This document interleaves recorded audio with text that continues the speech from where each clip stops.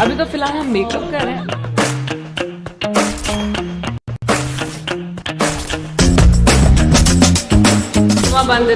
का मतलब ये कि डोंट शूट। ये मास्टर माखफुल टीम क्या खले माँ का बेटा।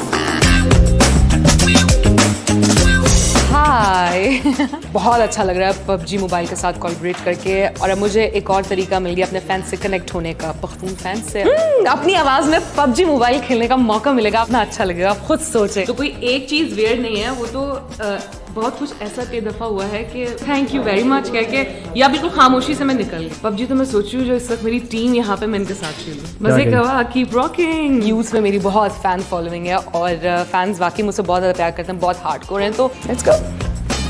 तो अभी हम रास्ते में हैं और हम जा रहे हैं अपने स्टूडियो की तरफ वॉइस ओवर्स के लिए। वॉइस पैक आने वाला है PUBG मोबाइल में पश्तो में। सो यस मैं बहुत एक्साइटेड। माँ कवर का अल्लाह का माँ सरा मदद का। और मुझे प्राउड इस बात पे कि मैं पठान हूँ, मुसलमान हूँ। मैं आज जो हूँ जहाँ हूँ यकीनन मेरे कल्चर की कदर ही है जो मुझे यहाँ तक लेके आई। आप लाइव स्ट्रीमिंग कब शुरू करें? बहुत जल्द मुझे लगता है। इसके बाद तो एक बनता है सेशन, तो वो तो आप जल्दी देखेंगे मुझे।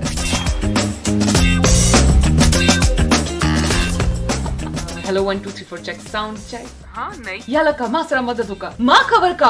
हाँ देर का या लगा तो पकड़ दे ज़माफी वार या लगा ब्याह बप्पा यूज़े गेम का ज़्यादा बचक्रम मनना माँ खबर का देर का माँ बांधे डज़ों के। So thank you PUBG mobile. आप लोगों ने मुझे मौका दिया, मैं बहुत अच्छी लग रही थी, बहुत सारे कॉम्प्लीमेंट्स मिले, thank you.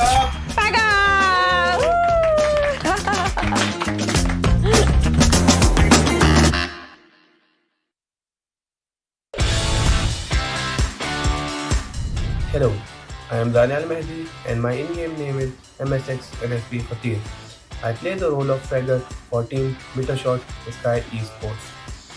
It's been long journey till PMPL and this season we are back with more grind, more dedication and more focus.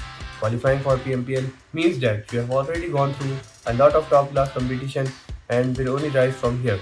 We know that the teams in the tournament are all as good as every other team. That's why they are here. But our team is here to stand apart and break our limits. We are here.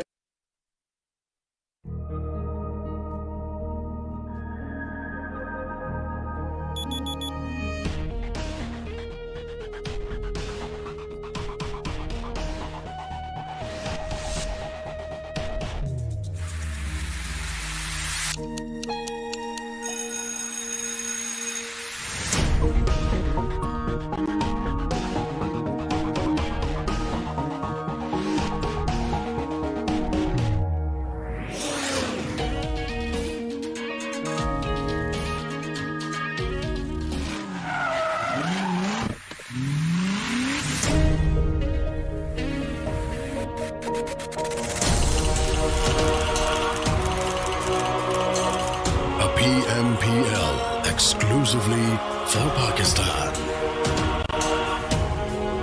A chance to push your limits.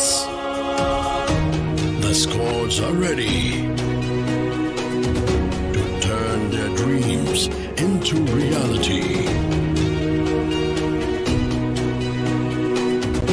It's our chance to reach the biggest.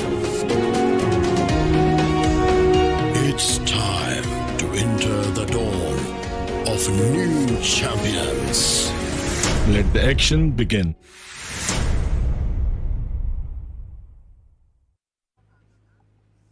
अस्सलामुअलैकुम, क्या हाल चाल है आप लोगों के। मैं हूं आपका मेज़बान आदि और once again welcome back to PMPL Pakistan spring 2022। लेकिन इस दफ़ा ग्रैंड फिनाले के साथ हाजिर हुए हैं। 5 मैचेस आज के दिन खेले जाएंगे। बहुत चीज़ें दाव पर रहने वाली हैं। एक तरफ 1,76,00,000 रुपए का प्राइस पूल, दूसरी तरफ qualification into south Asia Meena championship. 3 से 4 टीम जो है वो क्वालिफाई करेंगी। लेकिन आगे बढ़ने से पहले ओप्पो के ताउन का शुक्रिया अदा करेंगे। Thank you so much Oppo. F21 Pro launch हो चुका 3 दिन पहले। आई एम प्रीटी श्योर कि आप लोगों ने इस डिवाइस की स्पेसिफिकेशंस दोहरा ली होंगी, इनफैक्ट रट ली होंगी जितना मैंने जोर लगाया इस डिवाइस की स्पेसिफिकेशन पे। लेकिन एक ऐसी स्पेसिफिकेशन है जो इस फोन को टोटली स्टैंड आउट करती है। देखिए, जब जिसने बनाया था उसने भी नहीं सोचा था कि इसको इतना ज्यादा पॉपुलर कर सकती है। दोस्तों, काला रंग इस फोन का जो है वो black colour of this phone, it's amazing. Tyre है इंस्पायर्ड बाय ओप्पो।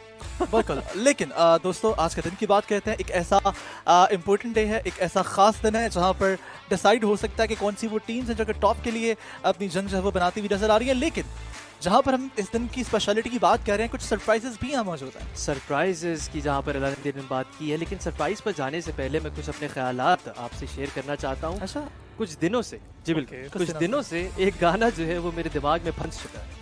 मैं सोता हूँ, जागता हूँ, वो गाना जो है वो रिपीट पे लग जाता है मेरे दिमाग में। 12 साल है गाने का नाम और लगभग 7-8 साल हो चुके हैं इस गाने को आए हुए को, लेकिन अभी तक अमर है ये गाना। और जिस शख्स ने इस गाने को गाया, बहुत ज़बरदस्त एल्बम्स हैं उनके खाते। ये इस गाने का आप हमें क्यों बता रहे हैं? इस गाने का मैं आपको बताता हूँ, लेट्स गेट टू दैट। लेकिन उससे पहले मैं उस शख्स का तारुफ करवाना चाहूँगा कि ऑलमोस्ट हाफ सेंचुरी हो चुकी है उनके गानों की। 50+ सॉन्ग्स वो रिकॉर्ड करवा चुके हैं। He is one of the best vocals that we have right now currently and he is one of my favourites. Bilal Saeed आज के दिन हमारे साथ जुड़े रहेंगे। लेकिन यहाँ पर कहानी ख़त्म नहीं होती दोस्तों, दास्तान आगे भी सुनाई जाएगी। मज़ीद 2 मेहमान आज के दिन हमारे साथ रहेंगे, लेकिन ये सरप्राइज रिवील मैं नहीं करूंगा। Ehsan Aladin, over to you. मुझे लग रहा था शायद सरप्राइज मेरे पास है और मैं भी कुछ लेके आया था। ओके, होल्ड ऑन, सरप्राइज मेरे पास भी मौजूद है। ओके, सो बात की बेस्ट वोकल्स की, so we have another best vocalist हमारे साथ जुड़ चुकी है। Okay, this another surprise added on. और सबसे पहले मैं बात करूंगा, लक्स स्टाइल अवार्ड जीत चुकी हैं बेस्ट प्लेबैक सिंगर का, उसके बाद जीत चुकी हैं। और तमगा फख्र इम्तियाज जो है वो भी जीत चुकी हैं। ये सारे टाइटल जो है मैं समझ गया, अब मैं समझ गया, अब मैं समझ गया। Okay, मुझे लग रहा था मेरा सरप्राइज सबसे अच्छा था यार, ये गलत बात है। ऑब्वियसली आपका सरप्राइज बहुत बेहतरीन है, लेकिन एक और सरप्राइज के साथ उसको टॉप अप कर देते हैं दोस्तों। आज के दिन हमें ज्वाइन करेंगी आयमा बेग और आपकी हमारी हम सब की फेवरेट गेम हमारे साथ खेलती हुई जाएगी। लेकिन ये स्माइल ये मीसना बन के देख रहा है ना Aladdin, I think so he has something. मैं ना दरअसल अपना गम छुपाने के लिए स्माइल कर रहा हूँ क्योंकि आप लोग इतनी बेहतरीन तैयारी करके आए हुए हैं और अनफॉर्चुनेटली मैं तैयारी नहीं करके आया, लेकिन दोस्तों मैं पर्चियाँ लेके आया हूँ, परेशान नहीं होना आप लोगों ने। सो एक्ट्रेस की बात कर रहे हैं आप, सिंगर की बात कर रहे हैं आप लोग, तो क्यों ना हम एक्ट्रेस से मिलवाते हैं आपको, एक ऐसी स्टार से मिलवाते हैं, किसी सेलिब्रिटी से मिलवाते हैं जो कि नॉमिनेट हुई बेस्ट एक्ट्रेस के लिए। दिल मोम का दिया ड्रामा इन्होंने जो है वो बहुत खूबसूरती के साथ जो उसमें किरदार निभाया।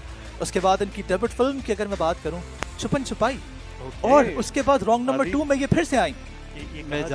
मूवीज जो है वो इनकी तरफ से काफी सारी की जाती हैं। उसके बाद एक और चीज है, अभी टोटल 63 ड्रामास और टेलीफिल्म्स में अभी तक वो काम कर चुकी हैं। टोटल 63 ड्रामास एंड टेलीफिल्म्स में वो काम कर चुकी हैं। और अब मुझे पता लग रहा है आप किन की बात कर रहे हैं। और अभी जरा इनके लिए एक शेर भी जरा हम थोड़ा सा अगर आप लोग इजाजत है बताया नहीं तुमने कि तुम शेर तैयार कर रहे हो। देखिए मैं तैयारी करके नहीं आया, लेकिन फिर भी चल ये हो ही नहीं सकता, शानील चले। तैयारी करके आया, ये हो ही नहीं सकता। इरशाद उनकी बातों में है एक अलग सी मिठास, क्या बात, उनकी बातों में है एक अलग सी मिठास, उनके लहजे की है एक निराली तासीर। अभी तक कोई लॉजिक नहीं बनी, लेकिन अभी सुने। उनकी बातों में है एक अलग से मिठास, उनके लहजे में है एक निराली तासीर। पत्थरों में तो महंगा है नीलम बहुत, पत्थरों में तो महंगा है नीलम बहुत, पर जो अनमोल है वो है नीलम मुनीर। क्या बात है, क्या बात है। और ये आप अभी कह रहे हैं कि आप आज के साथ नहीं आए, तो ये मैं कह रहा था आपको, हो ही नहीं सकता कि अलादीन तैयारी करके ना आए, और इतनी अच्छी तैयारी।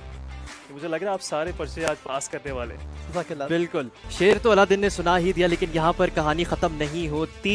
ये जो गेस्ट हैं हमारे, सिर्फ हम इनसे बात नहीं करेंगे बल्कि इनसे जलवागर होते हुए भी देखेंगे, हमारी फेवरेट गेम और आपकी फेवरेट गेम ये खेलते हुए भी नजर आएंगे। एंड गेस व्हाट अलादीन, एक दूसरे के अगेंस्ट ये लोग उतरेंगे। मतलब आप कहना चाह रहे हैं कि PUBG मोबाइल में आयमा बेग को हम खेलता हुआ देखेंगे, बिलाल सईद यहाँ खेलेंगे, मुकाबला होगा इनका। टू बी वेरी ऑनेस्ट, जब मैंने इनका गाना सुना था मुझे तब से इनके इरादे बड़े खतरनाक लग रहे थे। और बिलाल सईद और आयमा बेग ने जो गाना गाया और आयमा ने खास तौर पर इसमें जो रैप किया, मुझे तो लग रहा है आज तबाही होने वाली है। आज तबाही होने वाली है बिल्कुल। और आयमा बेग के साथ पेयर किया गया है SALTxi8 के एक बेहतरीन खिलाड़ी, और उनको टाइटल भी दे दिया जा चुका है, the guy from the Hollywood SALTxi8 reviews से ज़्यादा जो है उनको इन एक्शन आयमा बेग के साथ देखते हुए हम एक्साइटेड है, बिकॉज ये जब कॉम्बिनेशन डेडली कॉम्बिनेशन बनने वाला है, आई बिलीव खैर नहीं है किसी की आज। मुझे अभी से आयमा ओवरपावर्ड लग रही हैं, बिकॉज उनके पास जो प्लेयर मौजूद है इज फैंटास्टिक। लेकिन वहीं पर QRIQ की बात कहते हैं यार, एक और शानदार नाम, एक नया नाम हमारे सामने जलवागर होता हुआ नजर आ रहा है, लेकिन यहाँ देखते हैं किस तरह से कॉम्बिनेशन इनका बैठता है। बिल्कुल, और स्टार के गॉड फ्यूरी भी खेलते हुए जलवागर होते हुए नजर आएंगे। नीलम के साथ उनका पेयर जो है वो बना है, और देखते हैं कि क्या सूरत हाल बनती हुई नजर आती है। लेकिन बातें बहुत हो चुकी हैं गाइस, बातें बहुत हो चुकी हैं। मिलते हैं अपने गेस्ट से, और thank you so much guys, आप तीनों का बहुत बहुत शुक्रिया, आप लोगों ने अपने कीमती वक्त में से हम लोगों को थोड़ा सा टाइम दिया। Welcome here. सबसे पहले तो मैं वेलकम करूँगा बिलाल का। Bilal, thank you so much for being here. और जहाँ पर आप सिंगर तो बहुत ज़बरदस्त हैं, और आपने हाथ छोड़ दिया अपनी आवाज़ से, तो ये गेमिंग का जो रियल्म है, गेमिंग की दुनिया में आपने अब अपने कदम जमा लिए हैं, तो आपका कैसा एक्सपीरियंस है, क्या आपके फीलिंग्स क्या हैं आप? Well, thank you very much for having me here. Actually, singing भी मैं अभी तक figure out ही कर रहा हूँ कि कैसे करनी है, तो मैंने सोचा क्यों ना साथ साथ थोड़ा सा कुछ fun भी हो जाए. So I'm really enjoying being here, to be honest. बिल्कुल बिल्कुल, और ओवर टू यू गाइस, आप दोनों अपने गेस्ट से जरूर करिए सवाल, और स्टेज आपके हवाले करूंगा। मैं तो आयमा से पूछना चाहूंगा कि आयमा कैसा लगा आपका एसएन का वेलकम। इन्होंने तो मैं कहता हूँ आज सारे अवार्ड जितने भी थे आपके वो सब दोहरा के आए हुए थे, आज सारी तैयारी करके आए हुए थे, और मेरा नहीं ख्याल कि इनके वेलकम के बाद हमें याद रहा है कि हम जो है वो कुछ तैयारी करके आए हुए थे, अपनी सारा कुछ ही भूल गए हम। तो कैसा लगा आपको, और यहाँ आके आपको गेमिंग की दुनिया में आके फिर से वही सवाल जो आते ने किया बिलाल से, कैसा लग रहा है आपको? अच्छा, फर्स्ट ऑफ ऑल उनका इंट्रोडक्शन बहुत अमेजिंग था, और मुझे कुछ चीज़ें तो मुझे भी नहीं याद थी कि मैंने जीती हुई है, so thanks to you for that. ठीक है, और गेमिंग की दुनिया में आके काफ़ी चैलेंजिंग है। यहाँ पे आपको आके पता लगता है अच्छा स्ट्रेस क्या होता है, और एंजाइटी क्या होती है। सो मेरी तो स्ट्रेस और एंजाइटी फुल ऊपर चली जाती है when I am like playing and whatever. But thank you for the introduction, obviously, and I'm very excited, obviously, to be with these two over here, Bilal and Neelam. क्योंकि बिलाल से तो मैं चले अभी मिली थी, but it's been a while since नीलम से मुझे मिले हुए काफी टाइम हो गया। But मैं आपको बताती चलूँ कि मुझे जो मेरा पहला अवार्ड मिला था वो नीलम के ही ऊपर एक गाना पिक्चराइज हुआ था, उस पे मिला था। तो नीलम एक गाना तो गाने वाला। यस इसका मतलब है तुम दोनों को हरा के मुझे बहुत मजा आने वाला है। हेलो ओ बॉय ना हमें बहुत मजा आएगा। Okay, let's see ladies. मैंने आपको कहा था ना। चलो बिलाल आप देख लें, आपने चैलेंज तो कर दिया है। Watching him. Yeah. बिल्कुल बैटल ग्राउंड जो है दोस्तों वो हीट अप हो चुका है। बात करूंगा यहाँ पर मैं नीलम से। Again thank you so much for joining.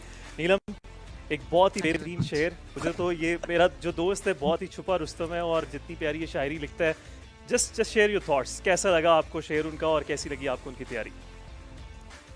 बड़ा ही जबरदस्त, मुझे लोगों ने बड़ी शायरी सुनाई है मगर इनकी शायरी वाकई बहुत डिफरेंट थी, मजा आया सुन के। थैंक्स, याद किया, यही बहुत बड़ी बात है और सही बोल लिया, ये उससे भी बड़ी बात है। ये आपको ना वो मिल जाएगा फ्रेम होके, इंशाल्लाह आपको मिल जाएगा, आपने टेंशन नहीं लेनी। लेकिन आपको वॉइस पैक आया, एक इतना शानदार वॉइस पैक आपने जो है वो PUBG मोबाइल के साथ कोलैबोरेशन में जो है वो इंट्रोड्यूस किया। कैसा लग रहा है अब आपको खुद देख के, खुद को अपने आप को जो वो अपनी फेवरेट गेम के अंदर देखकर, अपनी आवाज़ सुनकर? बहुत ज़्यादा वेट किया कि कब आएगी। मेरे नेफ्यूज़ घर वालों को पता था, सब पूछते थे कि नीलम कब होगा, ये कब आएगा। और फिर उसके लिए आपको पता है कि 15 मैचेस आपको जीतने थे और बहुत ज़्यादा एंजॉय किया, बहुत ज़्यादा एक्साइटेड थी क्योंकि मैंने अब तक ऐसा पछतो कुछ भी नहीं किया था। हाँ, एक मूवी की थी मैंने रॉन्ग नंबर 2 जिसमें एक पठान आदमी, एक पॉलिटिशियन की बेटी का कैरेक्टर मैंने किया था, तो उसमें हमने कहीं पछतो बोली थी।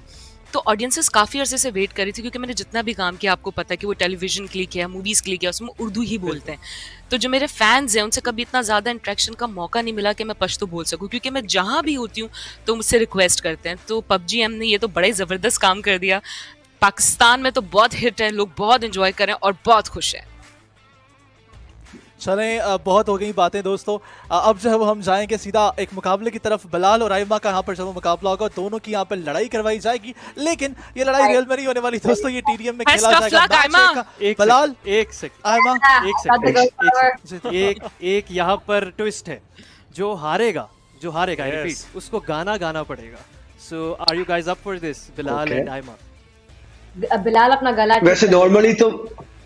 वैसे नॉर्मली तो मुझे बड़ा अच्छा लगता है गाते हुए, लेकिन पिछले 3 दिन से मेरी तबीयत थोड़ी डाउन थी, but I still try to कि मुझे ना गाना पड़े। I am gonna make sure मुझे ना गाना पड़े और आइमा ही गाए, because of course she is gonna lose. So let's इसलिए खराब हुई है क्योंकि इसको 3 दिन पहले पता लगा था कि हमने इस तरह लाइव टूर्नामेंट करना है, तो 3 दिन पहले अपनी तबीयत ओके सही है।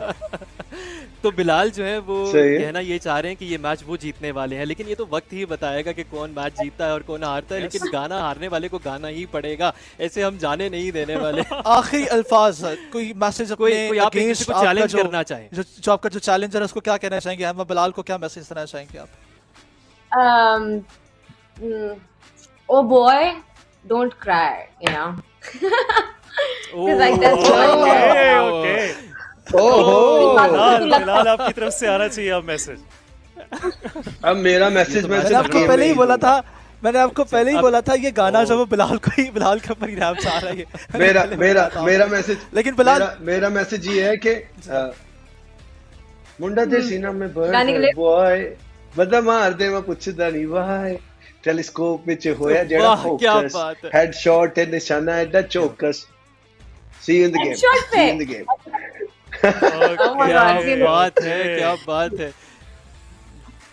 चलो आइए कंपटीशन की तरफ चलते हैं, बिल्कुल देखते हैं वहां पर किस तरह से दोनों ही हमारे सेलिब्रिटीज है वो आपस में टाकरा, इनका जो है वो इनकी जो मतभेड़ है किस तरह से हमारे सामने बनती है, और कौन होता है सिकंदर और कौन हराता है दूसरे को और गाना गाता है हमारे सामने।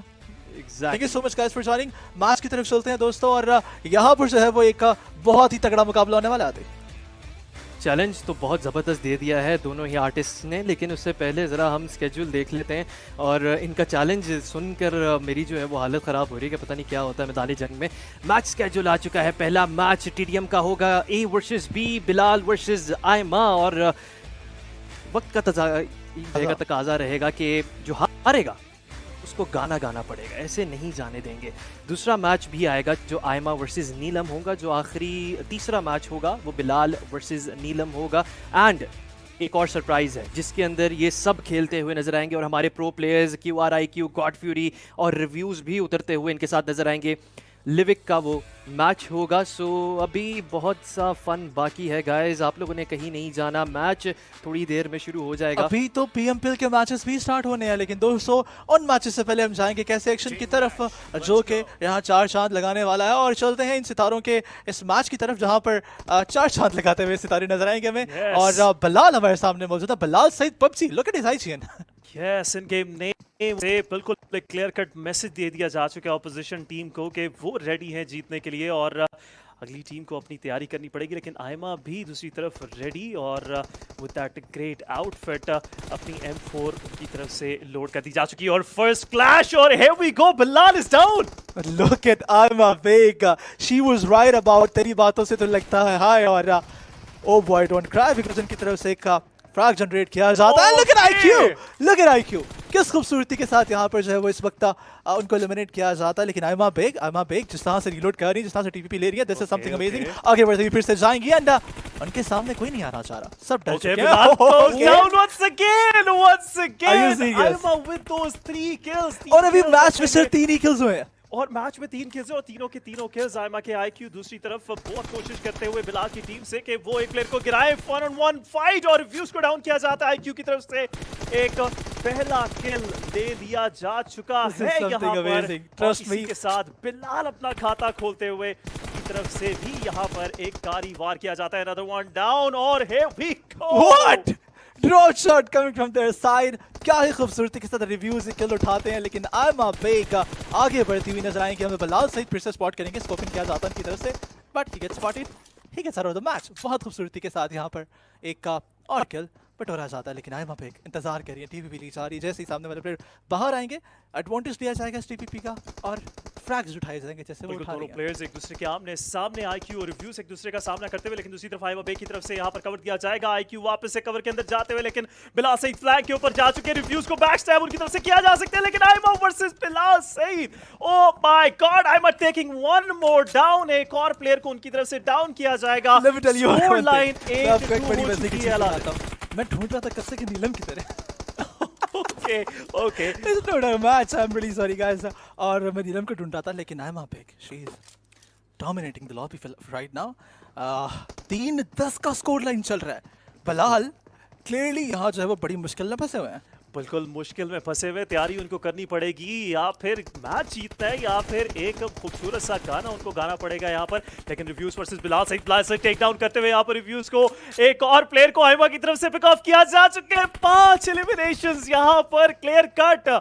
आयमा अभी तक के लिए डोमिनेट करती हुई इस मैच के अंदर। बिलाल सईद एक दफा फिर से एक नए रंग के अंदर जाएंगे। सामने रिव्यूज नजर आएंगे, रिव्यूज को उनकी तरफ से टैग नहीं दिया जाता, but once again score line is 11-5।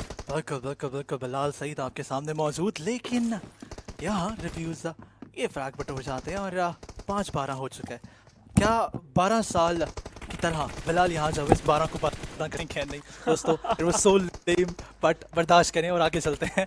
Bilal Aima bag आगे बढ़ती हुई नजर आएंगी और लुक एट दोस स्कोप्स, लेकिन अनफॉर्चुनेटली मिस कर जाती हैं इस बार। बिल्कुल मिस किया जाता है, काफी ज्यादा डैमेज भी उनको पड़ता हुआ यहाँ पर IQ की तरफ से। लेकिन बिलाल उनकी नजरें जम चुकी हैं यहाँ पर आयमा के ऊपर। वापस जाएंगे, फॉलो अप दिया जाएगा, डैमेज पड़ता हुआ यहाँ पर Bilal is very low on HP, लेकिन आयमा से पहले रिव्यूज पिक ऑफ कर जाएंगे यहाँ पर बिलाल सईद को और स्कोर लाइन 13-6 होता हुआ अभी तक के लिए 7 पॉइंट्स की लीड रहेगी। लेकिन रिव्यूज इस लीड को फर्दर बढ़ाते हुए 8 पॉइंट्स के ऊपर ले जाएंगे, but Aima she is not slowing down. एक और प्लेयर को उनकी तरफ से डाउन किया जाता है, Bilal Saeed this time around victim होते हुए, लेकिन IQ IQ, oh my god।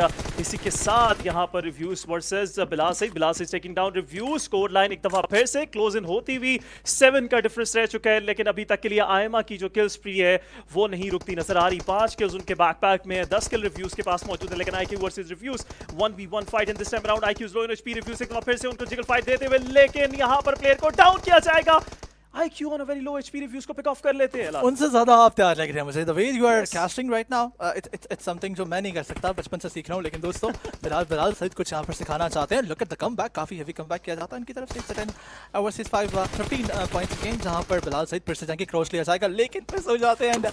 Reviews इस बार एक और ट्रैक ले जाते हैं। बिलाल सईद PUBG आगे बढ़ते हुए रीस्पॉन होकर आते हैं, कहते हैं कि फिर से बदला लिया जाएगा, से बदला लिया जाएगा। और बिलाल एक दफा फिर से 4 एलिमिनेशन उनके बैकपैक में है। IQ दूसरी तरफ डाउन होते हैं, आयमा की तरफ से एक और किल कंफर्म कर दिया जाएगा। It's a 2v1 situation on Aima and eight the same time अगर हम बात करें रिव्यू से एक और किल कंफर्म करते हुए। ड्रॉप शॉट्स बिल्कुल कोई असर नहीं है यहाँ पर फिलहाल सईद के पास इन ड्रॉप शॉट्स का, लेकिन Aima once again going for another kill. दूसरी तरफ जो है बिलाल को उनकी तरफ से पिक ऑफ काफी ज्यादा लो ऑन एचपी किया जाता है, लेकिन IQ के साथ 1v1 फाइट के अंदर यहाँ पर आयमा लो on HP, still left right इस छोटे से कंटेनर के होते हुए, लेकिन आखिरकार IQ उनको पिक ऑफ कर ही लेते हैं। 12-19 का स्कोर लाइन चलता हुआ, 7 का डिफरेंस रहेगा। 7 पॉइंट्स का फर्क, लेकिन आयमा पे किस प्रेज देखें आप यार। वो चाहती हैं कि वो आज इन दीवारों को गिरा दें इन गोलियों के साथ। वो छाड़ की जा रही है गोलियों की, काफ़ी शानदार स्कोप्स किए जाते हैं, लेकिन look at her। आज उन्होंने किसी को नहीं छोड़ना, ट्रस्ट में। आज लगता है इफ्तारी नहीं किया मैंने, और सारा गुस्सा यहाँ उतारा जा रहा है उनकी तरफ से।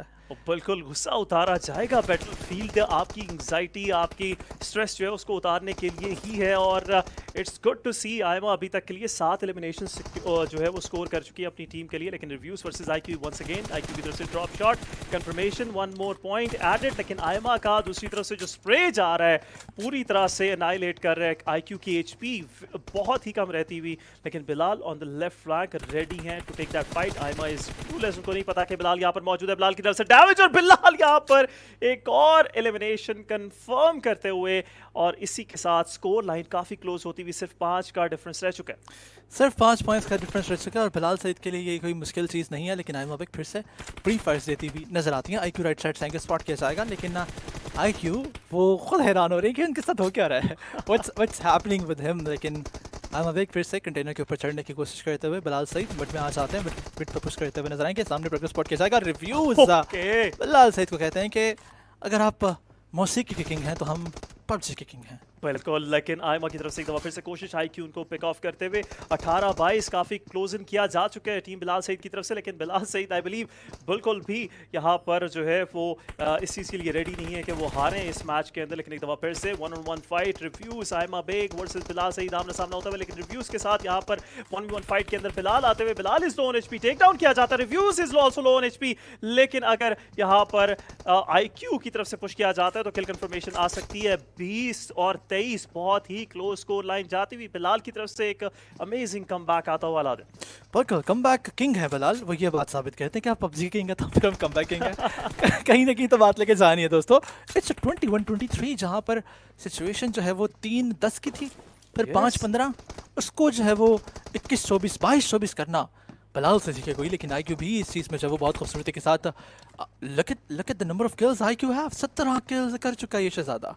दूसरी तरफ बिलाल के पास 5 एलिमिनेशंस रहेंगी, पूरी तरह से IQ का साथ देते हुए, और अगेन शो कर रहे हैं कि उनका जो स्किल है वो भी उस लेवल का है कि प्रो प्लेयर्स को भी वो 1-on-1 बेहतरीन तरीके से एंगेज करते हुए नजर आ रहे हैं। लेकिन आयमा वर्सेस बिलाल जाते हैं, 1v1 फाइट ली जाती है, लो HP बिलाल को आयमा की तरफ से पिक ऑफ कर लिया जाएगा, और इसी के साथ स्कोर लाइन में 5 का डिफरेंस एक दफा फिर से बनता हुआ। But this time around Bilal is again going for that fight. Peek किया जाता है, आयमा की तरफ से पिक ऑफ करेंगे, drop shot, low HP, pick off कर लिया जाएगा। यहाँ एक रिफ्लेक्स पड़ जाता।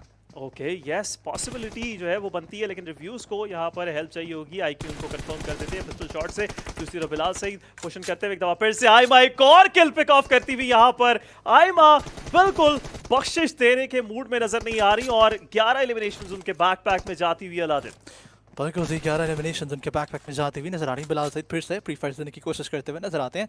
24-31 24-29 का जो स्कोर लाइन बन चुका है।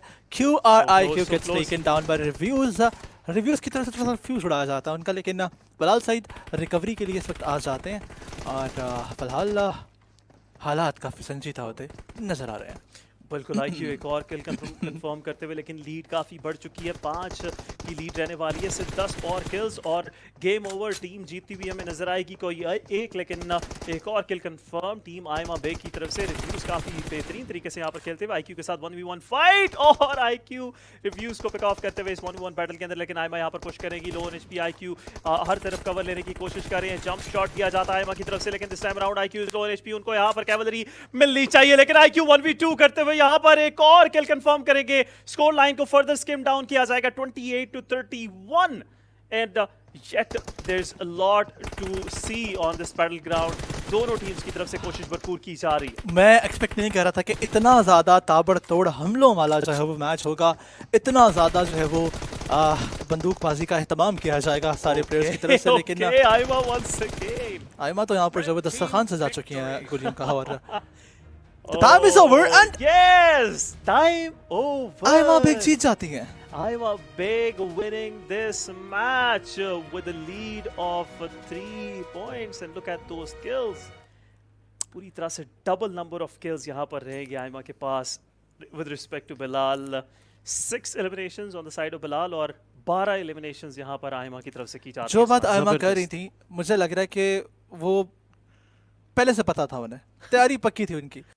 बिलाल को उन्होंने जो है वो चैलेंज दिया, उसके बाद जीत भी जाती हैं। सो मेरे ख्याल से यहाँ पर स्कोर जो है वो 3-0 होता हुआ, बिकॉज एक जीत आपको दोस्तों 3 पॉइंट्स देगी, अगर आप हार जाते हैं 0 पॉइंट्स, अगर ड्रॉ हो जाता तो 1 पॉइंट। लेकिन आदि इसी के साथ साथ बिलाल को दावत देते हैं और बिलाल से पूछेंगे कि कैसा रहा उनका ये मैच। काफ़ी पसीने आ रहे थे बिलाल को बीच में, और बिलाल से गाना भी सुनेंगे। बिलाल, हाउ आर यू, क्या आपकी फीलिंग्स है इस मैच के बाद? वेल मेरी तबीयत ठीक नहीं थी, सो ऐसा कुछ नहीं है कि वो बहुत अच्छा खेल रहे थे, just I was a little down today, so मुझे इतना सा एडवांटेज तो जिसको बोलते हैं एक्सक्यूज 3C तो है, लेकिन चले still winner is a winner and somehow मैं ये वाली गेम हार गया, लेकिन अगली गेम मैं जीतूंगा। सो what do I have to say? So yes, बिल्कुल आपको अपने फैंस के लिए जो आपको देख रहे हैं, आपको सुन रहे हैं, उनके लिए आपको जो है गाना गाना होगा और हमारे कानों में जबरदस्त खोलना होगा। गाना हो गया जी। So I'm gonna sing a song जो मुझे थोड़ा मोटिवेट करेगा for the next game, ताकि मैं एनर्जी गेन करके कम बैक करूं। So I'm gonna sing like हो रांझे मज्जियां चराइयां 12 साल, डोली लगे पर खेड़े आके ना, फिर मेरे जे भी पूछे सवाल के सबा दस केड़ी गल्लों चली है तू चाह, हाल मजनू दा होया बेहाल, ओ ससी पुन्नू दी की देवा मैं मिसाल, ओ वेखो जेड़े भी जमाने ओ नवे या पुराने इश्क वाले दा होया बुरा, यो सुन लो बेपरवाह, इश्क बेपरवाह, इश्क बेपरवाह, जेड़ा करदा वफा ते ओनू मिलनी सजा। मैं क्या बात है बिलाल, क्या बात है, और बहुत खुशी हुई कि आपने हमें ज्वाइन किया, और ये जो फन है ये बिलाल के बगैर अधूरा रहना था। इनफैक्ट जो हमारे तीनों के तीनों गेस्ट हैं उनके बगैर अधूरा रहना था। लेकिन बिलाल, अगले मैच में अभी 2 मैचेस आपने मजीद खेले, एक नीलम के अगेंस्ट होगा और एक लिविक का मैप है जिस पे आप उतरेंगे, तो आर यू रेडी? दोनों को क्या चैलेंज करेंगे दोनों को?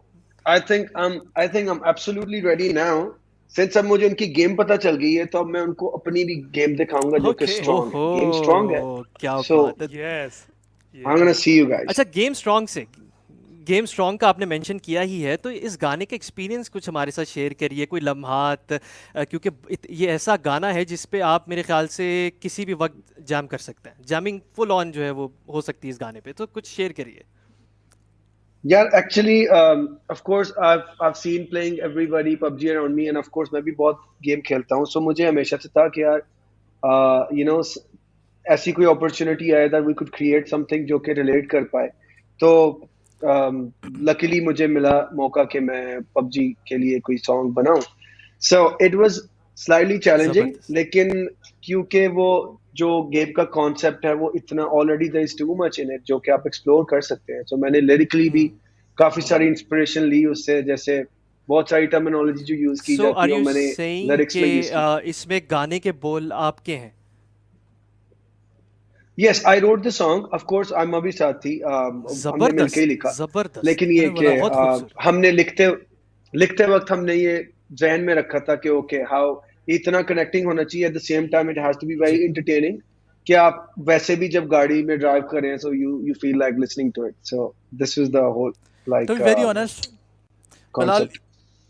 ये गाना ऐसा है कि अगर कोई प्रो प्लेयर सुनता है, प्रो कास्टर सुनता है, कोई भी सुनता है, उसको यही फील आती है कि ये किसी खिलाड़ी नहीं लिखा होगा, गेम के खिलाड़ी नहीं लिखा होगा। रियल लाइफ में तो आप खिलाड़ी हैं, सिंगिंग में भी आप एक बहुत उम्दा खिलाड़ी हैं। मेरे ख्याल से पबजी मोबाइल में भी दोस्तों ये बंदा आ गया आपके कैरियर जो है वो छीनने के लिए आपसे। सो आप लोग जो है वो बिल्कुल तैयार हो जाएं। Bilal Saeed, best of luck for the next matches. I hope आप नेक्स्ट मैचेस जीतें और आप जो है वो सुरखरू होते हुए हमें नजर आए। लेकिन दोस्तों इसी के साथ बलाल को हम सी ऑफ करेंगे और अभी जो है वो कंपटीशन बाकी है, बहुत सारे मैचेस अभी बाकी हैं। ख़वातीन हज़रात, आपने एक बहुत शानदार मैच देखा जहां आयमा बेग और बलाल सईद ने आपस में कंपटीशन लड़ा, लेकिन अभी बहुत सारे मैचेस बाकी हैं आदि, और ये सरप्राइज आप ही बताएंगे। एग्जैक्टली अगला मैच आयमा वर्सेस नीलम होने वाला है और इनके प्रो जो डुओज हैं वो भी इनके साथ मौजूद रहने वाले हैं इस मैच में। तो आइए देखते हैं इस मैच की बाजी कौन लेकर जाता है।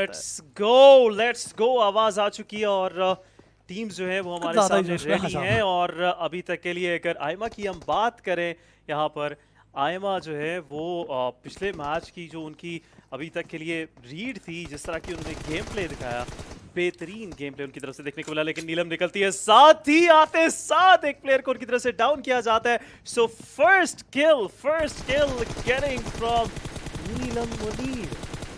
बहुत खूबसूरत performance. Look at the jiggle, just look at the jiggle. लग रहा है कि गेम खेलती हैं और स्टार के गॉड फ्यूरी फिलहाल अपने मुक्कों से थोड़े से जोश का इजहार भी करते हुए नजर आ रहे हैं। लेकिन फिलहाल ढूंढने की कोशिश की जा रही है कि किस तरफ प्लेयर मौजूद हैं, भागते हुए जा रहे हैं और अगले की बेस में घुसकर एलिमिनेट करने की कोशिश की जा रही है। And there goes the kill. i8 reviews इस मैच में जबरदस्त किल्स करते हुए नजर आ रहे हैं। 4-4v1 की सिचुएशन बन चुकी है यहाँ पर and the blue team has 4 points, the red team has 1 point. Neelam Munir फिलहाल जा रही है और नीलम की तरफ से फिलहाल क्रॉस सेयर प्लेसमेंट बहुत जबरदस्त रह रही है और पीक फायर करती हुई नजर आ रही है। रिव्यूज लेकिन बहुत ध्यान से जज करते हैं इस पीक फायर को और हार्ड कवर में रहते हैं। लेकिन नीलम एक फ्लैंक एंगल के ऊपर जाती हुई एंगल से पिक ऑफ करने की कोशिश करते हैं। स्टार के प्लेयर टेक डाउन करते हुए नजर आए टीम SALTxi8 के रिव्यूज को।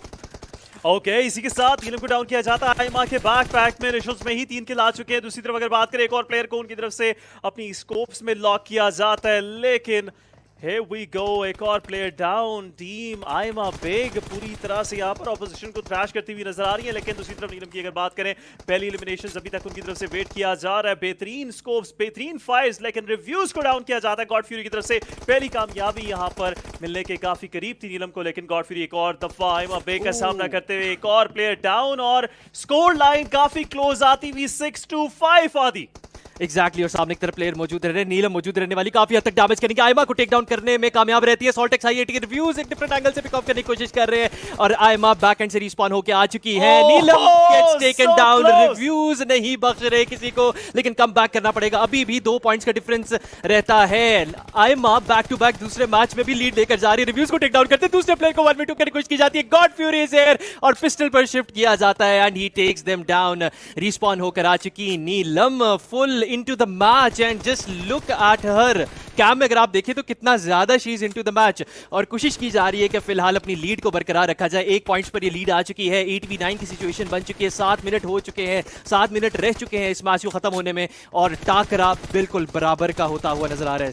बिल्कुल मैच की इंटेंसिटी आप जहां पर देखें, आधी पूरी तरह से टीम्स एक दूसरे को बिल्कुल लीड देने की कोशिश में, लीड देने की तैयारी में ही नहीं नजर आ रही। 10-10 का स्कोर चलता हुआ। दूसरी तरफ स्टार गॉड फ्यूरी फिर से स्कोप इन करते हुए सामने प्लेयर उनकी तरफ से पीक नहीं किया जाता। आयमा अपनी स्पीक को होल्ड करती हुई बेहतरीन खेल उनकी तरफ से उसका मुजाहिरा किया जा रहा है। लेकिन Aima Baig once again ready for another 1v1 fight. एक दफा फिर से प्लेयर पीक नीलम को डाउन किया जाता है। आयमा के पास 5 किल्स मौजूद रहने वाली, लेकिन क्या जबरदस्त जंप शॉट यहां पर और टीम SALTxi8 रिव्यूज यहां पर एक और किल कंफर्म करते हुए। बिल्कुल टीम आयमा अभी तक आगे रहने वाली है। 10 पॉइंट से टीम नीलम के पास मौजूद रहने वाले। नीलम क्या यहाँ पर रिव्यूज को पिक ऑफ कर लेंगी? ओके, रिव्यूज को पिक ऑफ कर लिया जाता है। नीलम की तरफ से ढूंढा जा रहा है कवर, कोई हार्ड कवर। ओके, स्लाइड भी किया जा रहा है। Neelam knows how to play this game, लेकिन she gets taken down. Okay, Neelam takes down Aima. Aima जो है वो नीलम के क्रॉस हेयर में आई जा रही है। आयमा ने पिछले मैच में बिलाल को चैलेंज किया था, लेकिन इस मैच में नीलम जो है वो छुपके से लीड जो है वो बनाने की कोशिश कर रही है। 12-13 पर आ चुका है मामला, एक की लीड रहती है। नीलम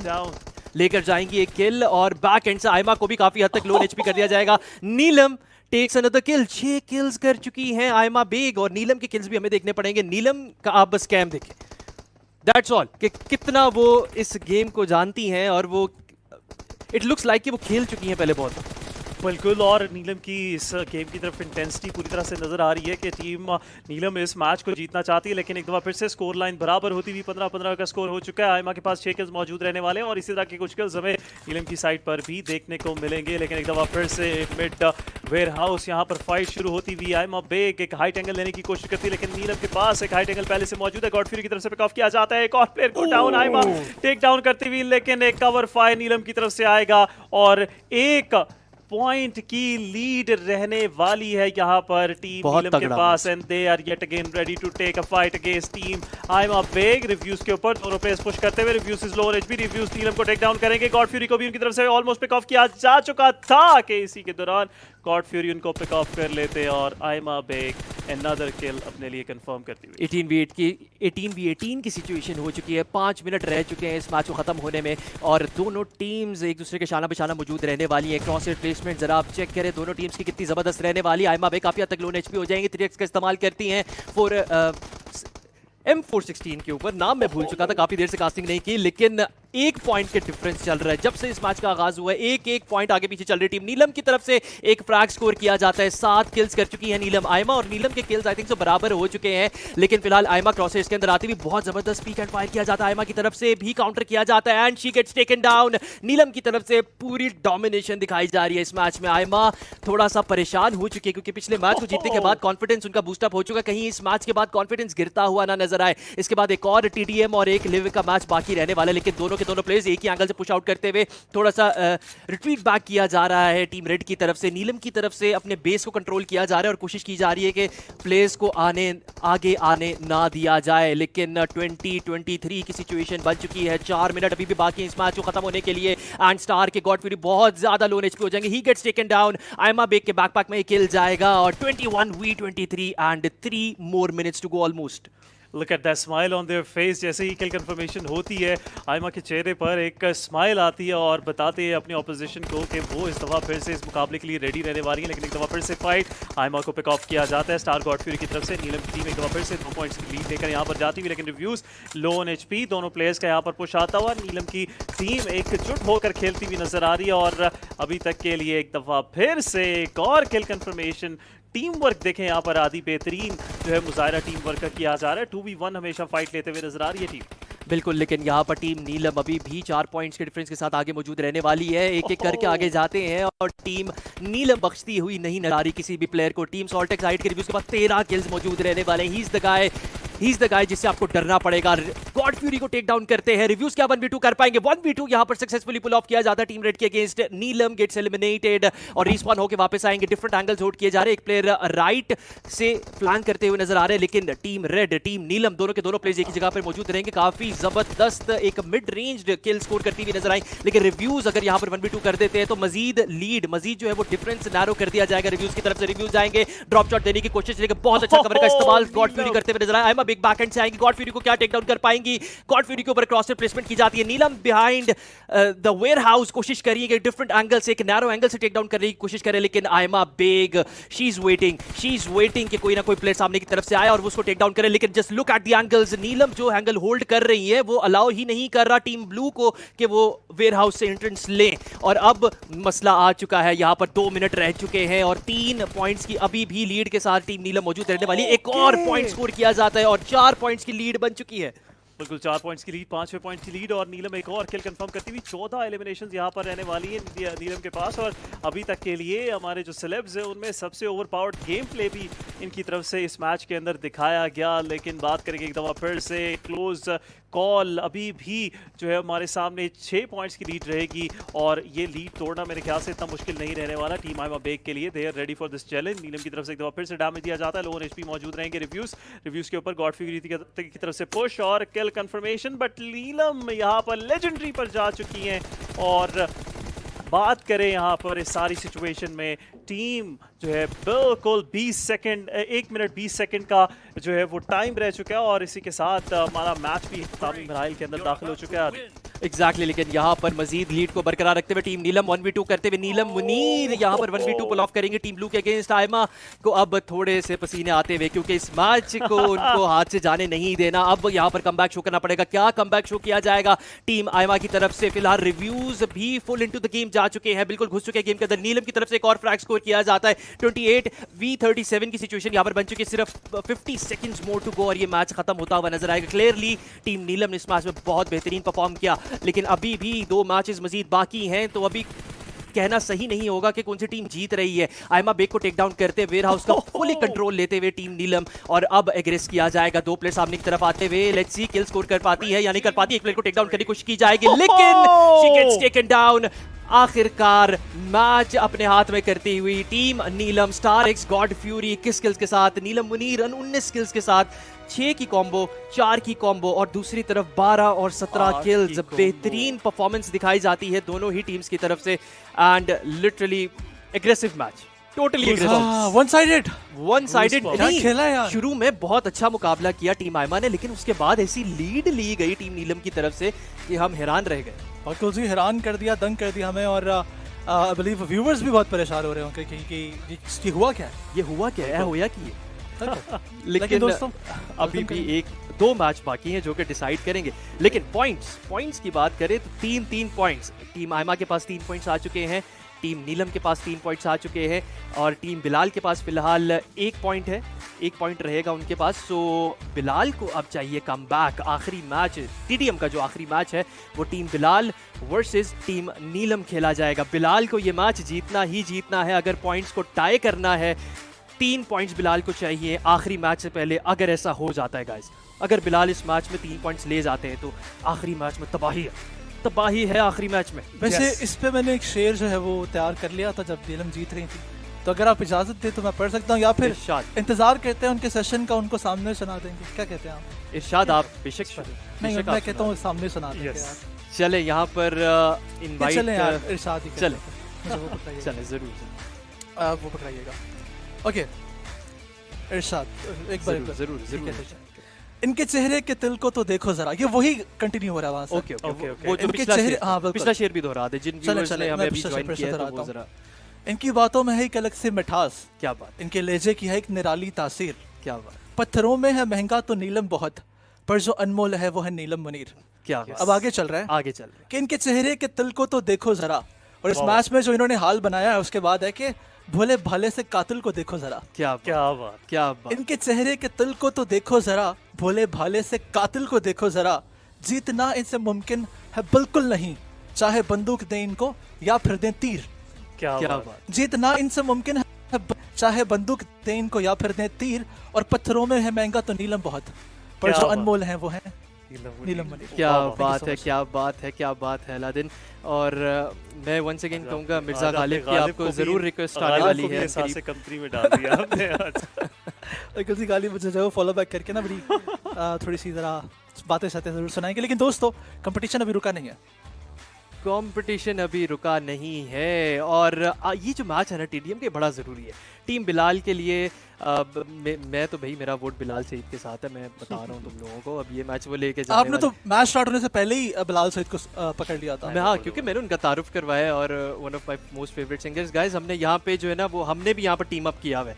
सो मेरी टीम जो है वो बिलाल सईद है, ऑब्वियसली एसएन की जो है वो आयमा बेग है, और अलादीन की जो है वो नीलम। मैं सबके साथ लेकिन ख़वातीन और हज़रात अभी और गेम्स बाकी हैं। बिल्कुल, अभी और भी गेम्स बाकी हैं। अभी एक टीडीएम रहता है और एक 4th एनिवर्सरी लिविक मैच रहता है। तो आइए आखिरी टीडीएम की तरफ बढ़ते हैं। हालांकि अभी 2 मैचेस बाकी हैं, लेकिन इस मैच में बिलाल को जीतना है। अगर बिलाल इस मैच में नहीं जीतते तो फिर वन साइडेड थोड़ा सा सिचुएशन हमें बनती भी नजर आएगी, लेकिन अगर बिलाल जीत जाते हैं तो फिर मामला आखिरी मैच तक चला जाएगा। तो आइए चलते हैं अपने तीसरे टीडीएम की तरफ जो खेला जाएगा टीम बिलाल वर्सेस टीम नीलम। बिल्कुल जी, सीधा चलते हैं दोस्तों मैच की तरफ, देखते हैं किस तरह से खिलाड़ी इस मैच में जब तैयार हो चुके हैं। और सीधा मैच की तरफ जाते हुए बिलाल सईद पबजी फिर से आ चुके हैं दोस्तों, और यहाँ पर जो है वो नीलम के साथ उनका जो इस बार मैच है, नीलम वर्सेस बिलाल सईद। ये दोनों ही टीम्स आपस में जो है वो इस वक्त लड़ती झगड़ती हुई नजर आएंगी जरूर। लेकिन आगाज पहला फ्रैग कौन लेकर जाता है, ओपनिंग किसकी तरफ से की जाती है आदि, इसका इंतजार तो रहेगा। लेकिन पिछले मैच में अलादीन टीम नीलम ने बहुत बेहतरीन खेला, हालांकि कंपटीशन जितना था उससे भी आगे अपनी लीड को ले जाते हैं। तो इस मैच में मुझे देखना है कि टीम बिलाल क्या कमबैक कर पाएगी, आप क्या सोचते हैं? हाँ, टीम बिलाल को कमबैक करना होगा, कर पाएगी या नहीं कर पाएगी ये चीज़ मुझे नहीं पता, बट करना होगा। बिलाल के ऊपर जिम्मेदारी काफ़ी ज़्यादा है और उनके टीममेट आईक्यू के ऊपर भी। फिलहाल नीलम जो है वो प्री फायर देते हुए नजर आती है। 3 फ्रैग्स ऑलरेडी लिए जा चुके हैं टीम नीलम की तरफ से, एंड काफ़ी प्रॉमिसिंग लग रहे हैं। लेकिन नीलम को यहाँ से वो इस वक्त एलिमिनेट किया जाता है क्योंकि तरफ से काफ़ी शानदार पिक निकाली गई है। आई वांट टू सी बिलाल, मेरी नज़र जो है वो बिलाल पे रहने वाली। बिलाल जो है वो जितनी उन्होंने मोटिवेशन अपने लिए ले ली है गाने के बाद, आई थिंक तो उसके बाद तो परफॉर्मेंस निकालना बनता है बॉस। लेकिन फिलहाल टीम नीलम कहीं ना कहीं डोमिनेशन दिखाते हुए 3 पॉइंट्स की ओके अब 2 पॉइंट्स की लीड हो चुकी है। नीलम क्या वंस अगेन एक और फ्रैग स्कोर कर लिया जा चुका, 1v2 और यहाँ पर 1v2 पुल ऑफ कर लिया जाता है टीम नीलम की तरफ से। इनफैक्ट नीलम मुनीर की तरफ से 1v2 किया जाता है। 6-2 पर ये पॉइंट्स आ चुके हैं और अभी भी 8 मिनट बकाया है, लगभग 9 मिनट बकाया है इस मैच में। तो कुछ ना कुछ भी हो सकता है अलादीन, कुछ भी हो सकता है। अभी बहुत टाइम बाकी है आगाज से सिर्फ इस मैच का, जहां पर 7 किल्स इकट्ठे किए जा चुके हैं टीम नीलम की तरफ से। कुछ ज़्यादा ही डोमिनेटिंग लग रही है ये टीम, लेकिन बिलाल सईद आगे बढ़ते हुए नजर आएंगे और काफ़ी डैमेज कंटेन कर पाते। लेकिन IQ he has to do something amazing. IQ यहाँ पर जब 1 विन लेते हुए, लेकिन नीलम मुनीर के सामने नहीं टिक पाते और आईक्यू को थोड़ी देर के लिए शट डाउन किया जाता उनकी तरफ से। 1 एचपी पे सर्वाइव कर रही थी, लेकिन आईक्यू फिर से स्पॉन होकर आते हैं और अपना बदला जो है वो ले जाते हैं। अभी बहुत टाइम है, 6 पॉइंट्स की लीड है। रफ्ता रफ्ता एक किल अगर भी स्कोर करते हैं टीम बिलाल तो मेरे ख्याल से कहीं ना कहीं चेज अप कर लेंगे और अब मजीद नैरो डाउन करने की कोशिश की जा रही है डिफरेंस को। 4-10 पर बात आ चुकी है। टीम नीलम को अगर हम देखें तो बिल्कुल भी डोमिनेशन उनकी जा नहीं रही है। कॉन्स्टेंटली इस दूसरे मैच में भी अच्छा आगाज लेकर जाते हैं, लेकिन लुक एट दिस दोनों के दोनों प्लेयर्स एक ही एंगल पर मौजूद है एंड नीलम खासकर काफी केयरफुल खेलती हुई नजर आ रही है। आईक्यू को डैमेज भी किया जाता है, दोनों के दोनों प्लेयर्स एक ही एंगल से रशन करते हुए स्पॉट डाउन करते हैं, लेकिन क्रॉस रिप्लेसमेंट ऐसी रहेगी बिलाल की कि हेड कनेक्ट करते हैं। नीलम रिस्पॉन होकर आ चुकी है, बिलाल अभी भी फ्रंट एंड के ऊपर मौजूद रहने वाले, लेकिन प्री फायर्स में आ जाते हैं। God Fury is the man जो कि टेक डाउन करेंगे।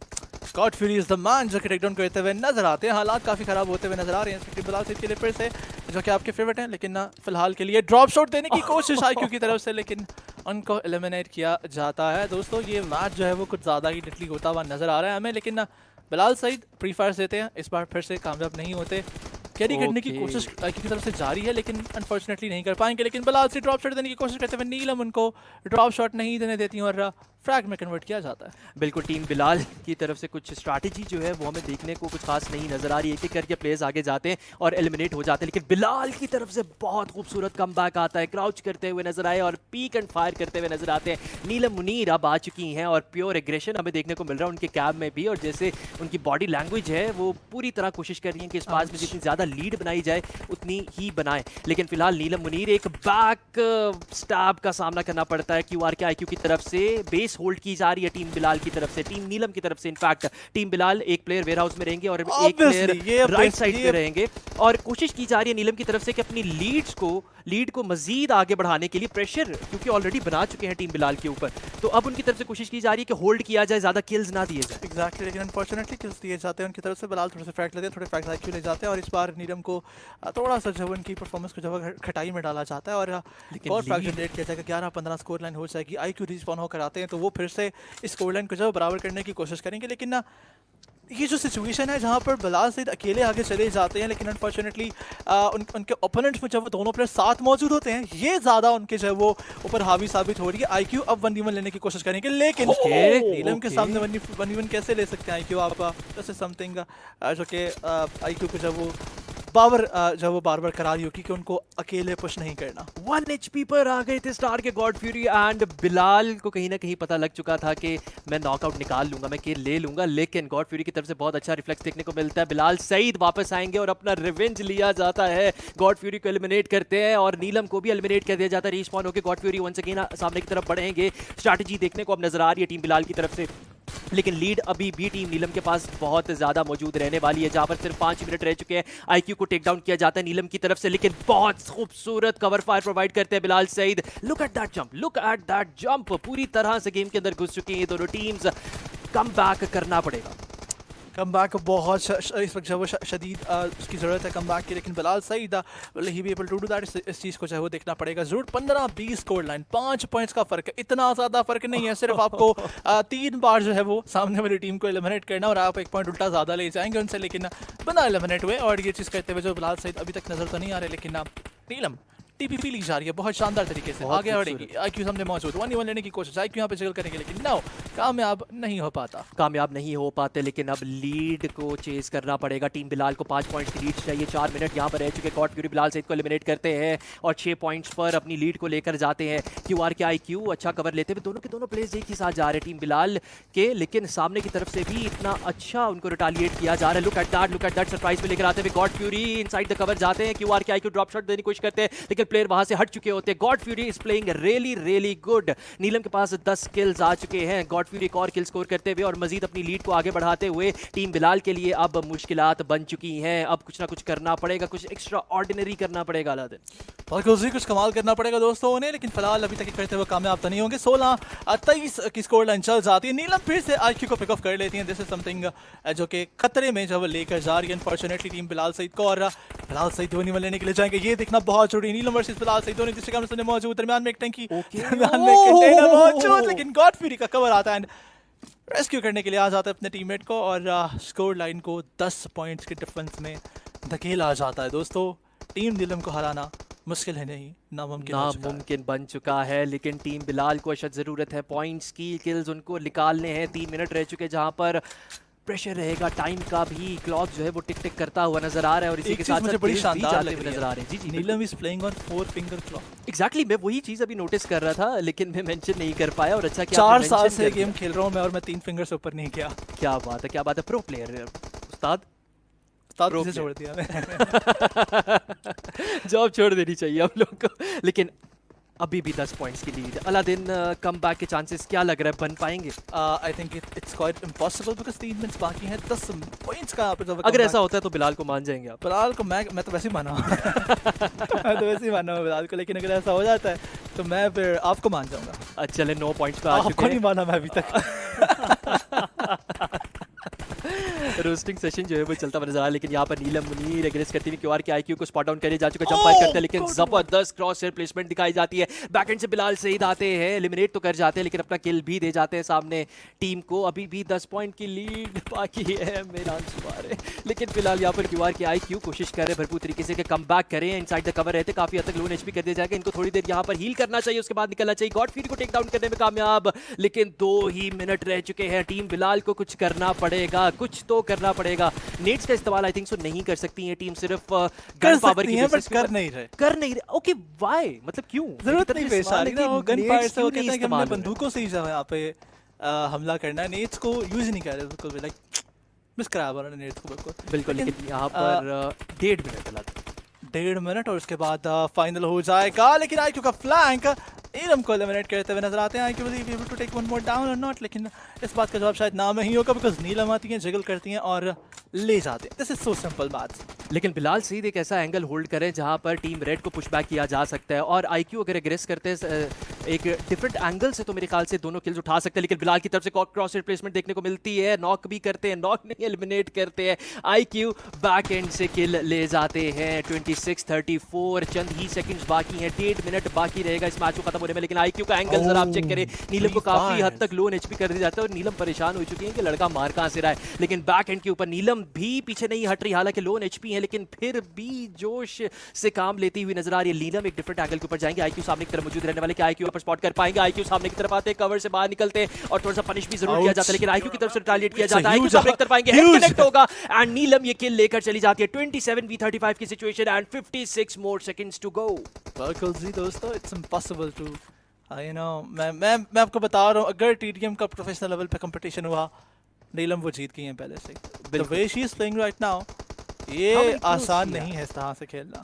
बिल्कुल, लेकिन किल्स देखते हैं नीलम के पास कितने मौजूद रहेंगे इंडिविजुअली। टीम ब्लू एग्रेस करती हुई क्यूआर के IQ along with Bilal kills, oh man, kills domination के ऊपर जाते हैं, लेकिन 29v36, 30 मोर सेकंड्स टू गो। हाथ से मैच क्या 40 पे जा सकते हैं? अभी तक 40 वाला गेम नहीं हुआ, 40 वाला गेम नहीं हुआ एग्जैक्टली, लेकिन लेट्स सी कि नीलम कैन डू वंडर्स। बिल्कुल पिछला वाला जो 40 पे था जरूर, लेकिन दोस्तों पर फिर से क्या 40 पे जाता है गेम या नहीं। लेकिन फिलहाल इस वक्त बिलाल से पुश करते हुए नजर आएंगे, फ्रैग लेने की कोशिश करेंगे। लुक एट द लीड काफी क्लोज हो चुकी है, लेकिन नो, 10 ही सेकंड्स बाकी है, पर एक और फ्रैग बटोरा जाता है। 37 फ्रैग यहाँ पे लिए जा चुके हैं इस वक्त के लिए, और it's quite impossible for team SALTxi8 to make a comeback, and look at नीलम, क्या ही खूबसूरती के साथ कैरी होने का मौका नहीं दिया जाता। 22 किल अगर आपके, 21 किल अगर एक प्रो प्लेयर के हैं, तो नीलम 17 पे बैठी हैं। यस, एंड असिस्ट देखें आप, 6 असिस्ट भी दिए जाते हैं। सेलिब्रेशन देखें आप उनकी तरफ से आती हुई, एंड क्लियर कट जान चुकी थी कि वो इस कंपटीशन के अंदर एक बेहतरीन लीड ले चुकी हैं, बैक टू बैक अपने 2 मैचेस जीत कर जाती हुई। And this is the beauty of PUBG mobile, totally unexpected. कोई भी जो कि गेम खेलना, कुछ भी हो सकता है, कोई भी जो गेम खेलना पसंद करता है वो इस गेम के अंदर बेहतरीन परफॉर्मेंस दे सकता है, और ये हमें आज नीलम ने और बिलाल ने भी साबित करके दिखा दिया। बिल्कुल दोस्तों, स्टार्ट में जहाँ पर मौका दिया था उनको परफॉर्म करने का, उसके बाद उनको जिस तरह से एक हरी झंडी दिखाई थी पहले उन्होंने, उसके बाद लाल झंडी दिखाई जाती है। टू बी वेरी ऑनेस्ट, इस सिचुएशन में it was quite impossible to play for team SALTxi8। मेरा दिल बैठ चुका है, आदि बैठ चुका है मेरा दिल। अभी दिल छोटा मत करे, लिविक है 4th एनिवर्सरी।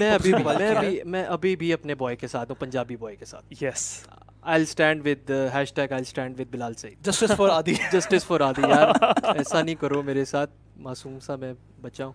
लेकिन फिलहाल आगे चलेंगे गाइस, यहाँ पर शो ख़त्म नहीं होता। अभी एक जो 4th एनिवर्सरी मैच है, जहाँ पर ये तीनों एक दूसरे के मद्दे मुकाबिल आएंगे, वो जो मैच है वो दीदनी रहने वाला है। अब हम जाएंगे नीलम मुनीर की तरफ और गॉड फ्यूरी को दावत देंगे, उनके साथ मौजूद थे इस मैच में भी, तो देखते हैं और इनके तासुरात पूछते हैं क्या रहे इस मैच के बाद। Welcome back guys. मनन अताखु समझेगा गेमों को। मनन हाय बड़ा अच्छा खेला आपने, जबरदस्त, बहुत मजा आया आपके साथ, टू गुड, खूबसूरत। थैंक यू आपने भी बहुत अच्छा खेला।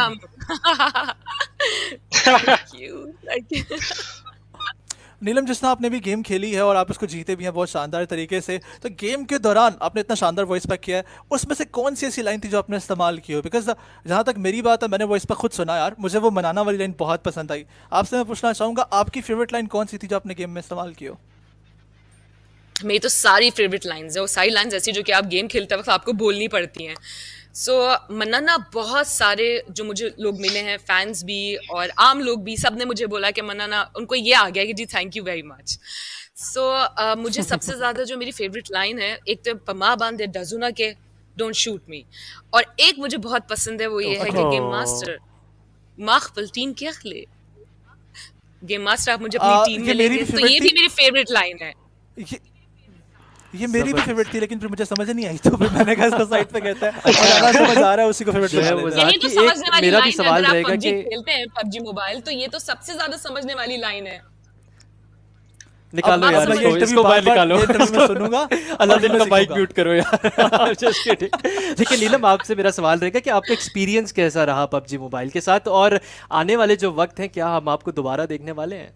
ऑफ कोर्स देखेंगे, बिल्कुल देखेंगे, मेरी तरफ से तो एनी टाइम हाँ है, क्योंकि मैं खुद भी PUBG मोबाइल बहुत शौक से खेलती हूँ। एक तो मुझे इसका सबसे बड़ा फायदा ये लगता है कि अ लॉट ऑफ टाइम्स हम बहुत बिजी होते हैं, यू नो, तो कोई दोस्त अवेलेबल नहीं होता जिससे आप बात कर सकें, मगर ये गेम में आप जाके आप any time you can go and have fun, और बहुत मजा आता है।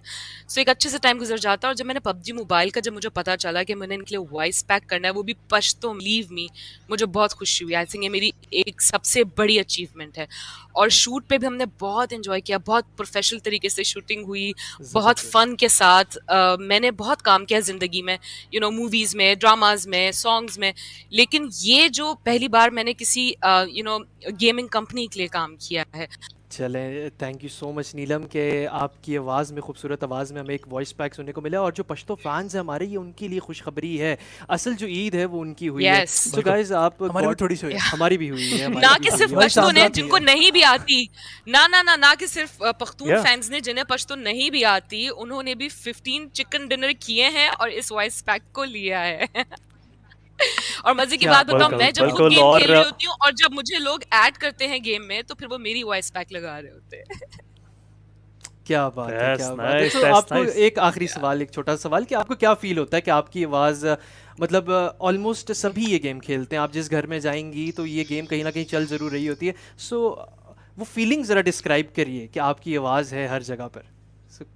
इवन ना के घर, इवन हम सेट्स पे खेल रहे होते हैं, जब हमारे पास टाइम होता है, कहीं पे वेट कर रहे होते हैं, वहाँ पे जल्दी से गेम लगा ली, खेलिए, बहुत मजा आता है। तो आप सॉरी टू कट यू, आप मैं पूछना चाह रहा था, चले आसान अल्फाज में पूछता, आप फ्लेक्स करती है थोड़ा कि यार ये तो मेरी आवाज़ है? बहुत मजा आता है, मेरी तो आवाज़ बहुत अच्छी लगी उसमें, और मुझे मुझे लगता है कि ये मेरी आवाज़ है। बिल्कुल, मैंने इतने प्यार और दिल से किया है, इतनी मेहनत के साथ, इतने बड़े प्लेटफॉर्म पे मुझे मौका मिला है, तो मुझे क्यों नहीं लगेगा कि मेरी आवाज़ है? मुझे लगता है मेरी आवाज़ है। नहीं, आप फ्लेक्स करती दोस्तों में कि यार देखो यार मेरी आवाज़ भी गेम में, हाँ मेरी आवाज़ भी गेम में। नहीं, मैंने अभी तक तो नहीं किया, लेकिन करना चाहिए। आपसे बात करने के बाद ना ये आइडिया मुझे आ गया है। यस, मैं अभी उस मोड पे गई नहीं थी, अब मैं जाऊंगी। चले, बेहतरीन। सो गाइस, मेरा क्वेश्चन रहेगा यहाँ पर गॉड फ्यूरी से। गॉड फ्यूरी, एक रीजनल लैंग्वेज के अंदर एक मैं समझता हूँ कि ऐसी लैंग्वेज जो कि कई लोग जो हैं वो थ्रू आउट द पाकिस्तान बोलते हैं, उसके अंदर ये वॉइस पैक आया है। सो पबजी का ये इंक्लूजन, ये एक पश्तो में वॉइस पैक लाना, आप एज अ प्लेयर इसको किस तरह से देखते हैं? मुझे बहुत पसंद आया ये वॉइस पैक, और मैं खुद भी मैंने कभी कोई भी वॉइस पैक आया मैंने वो यूज़ नहीं किया, मैंने सेट नहीं किया अपने उसमें। ये फर्स्ट वॉइस पैक आया, मैंने जो सेट किया है उसमें, इसमें जो मनाना और डेर खा और एक्सीलेंट वर्क पे वो आया हुआ है, और इसके अलावा जो है काफ़ी आए हुए हैं। डोंट शूट का जो आया हुआ है, पापा मदन डजूना की, तो ये बहुत मज़े का लगता है। ये पश्तो बोल रहा है, क्यों ना थोड़ी देर के लिए स्टेज इनके हवाले किया जाए और इनको कहा जाए कि नीलम से थोड़ी गपशप करें। और जो फैंस, जो पश्तून फैंस जो देख रहे हैं, उनके लिए कोई जो वो मैसेज अगर आप इनसे पश्तो में दिलवाएं, क्योंकि हमें तो समझ नहीं आ रही, बट ऑब्वियसली हम जज्बात देख के खुश हो थोड़ी देर के लिए होस्ट आप हैं फ्यूरी, ये स्टेज आपके हवाले। Stage is yours. नहीं, मैं अब क्या बोलूं यहाँ पे। चलो मैं बोल देती हूँ, मैं फैंस को बोल देती हूँ, ये ठीक है आप? जी बिल्कुल। मैं फैंस को यही बोलूंगी कि स्तासो मिना मोहब्बत पमा बांधे दे ज्यादा ग्रांडे पबजी लो भी कवे और एंजॉय कवे। कुछ समझ आया, कुछ अच्छा भी लगा, मुझे आ गया ना? बहुत समझ आया। नीलम, आप इसको ट्रांसलेट थोड़ा सा कर दीजिए हमारे लिए, हम थोड़े से जो है वो, हम न्यूबीज हैं। बिल्कुल। अच्छा, ओके। मैंने कहा कि आपकी मोहब्बत, आपका प्यार जो है मेरे लिए बहुत मायने रखता है, एंड पबजी खेलें और एंजॉय कीजिए। क्या बात है, क्या बात है। गॉडफ्री, आपकी तरफ से अगर कोई मैसेज हो, थोड़ा सा हमारे पश्तो फैंस के लिए, अपने स्टार के फैंस के लिए बोलिए, वो बहुत सुनना चाहेंगे फ्यूरी। ये पश्तो में? हाँ, कोई भी स्तासो स्पोर्ट मुंगला तसे पकार दे। और इसको हमारे उर्दू जो व्यूअर्स हैं और जिनको पश्तो नहीं आते, क्या आप लोगों की सपोर्ट हमें इस तरह ही चाहिए जिस तरह आप लोग देते हैं। क्या बात है, very nice, that's very nice of you guys. So इसी के साथ साथ हम अगली गेम की थोड़ी बहुत तैयारी पर चलते हैं, क्योंकि आखिरी मैच है लिविक का रहेगा, और टीम बिलाल जो है जहाँ पर वो बैक एंड के ऊपर तैयारी पूरी तरह से पकड़े। लेकिन थैंक यू सो मच नीलम, आपने अपने बिजी स्केड्यूल में से वक्त निकाला। Same for you God fury, and I wish both of you best of luck. Thank you so much guys, thank you really so much. तो आइए आगे बढ़ते हैं, मजीद अगले मैचेस की बात करते हैं, बल्कि एक आखिरी डिसाइसिव मैच रहने वाला है इन तीनों सेलिब्रिटीज़ के बीच, जहां पर पहले दो सेलिब्रिटीज़ हमें देखने को मिले आपस में लड़ते हुए। अब तीनों एक ही मैदान में उतरने वाले हैं, लेकिन इस लिविक के मैप पे जाने से पहले थोड़ी सी नज़र लीडर बोर्ड के ऊपर डालते हैं कि पॉइंट्स टेबल के ऊपर क्या हालात चल रहे हैं। बिल्कुल जी, पॉइंट्स टेबल की थोड़ी सी बात करें तो Neelam is on top with 6 points. उनकी तरफ से 2 मैचेस खेले गए और दोनों ही जीत जाती हैं sir.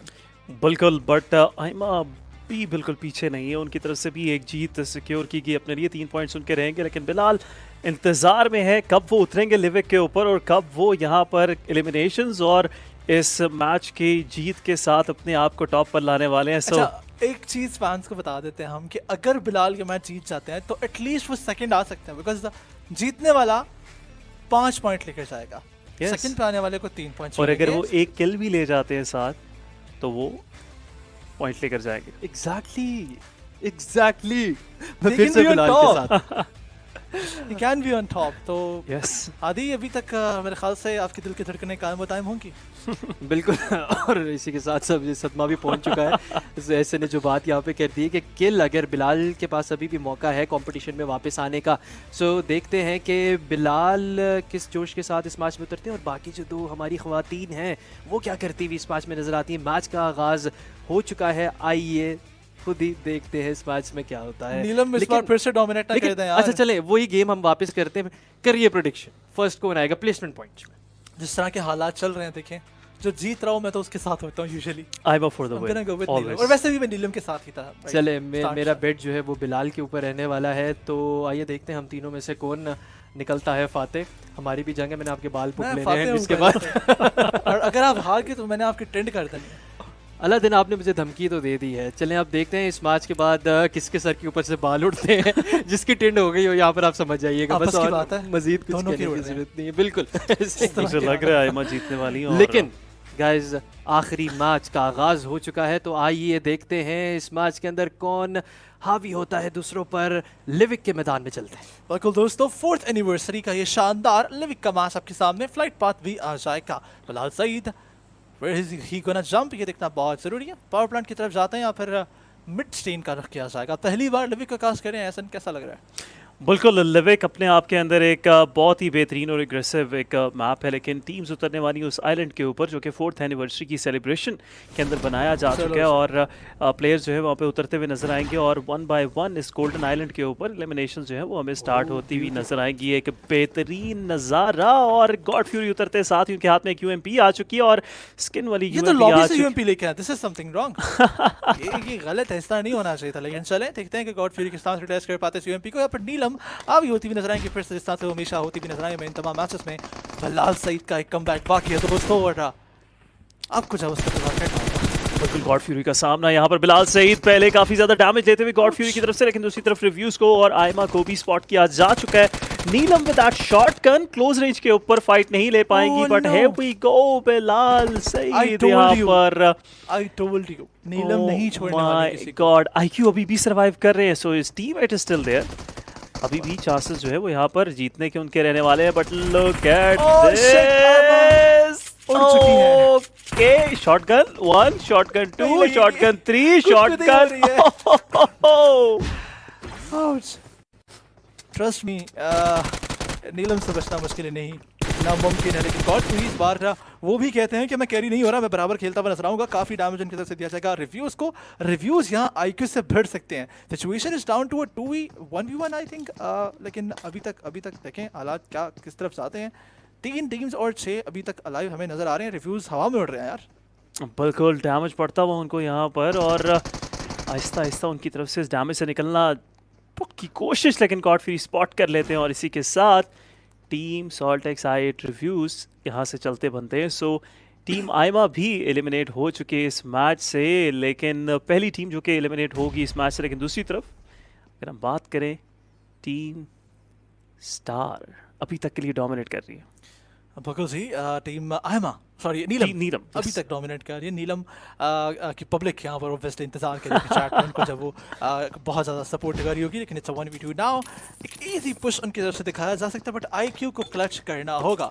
IQ has to do something amazing here, because उनके ऊपर जिम्मेदारी है पूरी। 5 पॉइंट्स हैं जीतने के दोस्त। बिल्कुल, जीत के 5 पॉइंट्स यहाँ पर सेकंड पे ला सकते हैं टीम बिलाल सईद को, और IQ इंतजार कर रहे हैं उस अहम मौके का जहां पर टीम नीलम और यहाँ पर स्टार गॉड फ्यूरी मैं कहूँगा अपना गार्ड थोड़ा सा लोअर करेंगे। लेकिन IQ यहाँ पर स्पॉट हो चुके हैं। उनकी तरफ से एक नेट थ्रो किया जाता है रास्ते में। गॉड फ्यूरी काफी लो HP हो सकते हैं। नीलम यहाँ पर डैमेज खा सकती है, लेकिन डैमेज से पहले ही IQ को काफी ज्यादा लो कर दिया जाता है। लेकिन look at this, look at this. बहुत ही बेहतरीन तरीके से डोमिनेट करते हुए नीलम एक दफा फिर से जीत से हम किनार, और बैक टू बैक यहाँ पर तीनों के तीनों मैचेस में ये टीम जीत चुकी है। मैंने आपको जीतना इनसे बिल्कुल भी मुमकिन नहीं है, चाहे इनके हाथ में बंदूक हो या तीर होती। तो दोस्तों डोमिनेशन दिखाई जाती है इनकी। मैं भी थोड़ा सा बना लूं इसके ऊपर शेर। बना हाथ में बंदूक हो या होती, जीत के जा चुकी है नीलम मुनीर। क्या बात है, क्या बात है। इस दफा तकलीफ हो रही होगी गालिब को 100%। इस दफा अल्लाह दिल को हो रही है, मुझे बहुत हो रही है इस बार। मेरा बना हुआ शेर मुझे सुना के कह रहे कि मैंने बनाया। लेकिन गाइस आखिरी मैच के इख्तिताम को पहुंचते हैं, लेकिन लीडर बोर्ड देखते हैं। लीडर बोर्ड पे क्या हालात हैं, क्या चेंजेस आए हैं, तब्दीली आई हैं। ऑब्वियसली नीलम मुनीर ने चारों के 3 मैचेस के अंदर बहुत जबरदस्त परफॉर्मेंस दिखाई। अगर आईक्यू लास्ट मोमेंट में क्लच कर जाते, 5 पॉइंट्स उनको मिलते चिकन के, 2 पॉइंट्स उनको मिलते किल के, और बिलाल सीधा जंप करके ऊपर आ जाता है। एग्जैक्टली, लेकिन ऐसा नहीं हुआ। आईक्यू के पास चांस था, लेकिन आई थिंक सो कोशिश अच्छी थी। शुरू से कोशिशें ज़रूर की गई इन सारी टीम्स की तरफ से, लेकिन मैं हैरान हूँ टीम नीलम की परफॉर्मेंस देखकर। एक भी मैच नहीं हारी वो भाई। वो ऐसा वो होता है ना, कुछ प्लेयर जिनको हम कहते हैं कि हारने के लिए बने नहीं यार, ऐसे वो जिस तरह से वो खेली हारने के लिए बनी नहीं हुई यार।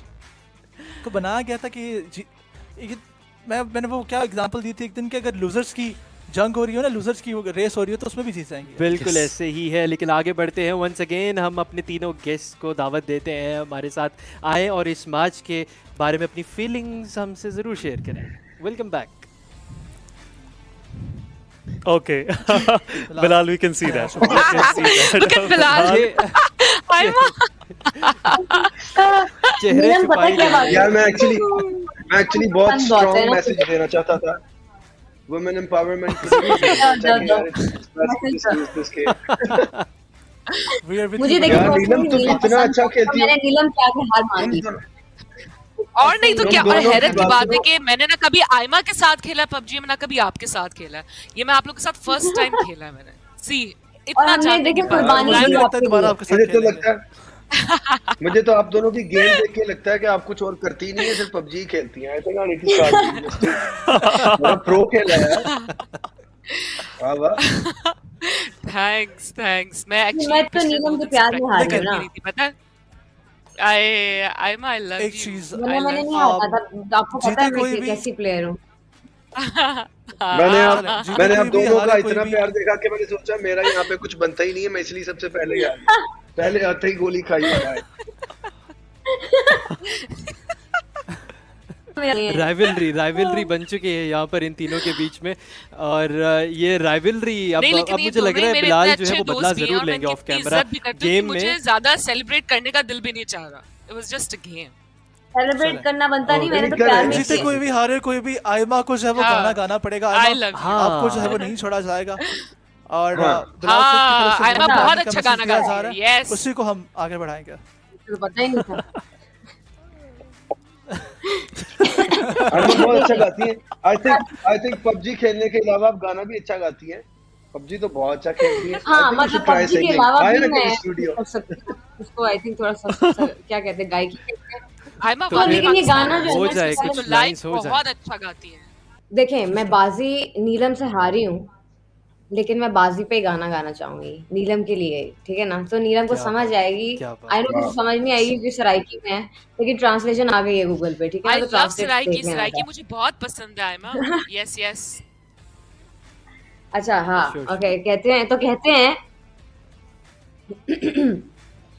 सतु ढोल मनावड़ाए, सतु यार मनावड़ाए, भावे सिर दी बाजी लग जावे, हो भावे सिर दी बाजी लग जावे, ए हो मसला मुकाबड़ाए, ओए हो मसला मुकाबड़ाए, हो भावे सिर दी बाजी लग जावे, हो भावे सिर दी बाजी लग जावे।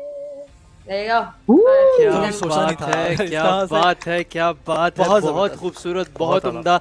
और आज तो आप तीनों ने आकर 4 चांद लगा दिए हैं हमारे स्टेज को। 3 चांद। 3 चांद लगा एक दिए। अपने आप को अपने से गिन लिया। नहीं नहीं नहीं, मैं अपने आप को नहीं गिन रहा, मैं आप दोनों को गिन रहा हूँ एक ही में। फिर 5 बन जाते हैं। 5 बनते हैं। लेकिन थैंक यू नीलम सो अपने साथ मच, 2 थैंक चांद यू देते हैं। So much. क्या जान? आप कहा, नीलम अपने साथ 2 खुद ही चांद जान देते रहे हैं हैं। जी, आप सब। So guys, इसी के साथ यार, साथ thank you so much, बहुत बड़ा शुक्रिया मजा आया बिलाल actually आपका, आयमा, हाँ जी आपका भी बहुत शुक्रिया, नीलम आपका बहुत शुक्रिया। और आप तो डोमिनेशन जो दिखा गई हैं वो प्लेयर्स और व्यूअर्स याद रखने वाले हैं। अब एक टाइम था, अब वो था में चला गया, जब लोग कहते थे मुझे क्रिप्टो जैसा बनना है, एनोनिमस जैसा बनना है, बड़े प्लेयर्स जैसा बनना है। अब सबने कहना है नीलम जैसा गेम होना चाहिए। बिल्कुल ऐसे ही है। लेकिन जाते जाते एक सवाल मैं आप दोनों से करना चाहूँगा, बिलाल एंड आयमा, अपने फैंस के लिए कोई मैसेज, जो लोग आपको देख रहे हैं। बिलाल आपसे शुरू करते हैं, प्लीज़ कुछ भी आप कहना चाहें तो। जितने भी लोग मुझे देख रहे हैं, मैं आपको चाहता हूँ कि आप इस गेम से मुझे जज ना करें। बेशक मैं हार गया हूँ, पर जिंदगी हार जीत का नाम है। जिंदगी में हमेशा कम बैक करना चाहिए, जब तक आखिरी सांस भी है, आखिरी बॉल तक लड़ना है। सो यही मेरा मैसेज था। बिल्कुल, सबको पता चल क्या गया। खूबसूरत बात की। बिल्कुल बिल्कुल, मुझे आपने बिलाल बहुत का अच्छी मैसेज बात की। पसंद आयमा, आया। आप क्या कहना चाहेंगे? सबको मुझे पसंद बड़ी आया, पसंद मतलब आई मुझे है। तो बहुत ही पसंद आया, और दिल को लगा जाके। नहीं, और उसने अपनी हार भी जस्टिफाई कर ली है बीच में, ये भी बड़ा अच्छा एक हमारा नजर आ गया मुझे। मेरा यार कहना सिर्फ ये है कि जो भी लोग देख रहे हैं, जो हमें सुन भी रहे हैं, जो सुनते भी हैं और जो देखते हैं, और स्पेशली हमारे लिए टिकट्स लेके या दूसरे शहरों से, दूसरी कंट्री से आते हैं, उन सबको ढेर सारा और इसी तरह प्यार करते रहें। आप लोग की वजह से ही हम लोग आज यहाँ बैठे हुए हैं। आई नेवर थॉट कि मैं नीलम मुनीर, बिलाल सईद के साथ बैठूंगी और पबजी के साथ काम करूंगी। सो जितना भी सब कुछ करते हैं, that's all because of you all. Thank you so much for all this love, और इसी तरह प्यार करते रहें, इसी तरह सुनते रहें और इसी तरह पबजी खेलते रहें। बहुत बहुत शुक्रिया आप लोगों का कि आप लोग यहाँ पर आए, टाइम निकाला। आपके फैंस ऑब्वियसली बहुत एंटरटेन होंगे इसको देख, Including us.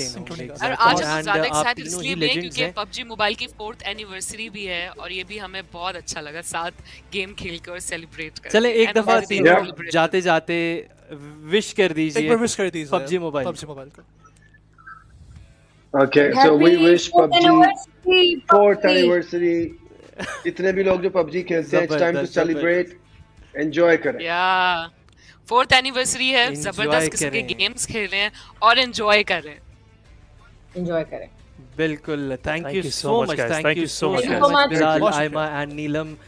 We wish you best of Thank you luck. very much. Thank you ख्याल PUBG रखिएगा। Mobile. Thank you everyone. आप भी you. बहुत Bye, जबरदस्त Ayman. होस्ट थे, Bye, बहुत Neelam. मजा आप लोग के साथ। Bye Bilal, bye Neelam. Bye bye Bilal, Thank you, bye thank you Ayma. so much. Ayma यार, कॉल मी, चलो। बात करते। Okay. Yes, I am texting you. सैरी का प्लान करते हैं। बस सैरी आ जाओ फिर। यार आ जा। डन पराठे बनाओ, मैं आ रहा हूँ। मैं बस बाकी पराठे बनाऊंगी। डन हो गया। Okay guys, Okay guys. Thank you so much. Thank you so much. भाई सहरी तो प्लान हो गई है, सहरी प्लान हो चुकी है, उस तरफ हम भी अपनी सहरी प्लान कर लेते हैं। इससे पहले कि मुझे मजीद भूख लगे और मैं हेडफोन खा जाऊं, उसकी तरफ चलते हैं, बिकॉज अभी शुगल तो बहुत हो गया। अभी हमने जाना है सीरियस मैचेस की तरफ, लेकिन उससे पहले एक चीज़ बाकी है, और वो ये है कि लीडर बोर्ड जो शो मैचेस हम लोगों ने विटनेस की, उनका एक दफ़ा लीडर बोर्ड देख लेते हैं कि क्या स्टैंडिंग्स रही। तो टीम नीलम विद 11, कोई कंपटीशन नहीं है भाई, कोई कंपटीशन छोड़ा ही नहीं उन्होंने। और जहाँ पर हमें लग रहा था कि बिलाल सेकंड आ जाएंगे, लेकिन आयमा जो है वो सेकंड स्पॉट मेंटेन कर लेती हैं अपने लिए 4 पॉइंट्स के साथ।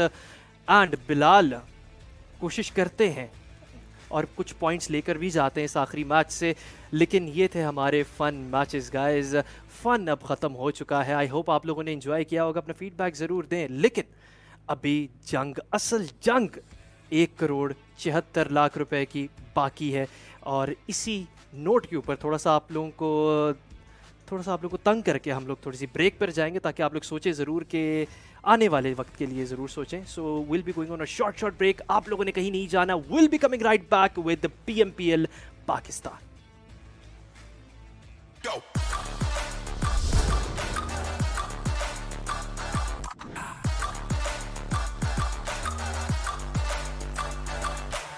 It's our chance to reach the biggest. Let the action begin.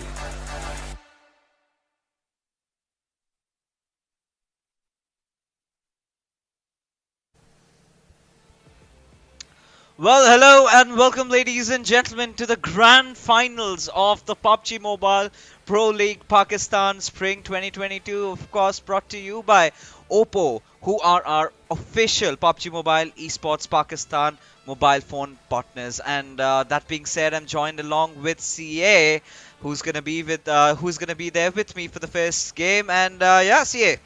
So a long journey of 3 weeks finally coming down to these 3 days. 18 matches, 6 matches a day. What are you expecting? I just bangers all the way through. I want these teams to come out of the gate just all guns blazing, give it all they've got, and really show us how important that start is in this day one of the grand finale. But let's have a look at what's motivating all of these teams, the massive prize pool at stake. Oh yes, and this is what we've been talking about, ladies and gentlemen. We've gotten top 16 teams over here from the league stages, which did conclude yesterday. They're all gonna fight it out, and as you can see, right, too much is on the line. 1.76 crores, as we've been talking about it, and not just that, ladies and gentlemen, we can also announce how many slots from Pakistan region are going to be heading in for the SA Championship out there. But yes, the money is pretty much visible in front of you. Too much on the line, and I'm really, kind of scared to even count them, because I can never have that much in my account. But regardless, the players, they're just as good as it goes. But let's take a look at the teams that are going to be a part of it. Starting off with our first four, we've got SALTxi8, Quantum Rage, QWERTY Esports, and 52x Rage Esports. Especially the way all these four teams have been playing, I think we just can't pick a particular favorite. Yeah, it's going to be very, very interesting seeing how Quantum Rage especially is able to come out of this grand finals, because we've seen glimpses from the team that shows us they're capable of being even on the top, but we've also seen a dwindling run of form so far. And similarly, carrying that story on the second page are teams like Freestyle and H2E, but on an opposite note, a team that has really shined in these last few weeks, fixes Team TUF. They're once challenging SALTxi8 for that top spot. Oh yeah, they definitely were, but they just missed by a very tiny little margin, it was just 170 points or something, that was the difference. But regardless, moving along, say, of course, the next four teams, we do have Star the Grounders, QWERTY and MetershotxSKY. Of course, QWERTY being the most renowned of them all, and finally, they managed to get their single chicken dinner in the Super Weekends, and they're going to be happy. Of course, would be looking forward to carry on forward with the momentum that they have been gaining. Team Star, well, they've been looking quite promising as well. MetershotxSKY, I think it was the second Super Weekend that was their optimum high. Towards the third Super Weekend, they kind of fizzled out a little bit, but it's the finals. You never know what they're going to come up with. Yeah, exactly. And talking about not knowing what they're going to come up with, I think looking at this set of squad rosters, North Esports is one to look out for. Have been on that rise of form so far, and expecting them to carry that through coming into this particular game. And it's going to be very interesting to note how these teams have prepared for each other as well.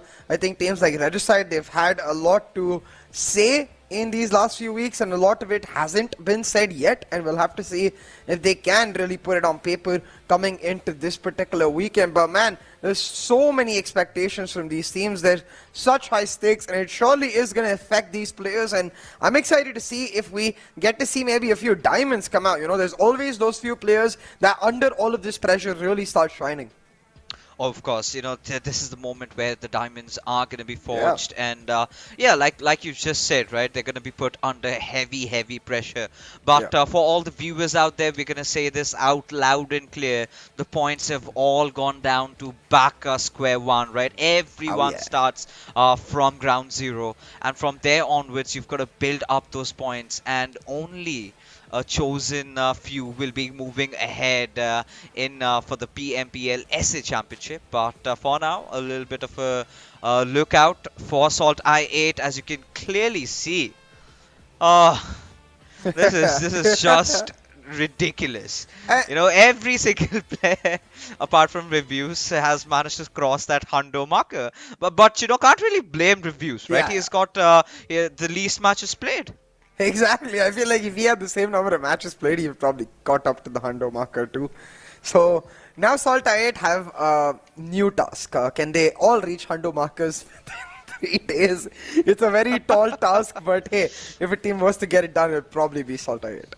You know, of course, eyes are going to be on them, and King Crypto, who has been reigning this competition, has been the topper of the elimination leaderboards. He's all over the place, right? You just don't see Crypto coming, and he is going to do whatever is needed. But yeah, of course, I mean, few of the teams would be having a few things on their mind as to how they're going to counter them. But for now, a glimpse at how deadly can the players of SALTxi8 be. Again, this one little moment where he absolutely clutched the whole squad all by his lonesome when his teammates were down and dusted. And that's the beauty about this lad, right? You know, you can always rely on this player and he shall never disappoint you. And, you know, things like this sort of start questioning the fact that is he even human?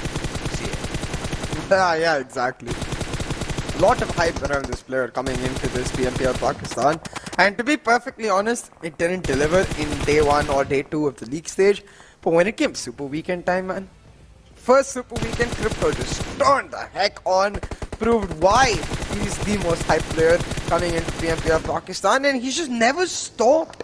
There's been games where SALTxi8, they had an off match. There's been games where a lot of SALTxi8's members get down and early, but Crypto, he just holds on and on and on and keeps dishing out the damage. You know, I think they've showed everything to us, right, during the entire 3 weeks that we did get to see them play. But initially, there was a little bit of a dip, you could clearly see, right, over there. But then, the way they have recovered and clearly shows, you know, those high markers just going up top over there is just an example of how devastating SALTxi8 can be at certain times. But again, you know, like we've been talking about them, it's a complete team, a complete package. As you can expect a good position points from their side. You could expect a nice amount of finishes also being accumulated. If needed be the situation, they still know how to kind of mold themselves into going into a hardcore survival mode.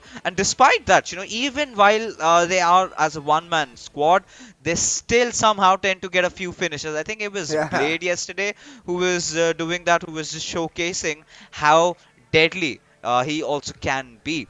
But it's just not about SALTxi8, right? It's not about SALTxi8. We've got some nifty competition going on, and well, I think they're going to have a run for their money today, because the teams who are chasing behind them, we did see the likes of TUF. There was a fair 4v4 fight in which the players absolutely annihilated SALTxi8 within a mere second. So again, TUF is a team to watch out for. But apart from TUF, CA, who are the other teams that you are hoping will perform really exceptionally well today?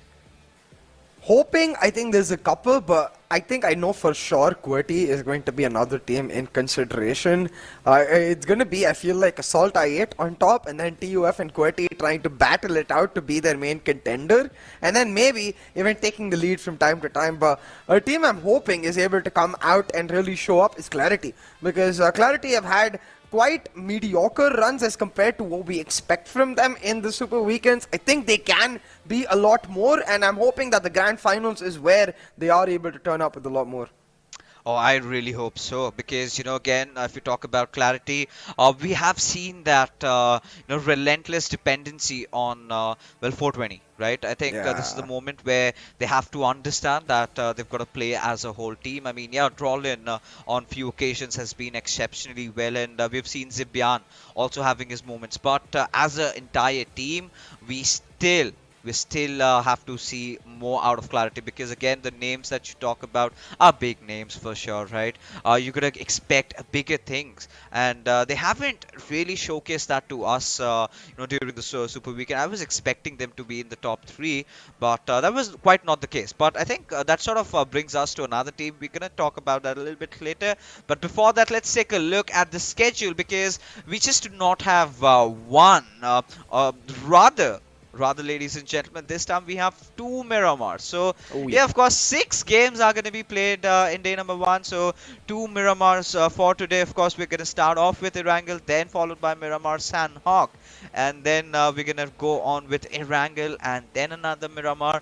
And like always, we will be ending things in the map of Erangel. So I think that's going to be pretty nice to see how things really pan around. So again, coming back to the very discussion, I think the teams need to have a perfect Erangel game. So again, now there are a lot of players, I think, CA, that has impressed us a lot. Now, barring the players of SALTxi8, who were the ones that you have clearly noticed and you're looking forward to them performing today as well?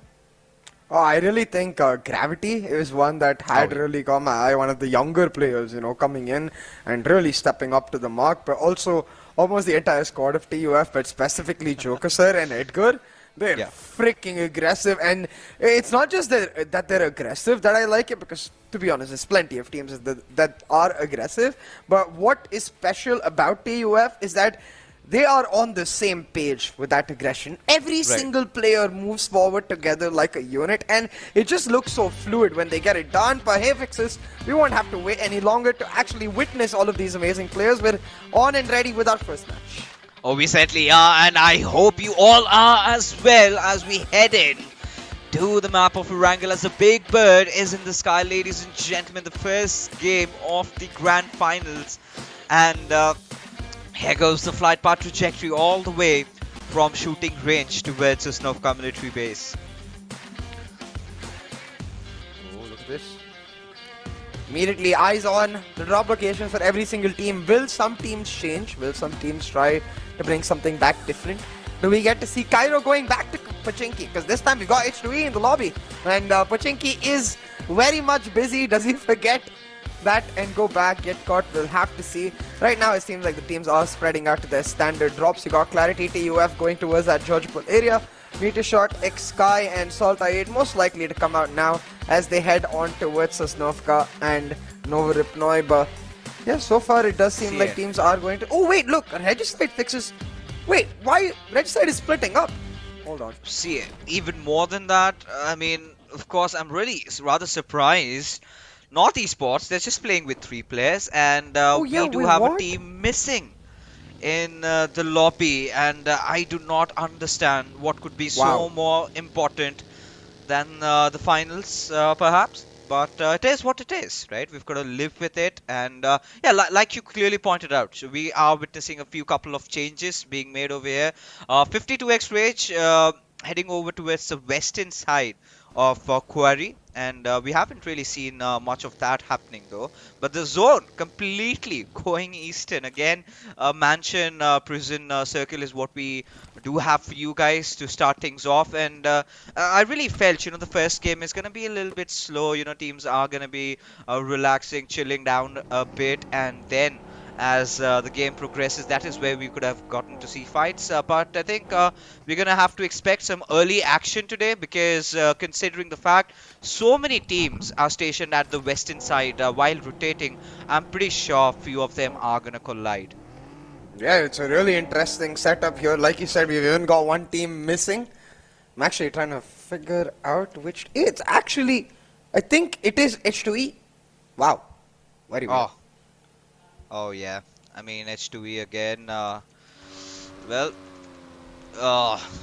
though, I mean, what do I say from around here? It seems like they do not know they have committed to the finals this time. Of course, H2E, a team that missed out on the first, or rather the third Super Weekend. Apologies there, and today they suddenly have decided not to be with us. So it's a sad thing. Of course, it is going to be costing them really, really heavy.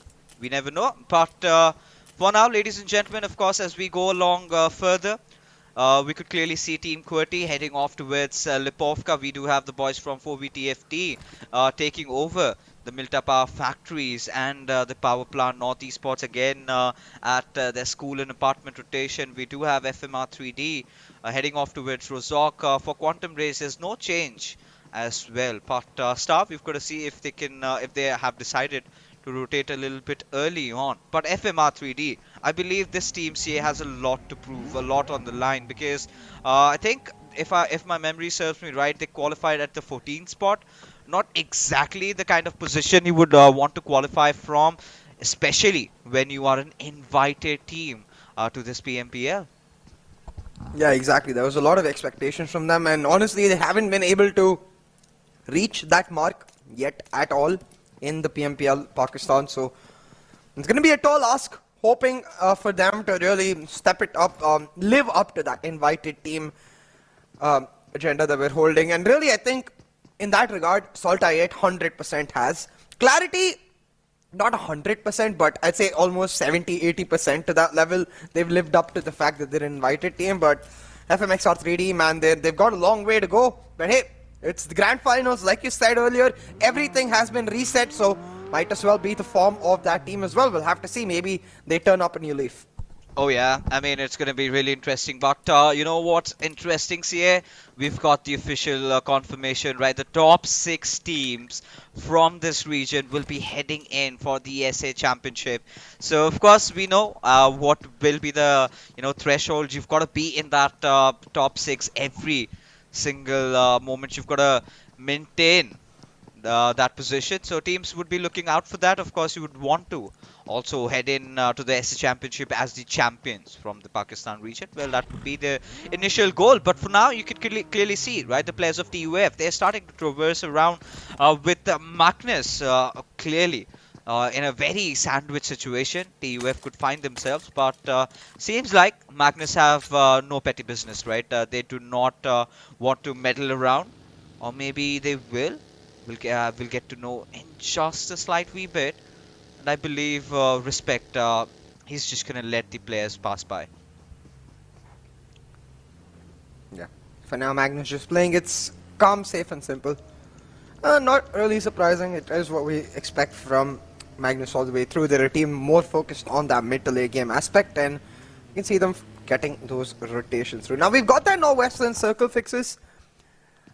Maybe ends up around that mansion area. We've got Quantum Rage already taking a part of it, but I really like the way Quantum Rage has positioned themselves. They got 2 players in mansion, 2 players in Yasnaya. So if the circle ends up taking a northern shift, centering around Yasnaya, they'd be in a really good spot as well. So Quantum Rage, macro-wise, at least off to a good start. I mean, yeah, I think from day one they've been going down to Yasnaya and have had no troubles whatsoever. But what was the thing of concern for me was the fact that, we haven't really seen a lot of Yasnaya circles, right? Yeah. We have seen in those early initial phases Yasnaya to be mostly inside the zone, but in the subsequent circle shifts, we haven't seen that really happening. So, of course, it's going to be really imperative to see if Quantum Rage can go off to a flying start. Or is it just going to be a very mediocre performance for them today as well? But for Regicide, they have a lot to prove. They have a lot, to showcase the world that, they're not gassed out yet. They have a lot to offer. They still can start winning games, and they really need to. And getting a chicken dinner in Erangel would be such an amazing start to their run in the finals. But again, it's sort of been a custom, right? Every single time, the first chicken dinner of this event has been on various occasions has been taken by Team Magnus. So it's going to be interesting. I've got a slight little hunch that maybe Magnus could clutch it out. But for now, Respect just passing right in front of the players of TUF, and is he gonna walk out alive? Yes, indeed. Oh my god. Okay, it seems like teams are on a bit of an edge coming into this grand finals. Wouldn't have expected that situation to have ended up not bloody, but the teams are happy to just give each other a handshake and waltz on by. For now, it is just going to be Magnus respecting the fact that, hey, well, if your TOF is not a beast, you want to engage around and are going to leave contesting this area and go look for another. And such situations usually lead to a lot of issues, but thankfully for Magnus, they're in that area where a lot of area is still free. Rozok is completely empty. Western side of Yasnaya is completely empty, so they should be good. But looking at the circle, you can see the blue zone is almost finished closing in to this number 1 circle, and we're going to have the shift coming in soon. Fixes. The team certainly are expecting more of that eastern shift. Is that what you think is going to happen? I have a little bit of a hunch it's gonna go down south, but it was a rather even shift. Yeah. So pretty interesting, you know, now that all the teams have clustered up, it's interesting to see that 52x Rage are yet to make a movement. So they're still waiting for that curveball to hit to that one radical shift. As we do speak of, the first airdrop comes in, it's a Grotza as Maxi. He's just gonna pepper down a couple of bullets over there, and for now, you know, nothing too troubling for FMR3D. North Esports just making sure they're guarding their territory over here, as every single team. This is the finals, right? This is where everyone is off to a rather slower start, but could be different for SALTxi8. They realize that TUF is just in the neighborhood, but the question is, are they here to fight? Because had it been yesterday, had it been a super weekend matchup, I'm pretty sure SALTxi8 wouldn't have thought twice before ramming in the vehicle. But hey, see, these are the finals, right? You need to get that knock, you need to follow it up with another knock, but hey, I might just be wrong, because Crypto has dashed in, and it is SALTxi8 and Freestyle as the first 4v4 fight that we're gonna witness, as Crypto is just gonna take the stairs, is gonna go up a little bit, as Black is gonna follow him around. And in this cat and mouse chase, we've got to see as to how Crypto holds himself strong, but it's gonna be Wasi who gets that initial knock onto his reviews. Look at this, Edgar, he's picked up that first blow up. It looks like SALTxi8, they're gonna try to push back strong onto Freestyle and nab up the first squad instead. Blade trying to land the spray onto Malik, but Malik seems to have got on out of there, while Crypto is stuck in a 1v1 with Black. Not a 1v1 that's favoring him right now, but he's gonna create some time with that nade and get his health back to standard now. Black, he's gonna take the time to do the exact same. Currently, he's in a better spot because he should hear the scrambling of Crypto, but a beautiful nade from Crypto downs Black. You got the immediate trade coming through as Crypto's being downed as well. Malik will finish off Uzum. Blade going for the revive. Reviews finds the trade onto Black, and currently these streams are trading blows evenly. Freestyle though, I think they might make the call to cut their losses.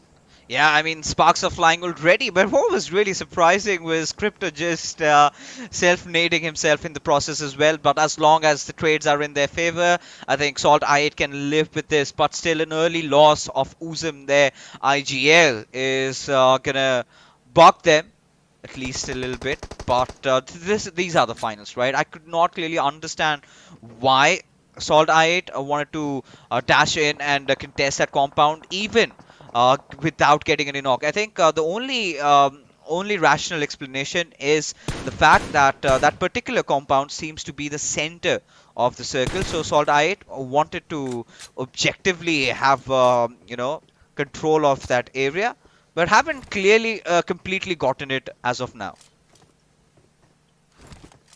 QWERTY, they spotted out 4v TFDs, couple players moving along.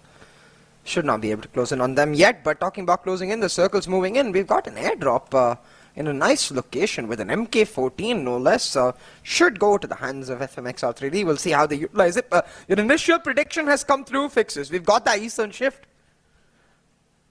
Oh, all right. I mean, I was sort of, you know, anticipating it is gonna go over there. We have seen a couple of circles, you know, just around Mansion, if you remember. I think two in particular, one of which we had the players of Clarity just going out of their minds, right? But for now, you know, all these teams are gonna start rotating around, and this is where we see the majority of the fights happening, as Quantum Rage having that little bit of a plateau compound to themselves, as they're going to be dealing damage from up above. As 4v TFT, they've been out of action for quite some time, making the comeback directly into the finals. We've got to see as to how they're going to have the first game open up for themselves. There's a little bit of a fight between Team QWERTY and Regicide as both the teams are losing out on players. The fights are most certainly breaking out as the cluster tries to engage and collapse on itself. We've got Star engaged in 1 while 4v find Magnus, Regicide and QWERTY exchanging blows, all for control around that prison area towards the center of the circle. Meanwhile, Hassan's be like, hey, I'm missing out on the action, so let me knock myself. I mean, I really do not understand what's going on, you know. The players is just blowing themselves up. We're seeing all kind of crazy things happening over here, but on the sidelines we could witness Quantum Rage going up against FMxR3D as Star surely do not want to miss out of the party over here as FMxR3D, just the back houses of Mansion, just the outer houses over there as Team Star, they're gonna make sure they capitalize on the main compounds, right? The highest compound and the squad house. The two important compounds have been taken by the players of Team Star. And these are the days, right? These are the events, you know. One thing, of course, you see on the longer runs during the Super Weekends, we get to see who the most consistent and who the best team is. But when it's a very limited amount of matches, it just could be anyone. And maybe Star can be off to a very good start with getting a good chicken to their name. But Edgar, wow, that shot was really crispy. Crispy indeed, Fixes, because now you got Edgar. With that single knock that he created with a lot of pressure on 52x Rage, Pharaoh seems to be going for a joyride, leaving his team behind. An interesting decision here from 52x Rage to leave Faster behind. I mean, I admire the decision in terms of the macro call, but Faster has been one of the standout players for 52x Rage, so his loss is going to hurt. Oh, it certainly will. I mean, every single one, right, out of 52x Rage. Now, if you talk about this squad, they decided to rotate a little bit later, but again, Eastern Shift, and now I think Team Clarity will be pretty happy as to how the circle has really panned out. But Sultana, he's going to lob a grenade at Pika's direction, but was way too overcooked for Pika's liking, could not even make it that far. But FMxR3D, not the kind of a start that they would have wanted for themselves, considering the number of players alive for this particular squad. Just Pika surviving, but Pika has indeed pulled off wonders, right? He has pulled off some plays that you know, really questions us, but now he's still trying to put on a stronghold as the players of Star eventually would want to get in. They're taking a little bit of damage, and same can be said for the players of Quantum Rage as well. So Quantum Rage coming in from the backlines gives a little bit of a breathing respite for Pika. But the question is, they still have to come out as another fight has broken out over here. It is going to be Regicide going after the players of 52x Rage, and Daku, he's going to meet his makers right now. Well, Sirius has found Pika as well. It looks like FMxR3D are going to be the first team eliminated from this lobby. Now, Regicide are not in the greatest of positions. Fix is stuck in this ridge, but they have enough cover with the smoke to be able to get their fallen comrade back on his feet. Now, Magnus, they smell trouble in the water. They know they can capitalize on this, but just not able to find the killer instincts to go in for the push because of the fact that there's a lot of teams in the nearby surroundings just waiting for that small exposed to just collapse, that small gap, chink in the armor to really take advantage of. But right now, all of the teams in a bit of a lull as we wait for the circle to close in. We've only got those border fights breaking out, Fixes, and I think in that regard, it's mostly going to come down to how Quantum Ray approach entering the circle, because they have a lot of free open territory, but the minute they go in there, they're going to get sprayed. Oh yeah, I think like you said, I completely agree with you, because I was taking a quick gander at the map feed, and I really saw SALTxi8 rotating down south. And who else is on the south sea? MetershotxSKY.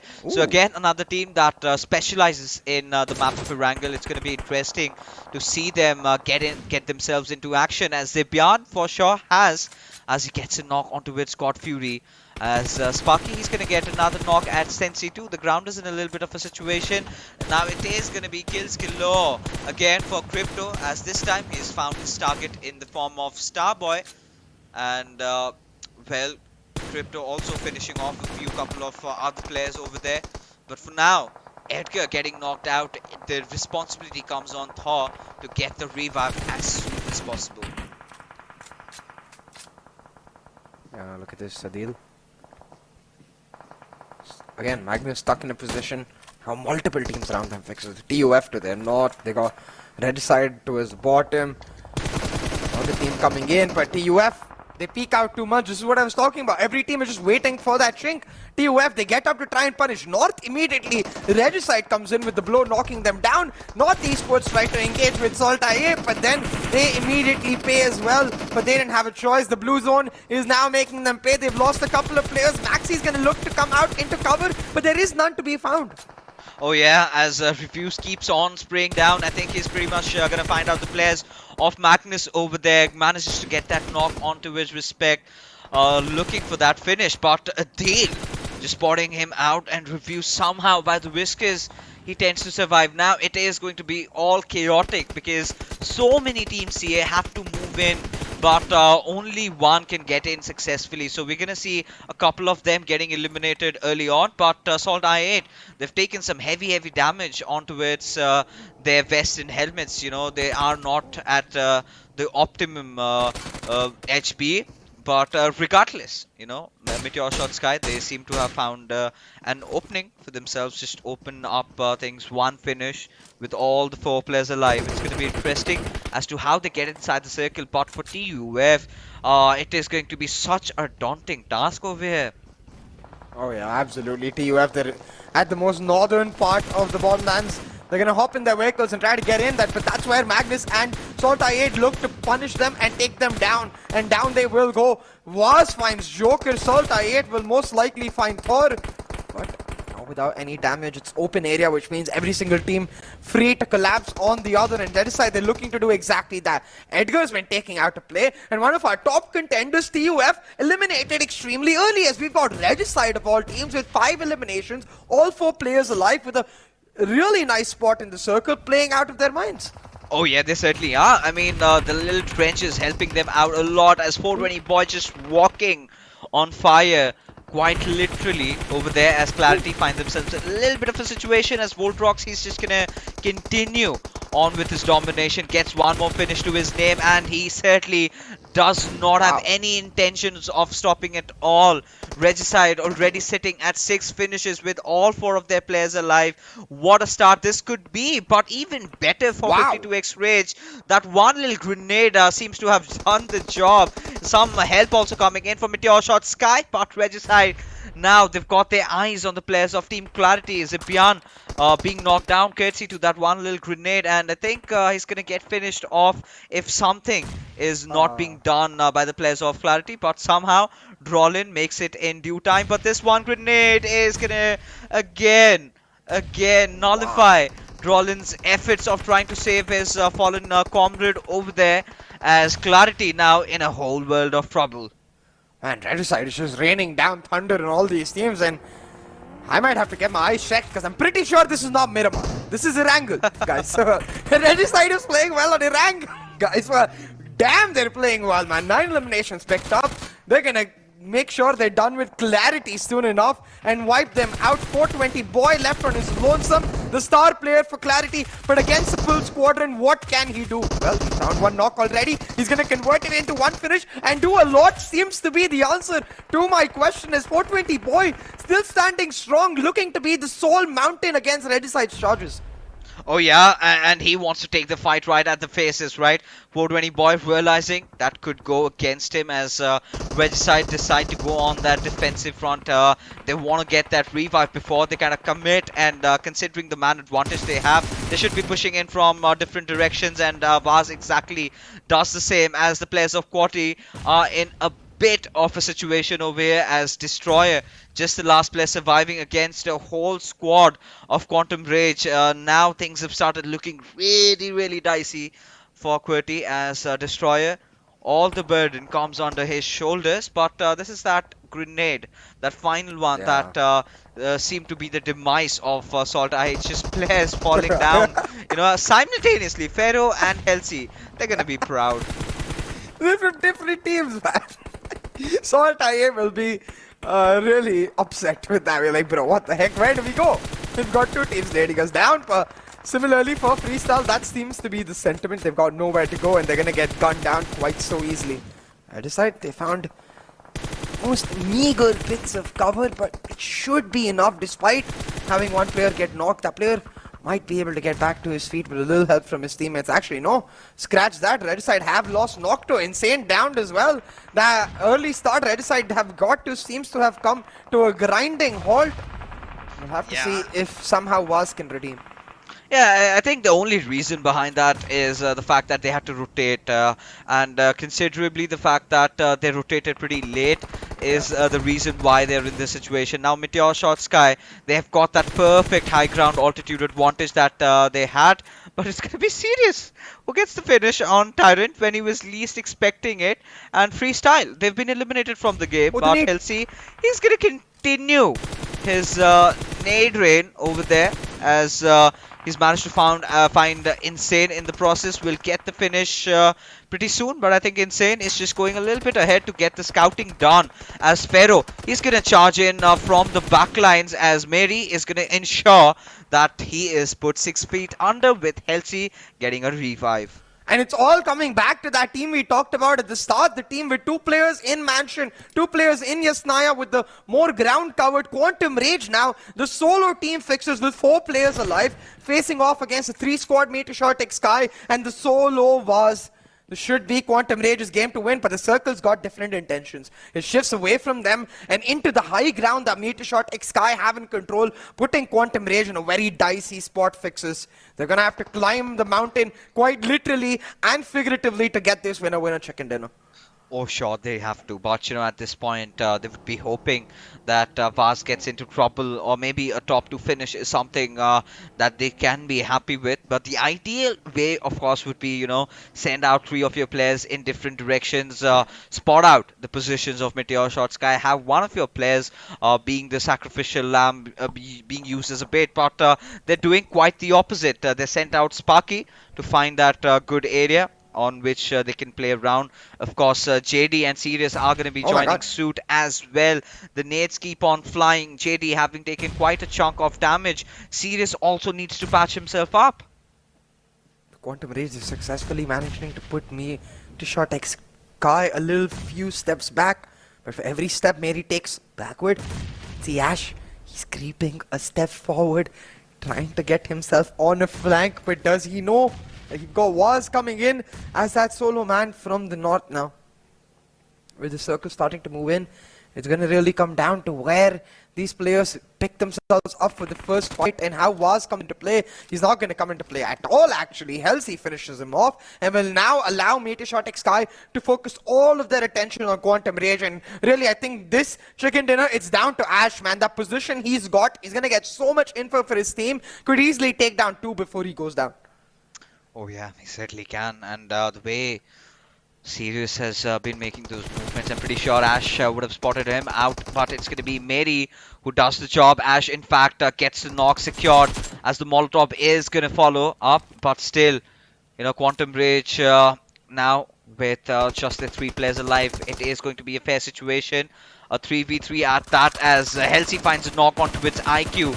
Now turning the tides in their favor. MetershotxSKY again on the verge of getting the first chicken dinner in the map of Erangel in the grand finals, ladies and gentlemen. Very, very close. But as we take a look, JD, rather IQ, still hoping to get a revival. JD is going to be making a run for it, as it's going to be very imperative for them to get him online, as Sparky's just lying down. Maybe he has spotted out. SALTxi8 has spotted his position out, but the pixels were not really right. But still, somehow, both these players surviving with bare minimum HP. Quantum Rage still trying to hold on despite the Circle and the Mountain working against them. They're creeping up step by step, trying to contest MetershotxSKY, but damn is it difficult because MetershotxSKY, they're gonna get first taste of this information. Ash again being so damn aggressive. He's already made impact once with his position and he might just make the final impact right here. He finds Sparky. gets that knock, secures the man advantage now for MetershotxSKY in this 3v2, will suffocate and try to finish off Quantum Rage once and for all. Oh yeah, the nade really not connecting though, but has done a decent chunk of damage, and this is the cue where MetershotxSKY need to go in for the push. They need to commit heavily, but Sparky again being caught over there by Mary this time. MetershotxSKY know that this is now or never. They have the player spin sit down. Ash is praying like a wild madman, as there you go, the final finish coming in for the boys from MetershotxSKY, and there you can see all of them happy, just basking in glory as they get the first winner chicken dinner of the finals of the PMPL Pakistan Spring 2022 with 11 eliminations, 26 points from just one game. What a start for these boys. And what a start for our grand finals. I mean, SALTxi8, TUF all eliminated early. Teams like Redicide, Quantum Rage, MetershotxSKY, all of these teams that, have shown glimpses of brilliance, but never consistency, starting off so damn strong. MetershotxSKY, again, prove that when it comes to Erangel, when it comes to those late game fights, it's just next to impossible to beat the man advantage or not. This time, of course, the hill favored them to a large extent, but the way they make it work, the efficiency with which they move forward and make sure that they're not making any errors whatsoever, very well deserved on that chicken dinner. Oh, certainly. But, the MVP has to be the gods of PUBG Mobile, right? The way the circle shifted, really. We were sort of anticipating maybe a little certain one. It was an even one. And we were like, all right, it's fine. Then next one is also going to be the same. But that's when we got that, switcheroo all the way towards the northeastern side. Teams absolutely bamboozled. They had to make that quick early rotation. But for the big guns, if you talk about Team SALTxi8, I think they really wanted to have a very aggressive start. Were looking to get a lot of finishes, but was certainly not the case this time. A little bit of a retaliation they had to face by the players of Freestyle. I believe it was Uzum who got down first, but then it was the players of 52x Rage and MetershotxSKY who just threw them out of their lobby. But we're going to talk more about that after this short little break. Go!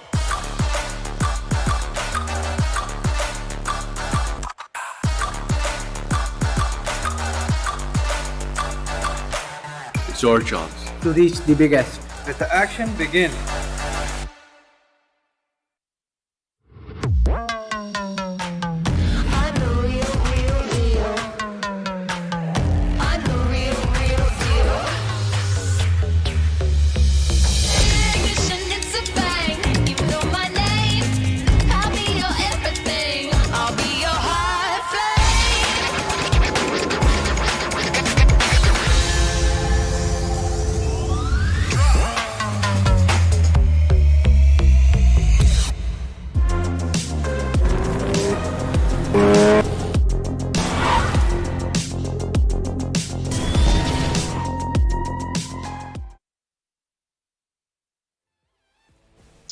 There we have it, ladies and gentlemen. Welcome back. We're done with the first game of the evening. MetershotxSKY coming up top, getting that chicken dinner off to a flying start yet again. And are we really surprised? Because again, it was their favorite map, which they clearly conquered. Exactly, right. Now, Erangel has been such a great map for MetershotxSKY overall. They start off this finals with a bang, a chicken dinner, 11 elimination, 1 no less. So, most certainly off to that sound start in this grand finals. But really, I've got my mind blown by Regicide, man, the way they played, especially considering the fact that we're going into Miramar next. If this Regicide can continue their way in a form, they're going to be the dark horse to look out for. Oh, they certainly can, because again, Regicide just barely making it into the finals, and this time making sure that they got enough finishes for them. And out on top was Voltrox, as he managed to get 4 eliminations. But look at the damage numbers, 897, clearly shows that Regicide, they are men on a mission, and they're gonna stop at nothing. I think they were the favorites to win this chicken dinner had the circle not really shifted away from them, and had they not really overcommitted in that fight against Clarity. But to be honest, they had to engage in it, right? They had no other options, either fight or die, and they chose to fight, and did make a rotation late inside the circle, as a result of which got taken down. As we take a look at the top players, I mean, Halsey, Voltrox, they've all made the cut. Serious IQ even coming in from Quantum Rage. A silent team dropped off at Yesnaya. They avoided fights early on, but when they had the chance to shine, boy, did they back off. Yeah, exactly. And Quantum Rage, I think, again, a team that didn't have the greatest of form coming into the grand finals, but have pulled off a great performance. This time the Circle did certainly help them. So we'll have to see, maybe in another situation where the Circle doesn't go around their initial drop spot, can they deliver once again? But in terms of that mechanical skill, in terms of the aggressiveness, they most certainly had it in the bag. And we got to see glimpses of that old double-pronged attack, you know, with IQ and Sirius being extremely aggressive, getting the space for their team to follow up. And I really like seeing that old Quantum Rage back in display. Oh yeah, but the biggest question on them has been the consistency, right? Which they haven't shown. And that day is where they get little chicken dinners with really nice finishes, and they cannot dominate. But we really hope it is the day that they were really hoping for. But as we take a look at the match summary, finally a little bit of even distribution. Of course, Halsey dominating the highest elimination. The damage goes towards Voltrox, assist to Nocto, and Regicide. They were just holding the perfect place, man. The right trench right in front of Prison. That's one of those areas that if you can play around really well, you can cut off a lot of rotations for the other teams as well. But Crypto again, King Crypto getting 6 knocks, could not quite convert into eliminations, most of them getting stolen away. Just finished off with 2 finishes, if my memory serves me right. But TUF, alright, see, I mean, we've got to talk about them, a team that we were really thinking could have a very good start into this game, but clearly wasn't the case this time. Yeah, exactly. We thought TUF and SALTxi8 for that matter would get off to astounding starts in these grand finals. But right now, I think overall fixes what has been the case is that we are shown that despite SALTxi8's dominance across the Super Weekends, this PMPL, it's very much still up for grabs for these teams. Now, will SALTxi8 bounce back like a beast that has been awoken? We'll have to see in the next game. Oh, we certainly will. And, for now, I think it is, again, anybody's game, right? It's still out in the open. Of course, MetershotxSKY off to a good start. Quantum Rage and Regicide not far behind. But one good game, and you're going to be at the second spot, or maybe potentially the first if you are someone from the top 3. Yeah, I think the first game was eventually, this started off a little slow because, again, it's the finals, the pressure is on, the teams were trying to rotate around, majority of them dropping at the western side, realizing the circle is on the eastern side. They kind of rotated a little bit earlier on, got those spots to themselves, but it was those radical shifts that really showcased how devastating the zones can certainly be. As we for 1 second thought, this might be that mansion circle that we have seen in the previous weekends, but that was not the case. It completely went aloof, and we gotta see in a position where we haven't seen a zone like that, a little bit of that high ground coming in there, and MetershotxSKY making the right rotations here. They rotated pretty late, and they rotated from the southern side. If you remember, it was 52x Rage, it was MetershotxSKY together, and they were the ones who wiped out SALTxi8. Had they not done that, well, it could have been maybe SALTxi8 coming out with the winner chicken dinner. Could be anybody's game, but a little bit of a look at MetershotxSKY's path inside the circle. How did they manage to rotate on? And like we have said, right, they were the ones who kind of rotated a little bit late, but playing around the edges every single time, moving as the circle formed. And this is the point, right? They got on, took the backlines of Prison over there. Look at the areas. They still have the corners also secured, so they made sure that they were clear from at least 2 directions before heading in. And with this shift, they pretty much knew that the game was theirs to win, and that is exactly what they did. Yeah, it's beautifully done by them. They're just continuously playing the safe route it's become traditional, really, their late rotations, but the fact that they're able to pull it off again and again and again, honestly, it's not a rotation that is easily punishable either, because the time that they're entering into the thick of the action is where everyone is already firing shots at each other. You can't really wait for MetershotxSKY, you know. If you're waiting for MetershotxSKY, some other team is going to catch you with your pants down. So inevitably, MetershotxSKY becomes the fortune favoring team right there. They're usually getting a free third party for themselves, and they usually are able to capitalize very, very well on it. But that was just our first match. Though I will say, Fixes, what immediately stands out to me, besides everything we've talked about, is the fact that, as you can see on your screen right now, we started with 15 teams. I wonder how H2E is feeling. Yeah, I mean, H2E, they need to get a chicken dinner to compensate for those games that they've missed out. And, well, what a shame, them not being able to join the lobby on time. Because, again, these are the finals here. These are not the super weekend where you could be forgiven, right? We've got a limited number of games. All the teams have 18. But they have just got 17 games to make it to the top 6, right? I do not know if they have any intentions of winning this one around, but again, a quick look at how quickly SALTxi8 just got eliminated. But yeah, I mean, despite the fact that Regicide were looking really strong, 420 Boy did whatever he could in trying to hold them off, and I think if Regicide could not finish as the victors, one of the primary reasons has to be the fact that 420 Boy just delayed the world out of them. Yeah, exactly. I think has to be one of the main reasons, and the damage he did too, because he knocked and finished off one player and forced them to take a lot of damage from the blue zone. So again, I think what that tells us is the story we've been talking about for so long. Clarity seems like a one-man horse in terms of the form, really, at least for the players.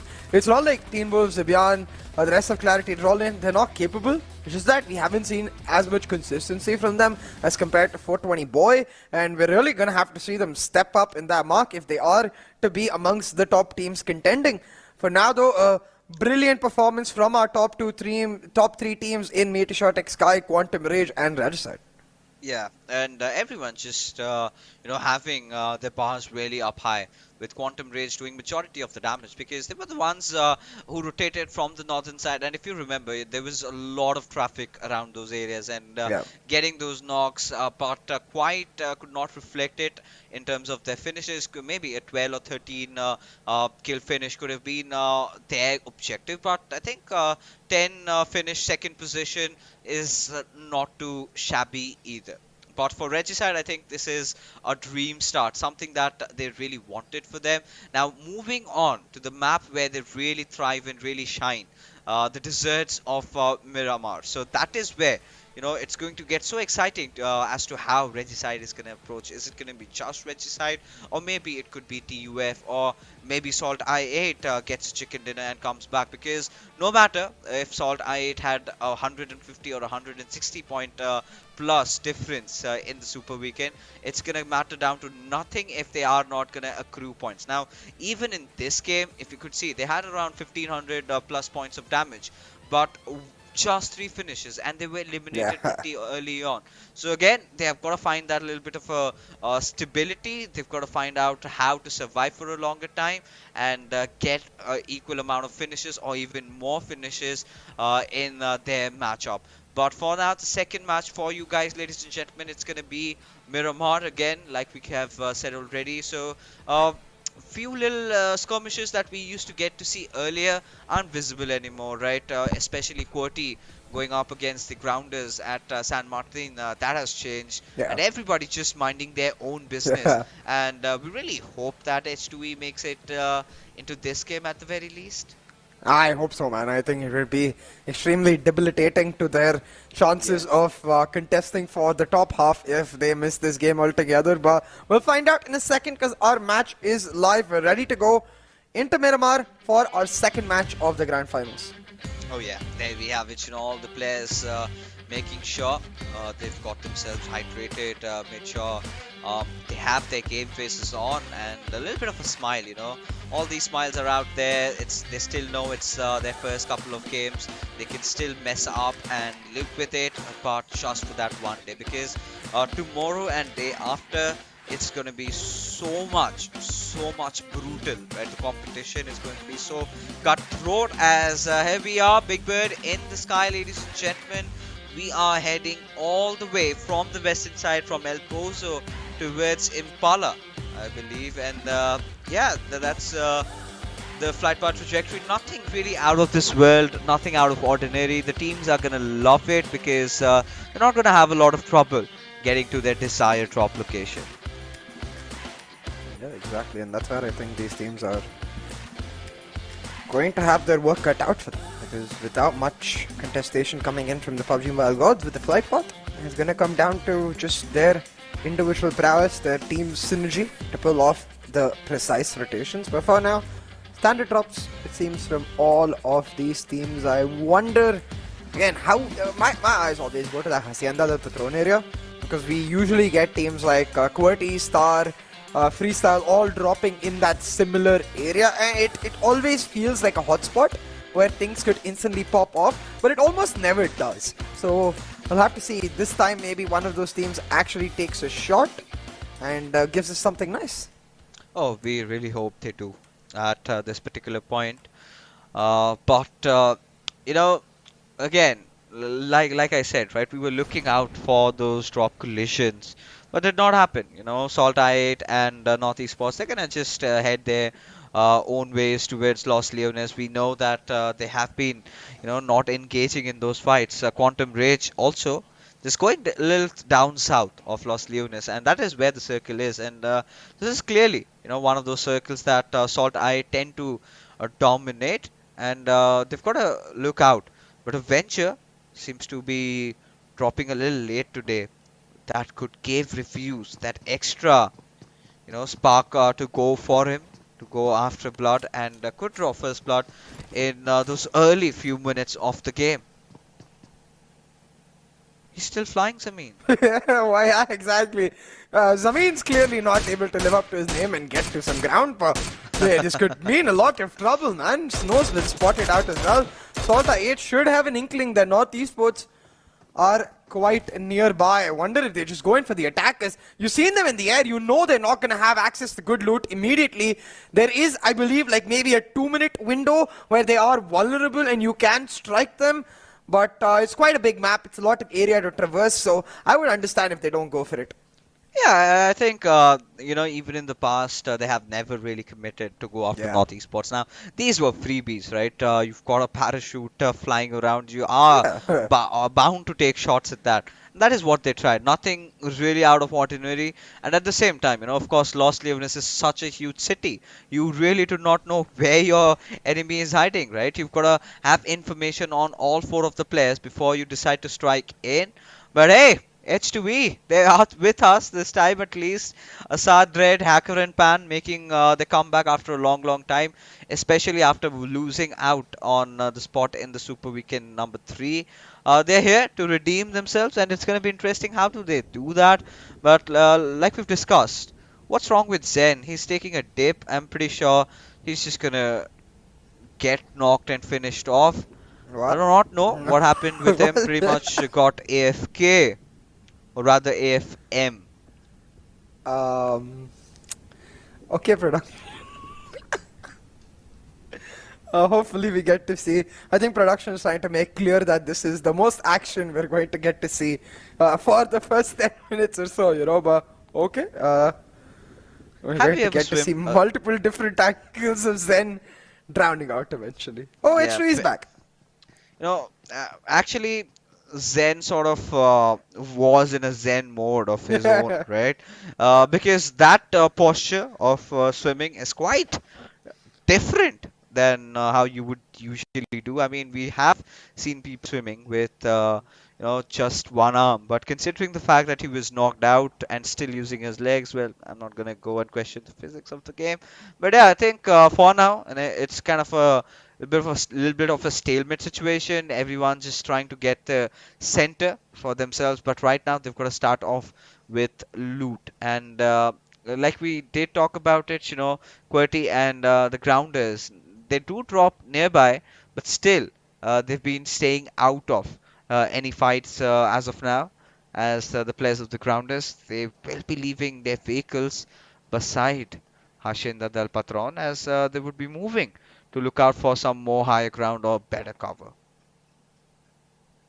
Yeah, now look, in terms of positions, it's quite unlikely we're going to see any of those early skirmishes, but again, the Hacienda del Patron area, it's a place which is going to have the rotations come in towards the northern area, around Power Grid Mountains, around the graveyard, so we'll have to see maybe there we get to see a skirmish or two come out, but other than that, it's just going to be some simple display of the terrain around Miramar for now, as teams look to take their spots. Now, with this southeastern circle fixes, there is room for the circle to get real nice and nasty with how it shifts. So I'm really curious to see where it is going to end up on. Now, last time around, you had the right call with the eastern shift. What's your gut telling you this time?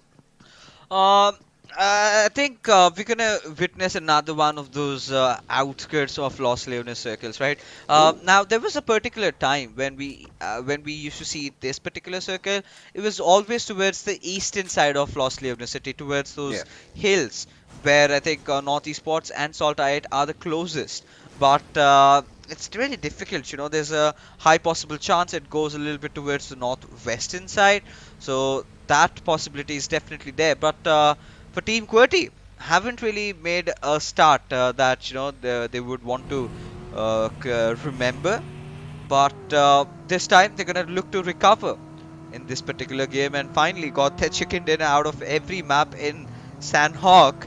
So clearly, the Grounders in real close vicinity to QWERTY as Destroyer. He's gonna open things up, gets the knock onto it. Sensi2 will get the finish off, spots out Black, and goes after him as well, but it's going to be Black who's going to aggress at his direction. Both of these players taking ample amount of damage, but it is the Black who comes out on top as Destroyer gets wiped out. Oh, we're getting to see the early skirmish we were not so sure about, and it's actually got 3 teams involved fixes, with Regicide and 4VTFD taking a bite out of each other, giving the highlight to QWERTY right here. Try and come in and get the best out of it against Team Grounders. Now, Gravity, he's got a lot of information. Knows that Team Grounders are nearby, but his teammates, they're not as close just yet. They're not going to commit for Gravity. He's going to get spotted out on that jump. A single nade could finish QWERTY's dreams. Oh, it certainly could, as... Ooh, how? Wow. How? See, the grenade just dropped right beside him. And, well, I think he's been blessed by the gods, and there's no stopping this man, as Wolverine and Khan, the cavalry, has arrived for Team QWERTY, as the players of the Grounders could just find themselves getting surrounded. Gravity buying enough time for him to just patch himself up to optimal HP, as Wolverine is looking for that angle, and dropping all these smokes sort of gives away the position of the players of QWERTY.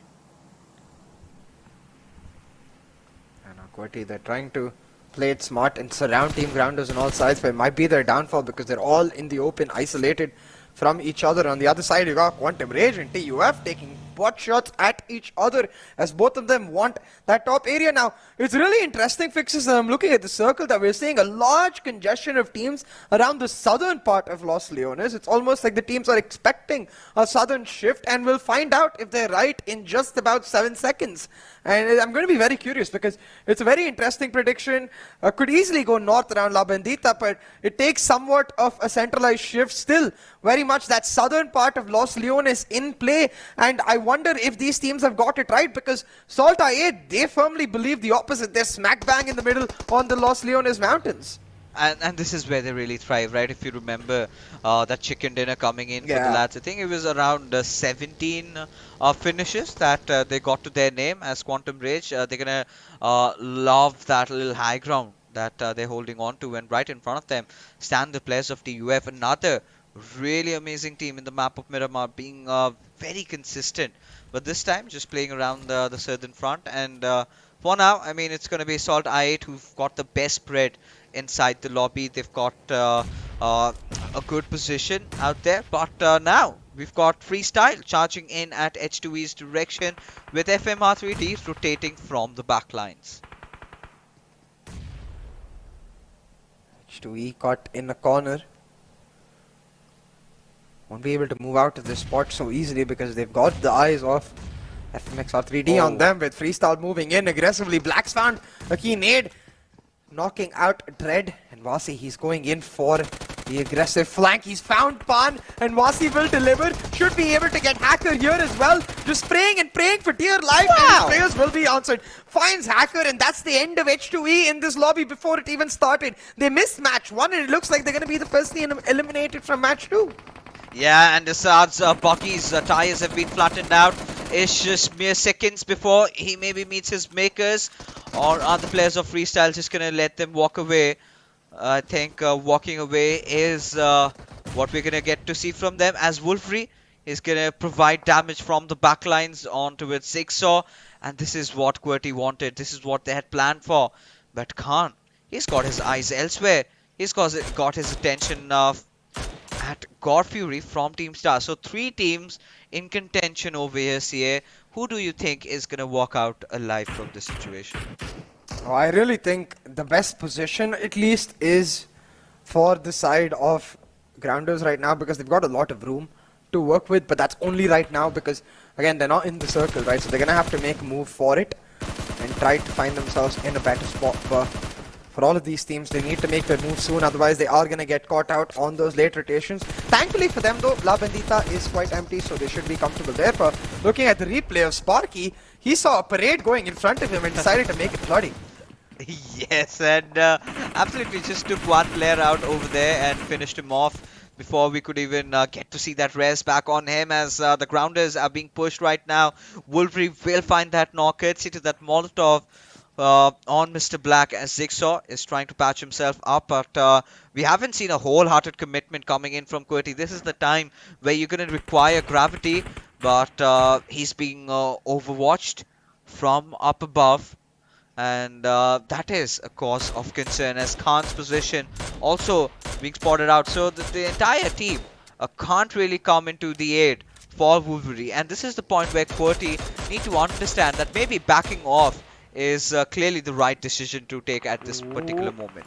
The circle's going to shift. It goes completely north. Fixes. It's going to get a little easier for teams like QWERTY and Team Grounders. As long as they get done with this fight, they get to move out. But they're not getting done with this fight anytime soon. Fixes. Wolverine's still holding his ground. QWERTY still have 2 players trying to deny Grounders from leaving. But Grounders are happy to play this game of chicken and hold on. But the fire will force the chicken out. Jigsaw and Black, they're going to have to give up that spot, as Maxi is looking to deny Quantum Rage their rotations. IQ's been taking down low, and he decides to be like, well, a car couldn't save me, maybe my feet can. Yeah, and North Esports, I mean, enjoying that little bit of a high ground from over there, had no trouble of Maxi getting that knock secured, but finally Crafty coming into the aid does have a different angle, but could use some more space, some more openings to really capitalize, as the Grounders are absolutely surrounded, as the grenade, or rather a smoke, comes in from Sapatar's side, and Wolfrey did not take the bait, as the Grounders, 3 players still alive for these lads. It all comes down to how many medicines that they have at this particular moment, because Gravity has spotted not just 1, not just 2, the whole freaking squad, and this is exactly the kind of a cover fire. This is it exactly the kind of a flank you're supposed to make, and as a result of which the Grounders do beat their makers, as Team QWERTY are gonna walk out of the situation alive, or maybe not. Yeah, because all of that time they spent has allowed Star to hold on to their high ground position. They're going to look to deny QWERTY, but again, it's the same situation for those 2 teams as well. They can't hold on for too long now. On to another area of the map, as we look at North Esports and Quantum Rage on the very southern edge of the circle, trying to contest with each other. But little do they know that they've attracted the attention of the King. SALTxi8 with an eye on this as well. As North Esports, they find 1 elimination on Quantum Rage, but still not in the greatest of spots. They're just looking to hold down their cover areas and ensure that they don't invite that third party. Oh yeah, and at this particular moment, right, Northeast Sports, we've seen them, you know, again a team that knows how to play for positions at the same time go for the finishes. But Quantum Rage seem to be trying to form a flank with Sparky, and the message has been relayed, right? Zameen exactly knows what's happening, but what he does not know that King Crypto is round the corner, and Zameen, he's just gonna get taken down. And the worst part is he can't do anything about that. But it's just not SALTxi8, you know, taking down the players of Team North. They're also going after 4v Now this is typical SALTxi8, just a huge spread, trying to get as many finishes as possible. Now look at the places, look at the covers that they have taken. It's so difficult for teams to really get a knock and push directly at them without getting harmed. SALTxi8, you can really see they're focused in on making sure this game doesn't end up like the last. I mean, even Crypto and his camera was all the way forward. You know, we didn't get to see his face. Not a full stance that we've ever seen across these 3 weeks, which shows you how important these grand finals are to even them. And they understand they've got to deliver from the start to be able to pull off the dominant display they showed us across these 3 weeks. But right now, if we focus in on the circle as it shifts into completely open area, it's a really interesting one. There's a small compound in the middle of it. Freestyle already with control. The circle is favoring them as much as any circle can favor any team fixes Freestyle. I know there's 14 teams still left, but surely Freestyle have got to get this one in the bag. I mean, of course, if the gods of PUBG Mobile have blessed them with such an advantage, you surely have to take it. But right now, SALTxi8 again going against their arch nemesis. It is team #1 going up against #2 out of the Super Weekends, as Virus is just bloody, right, like kind of crawling on his knees as Edgar is under heavy fire. As Uzum is gonna just lob grenades left, right and center, as Edgar wanted to capitalize on that situation, realizing that Virus has made it inside the compound, as Uzum would want to get aid, but the door has been shut down. So trying to throw that grenade from the window, clearly still not being able to successfully find the mark, but this time he will, and has Edgar at very minuscule HP, as despite that, this madman knocks him out. How? Edgar, you monster! Oh, I mean, this is why this player was one to look out for, but the backup is coming through for SALTxi8. Edgar will finish off Uzum though, so the damage has been done, and SALTxi8, they will be fuming, they will be furious, and they'll take out their vengeance on Edgar. Blade, with the help of a Molotov, burns him to the ground, will finish him off, and that will leave TUF with just Joker Sir, but maybe not for too long, as he's stuck in a 1v1 with Reviews. Wow. Reviews able to finish him off, and that's the end of not just TUF, also 4v just like that. But damn, Edgar, he should not have got out of that situation with even one elimination. Yeah, we really need to have some Edgar OP in the chat there, ladies and gentlemen. But right now, we've got another fight amid sauce. It's Quantum Rage against Regicide, a team that looks to be in a very good form over here, as IQ still somehow managed to get a knock on Nocto before getting traded off by Insane.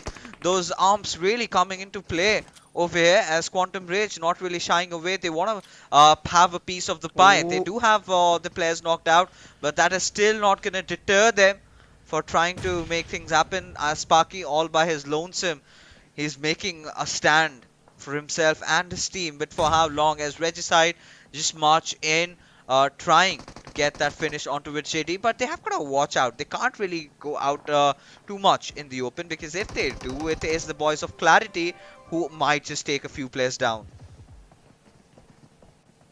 Now look, Insane still trying to move along with the circle while keeping an eye on Buzz and the final player for Quantum Rage. But see, Spark, he's gonna try to play it smart. Sparky try to hold on to his position and go maybe much later once he knows Redicide had gone, but that's why Redicide are refusing to give up the ground. They want Sparky and they will land it. Insane with the nade, finishes off Quantum Rage, and now Redicide can truly focus on that rotation. But they're going to have North Esports in their road before that. But when we head towards the northern side, QWERTY, they've got themselves in the circle already, but they don't have the high ground fixes, which is what Magnus is going to capture. So Magnus, they'll have the high ground advantage, but they'll be pincered between Star and QWERTY, so they're going to have to play it extremely precisely.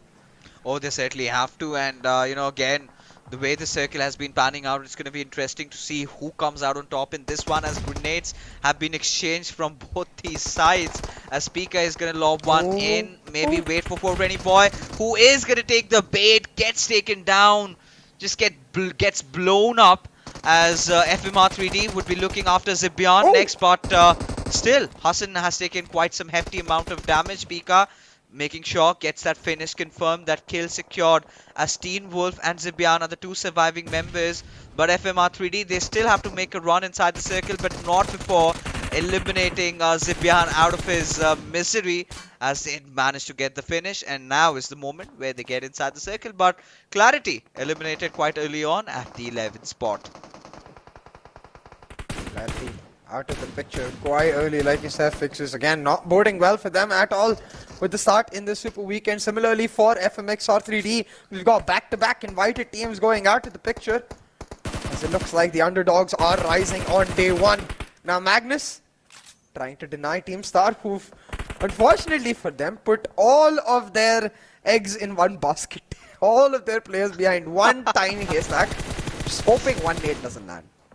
Yeah, I mean the distance is still far though, but so limited, you know. A little bit of a flank is going to expose them, and there you go just absolutely annihilated from the lobby. But MetershotxSKY, hey, they're still alive. They still have one finish, all their 4 players surviving. As Freestyle, now they've got their eyes set at Redicide, finishing their players one after the other. As Magnus, they seem to hold on to a good position just around the edges. However, still just trying to find out where Daku could be stationed at, as he did try to take a few shots at his direction, and so is Black trying to continue that. But this little shift is going to explain who is going to win this game, and there you go. It is Freestyle's game to lose, 100%. It most certainly is, but I see a fight erupting out actually between Freestyle and Redicide. And I wonder if SALTxi8 noticed it too and tried to take both teams out in one fell swoop and take the compound for themselves. We've seen them before, right? When they're in this open area and it comes down to the 5th or 6th circle and there's a compound in play with the team already occupying it, they love going in for the aggressive moves to shut down that team and take over the chicken dinner chances almost. But right now, they're just trying to third party the situation between Magnus and Team QWERTY, as Magnus look to get off their high ground and Team QWERTY look to avoid being trampled in the slope of that hill. Now Magnus, they're being pinned down by SALTxi8. They're gonna get shut down most likely too, but managing to escape with their lives. Cairo and Adil just taking a couple of shots. Oh yeah.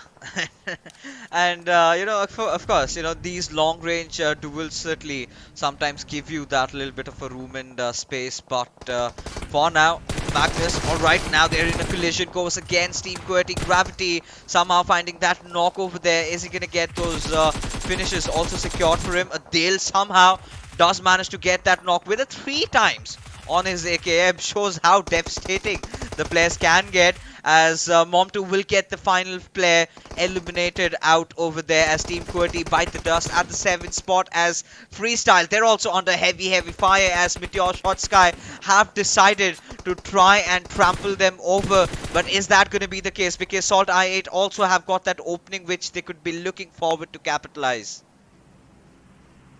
Look, Freestyle, they're gonna try to move in on MetershotxSKY. This nade is gonna be crucial, but ooh, that ledge blocks it out. Mary will just take a small chunk of damage instead. That should give MetershotxSKY the time to get their knocked teammate back to his feet.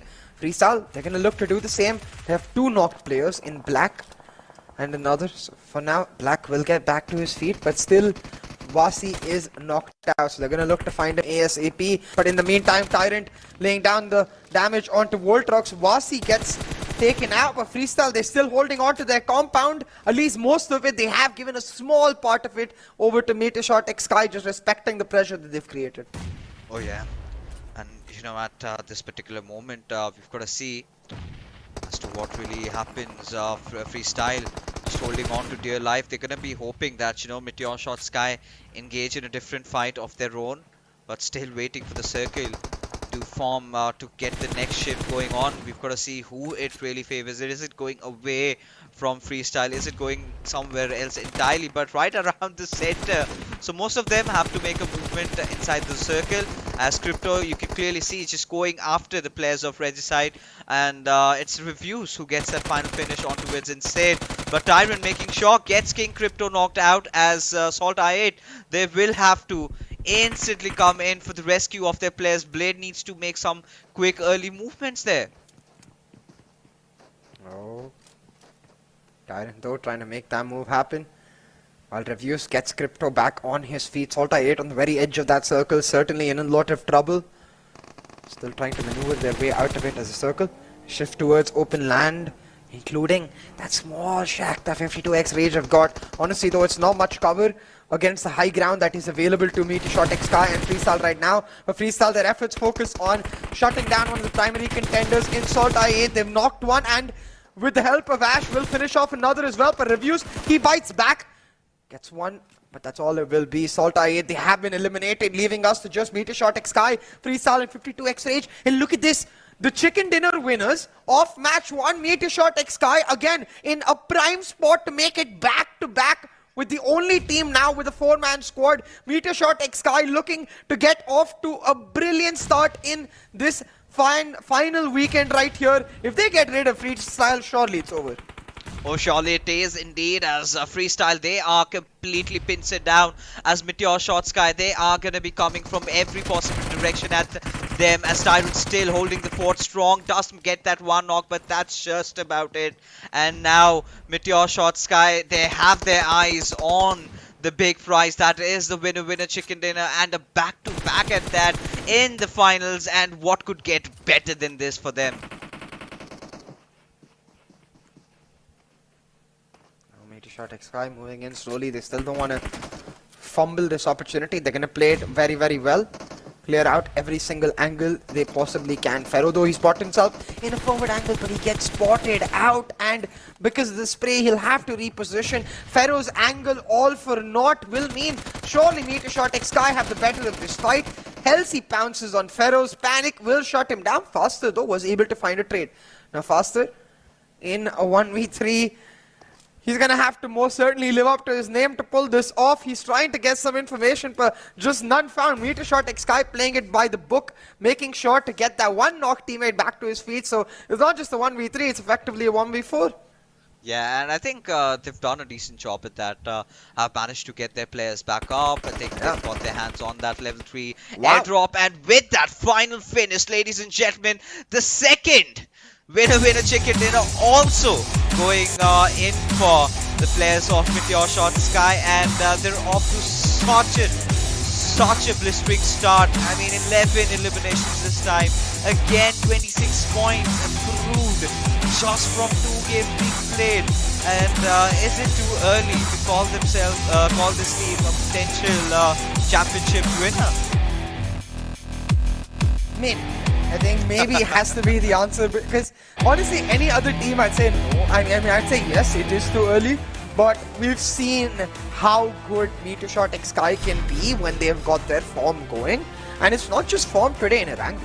Miramar, chicken dinner, they've got another Erangel coming up, man. If they pick up more than 2 chicken dinners in one day, that to day 1 of the grand finals, most certainly can be title contenders. I think you pretty much answered how the MetershotxSKY managed to get the chicken dinner, right? They completely played by the books. There was no foul play. They were, you know, making all the right decisions, all the right steps, picking up the right fights. We're not doing anything risky, which I think certainly SALTxi8 is doing, and they dealing with the brunt of it. This time it was a rather better game, but they were kind of caught off at that one little corner over there. But MetershotxSKY, wow, every single opportunity they had, they took it with open arms and made sure it did count, especially that one fight against Freestyle towards the very end. They knew, right, they've got to get inside the circle, and for doing that they have to clear the backline. So they made sure they go after Freestyle, went in for the wipe, found them at the weakest, and we're going to talk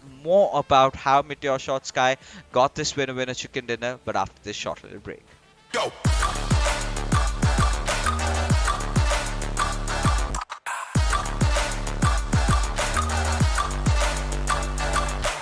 It's your chance to reach the biggest. Let the action begin.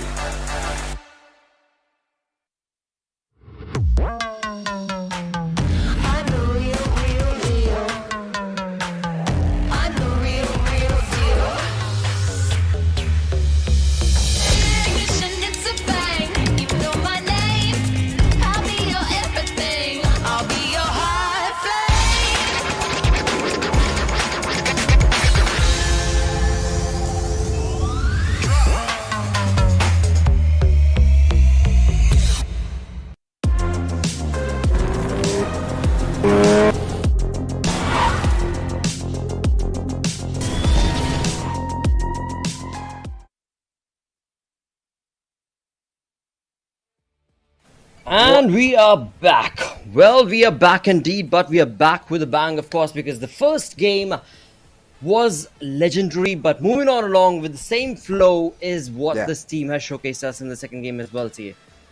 Oh, it was just absolutely nuts from MetershotxSKY, and the fact that they're doing it by the book, the fact that they're playing it just smartly makes it that much more astounding, really, for us, because, I mean, we know MetershotxSKY is capable of this, but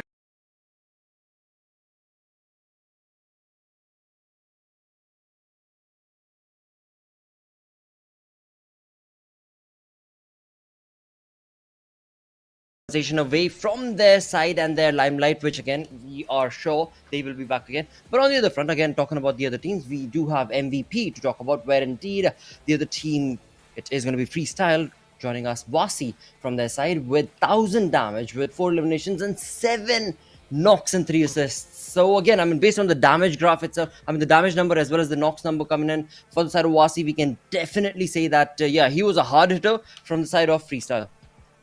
100% right, and really in terms of that, Masi again showing that young blood form that we've been praising him for throughout this 3 weeks of PMPL. Tyrant as well having a great game. Freestyle overall a great game for them, most definitely showing us where that aggressive nature of theirs can really find value, where they take those fights later into the circles rather than earlier. SALTxi8 as well, back to a decent start compared to their first match with 2 players in the top 5 and a top 5 finish as well. So really, in terms of that, things have looked a lot more stabilized in the middle area of the table, but top of the table, MetershotxSKY just rising like kings.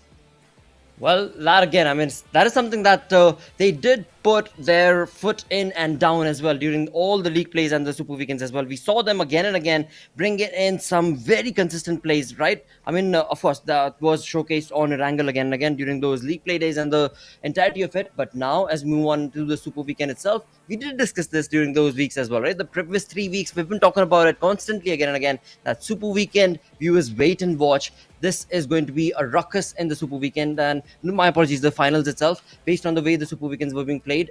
But now here we are, and right off the bat, it is certainly Metershot who are looking very much in form. But once again, we are going to have to, of course, bring the conversation to another team, and based on this stat for match number 2 of the, again, it is just phenomenal for the side of Freestyle as well. Yeah, most certainly is Blotter. I think phenomenal. It's just astounding for me because 2 chicken dinners, man. When they got it, even when they got the 3 Erangel chicken dinners back to back in a Super Weekend, that was like, oh my god. This is even more in terms of the impact and the morale it's going to create for the team. The momentum is going to give them going into the rest of this weekend. But in terms of momentum, again, I'd like to applaud Regicide. A decent game for them. For a team that was struggling to even qualify. You know, when you look back at the last day of the Super Weekend, they're certainly off to a great start in this grand final.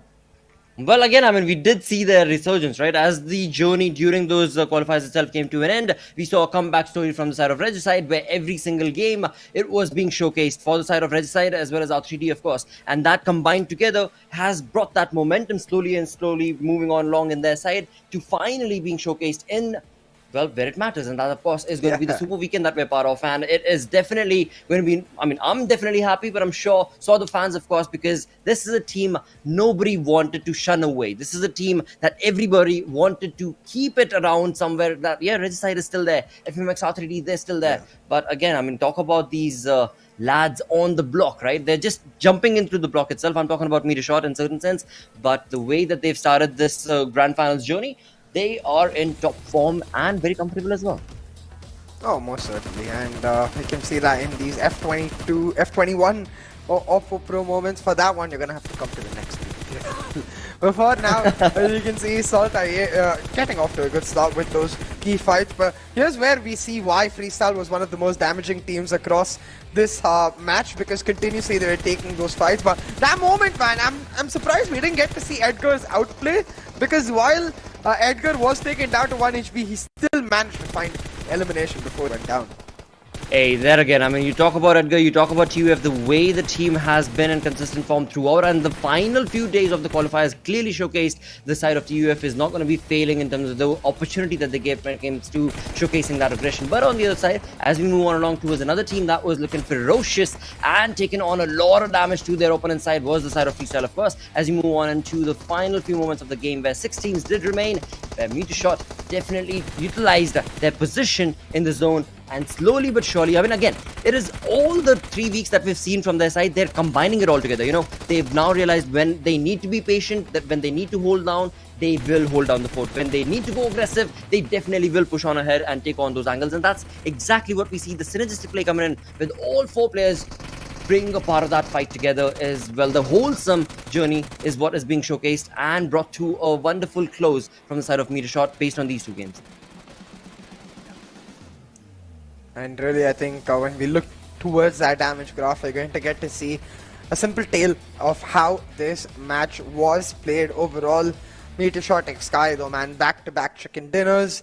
Even in terms of the damage, even though they're not leading, they don't care, right? It's their traditional playstyle that really, really matters. The fact that they're able to get several eliminations along the way, high elimination chicken dinners were picked up here in these 2 matches. It's going to put them in a fantabulous spot going into the rest of this day.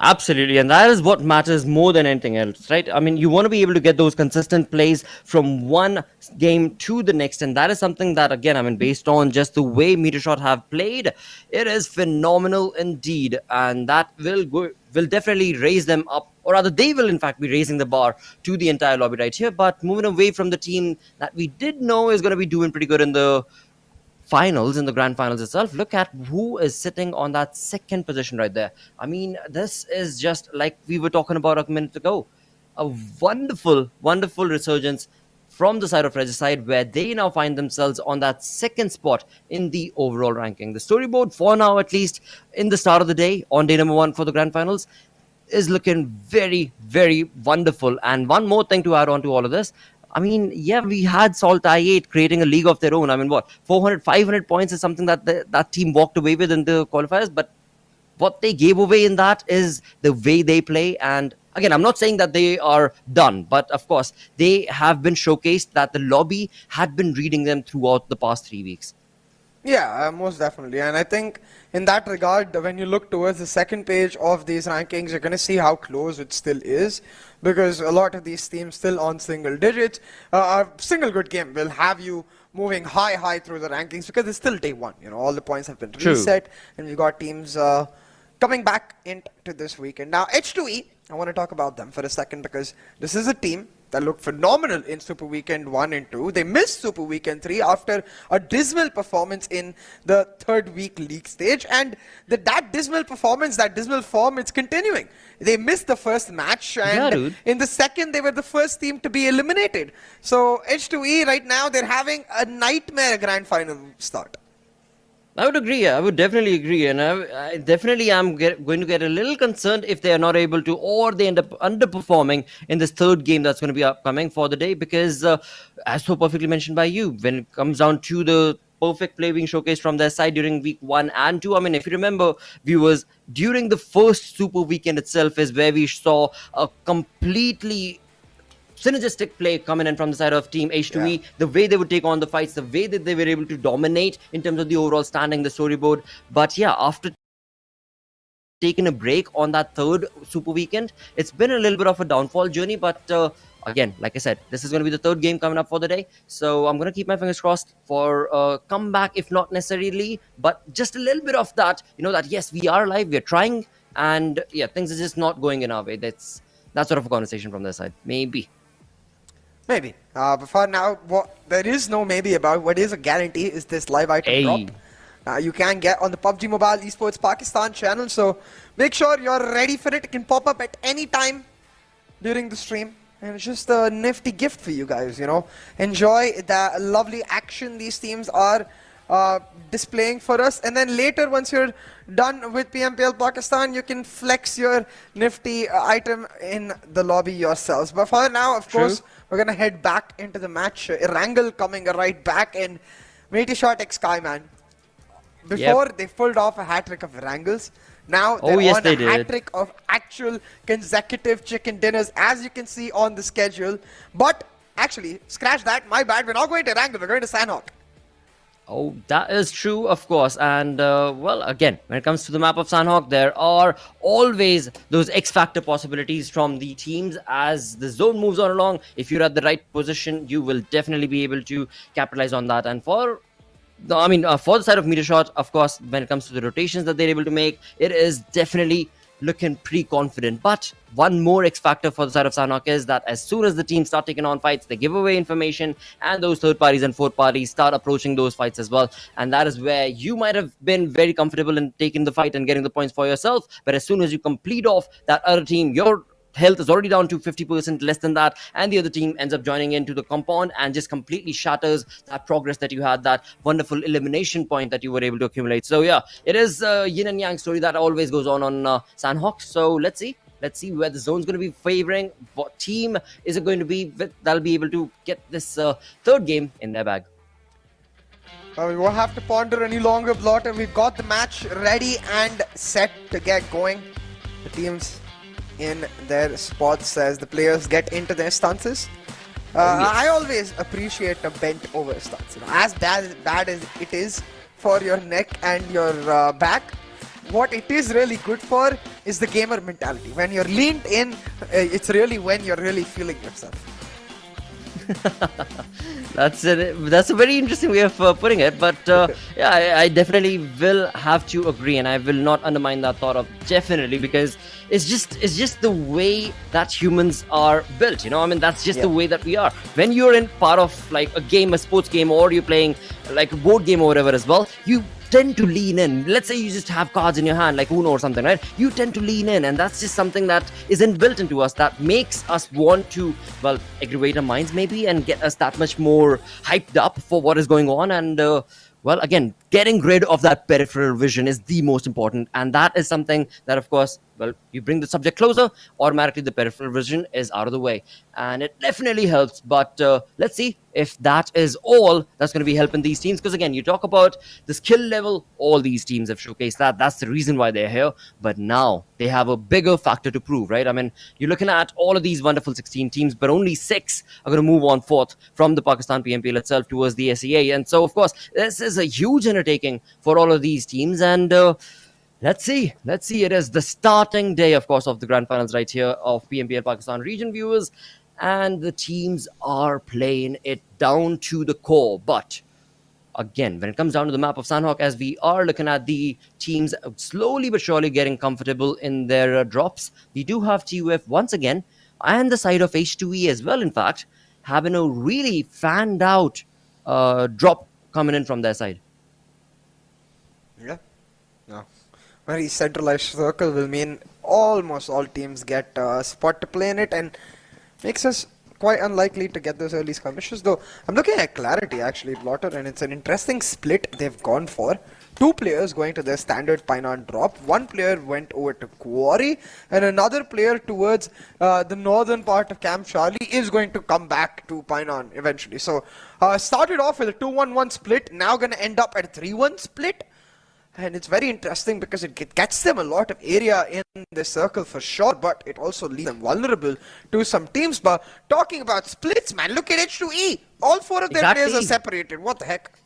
What are they thinking? What are they doing? They haven't had the wonderful start that everybody would have anticipated from their side. And right now, they're almost like, they're inviting the entire lobby to run and gun sort of an attitude. Either that's what they go in with, or I don't know, maybe they're just not synergized. They've had some sort of a fight. I don't know what exactly could be the reason for this, because I cannot think of any strat that would end up helping you in the battleground. But he was almost able to bring down Malik, but Malik, with just a sliver of HP, was able to get the better half of Hucker, and Hucker will be the first person to go down, and that too with the punches coming in, and that is going to be the first blood being drawn. FS once again starting off very much in control, very much in the momentum that they were in the previous game, and that is going to result in 63 players alive. So we've got the first blood, and that, as was perfectly mentioned by both of us right here on the desk, it is H2E, sadly.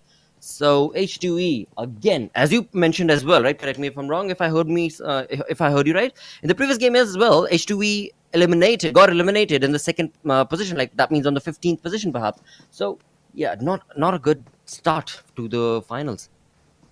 Most certainly isn't, Blotter, and it's going to be very difficult for them to try and correct this somehow. But they're going to have to try. Malik just showing us how strong his fists are. After showing us, of course, how strong his gunplay is. That's all the action I expect we're going to get just now. H2E is still very much separated. The only thing I can imagine is they are going for the healing battle meta, where they just focus on getting as many heal utility as they can. They get them first aids on and hope for the best when it comes to that later stage of the game. But it's quite surprising, honestly, if they do end up going for that. It also shows, I think, a heavy lack of preparation when it comes to Sanhok, because they're not the kind of team to play for that healing meta style of play when it comes to any other map.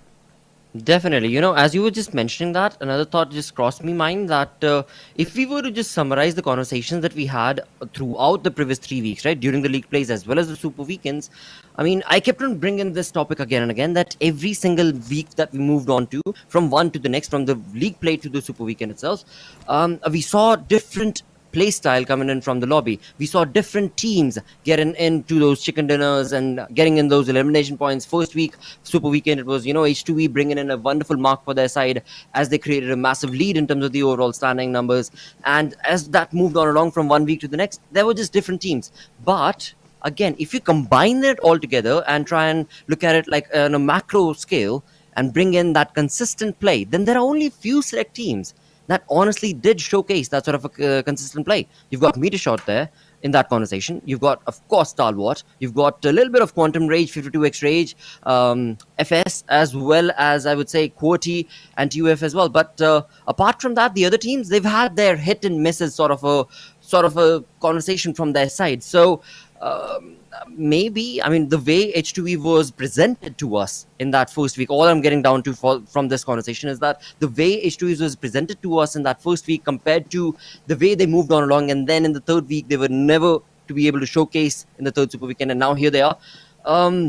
Maybe they have been read, maybe they have been understood, and therefore they're just playing it safe, and playing it safe is definitely not working for them. And on the other front, it is going to be Freestyle once again being the team, being the better half of this lobby, at least for now, taking on the bloody situations in their own hands. And yowzers, coming in a third-party situation, it is going to be Mr. Black. But as soon as he does, FS's Tyrant is going to be bringing in a massive blow from the cover as well. So as soon as Stalwart tried to make that, my apologies, SALTxi8 tried to make that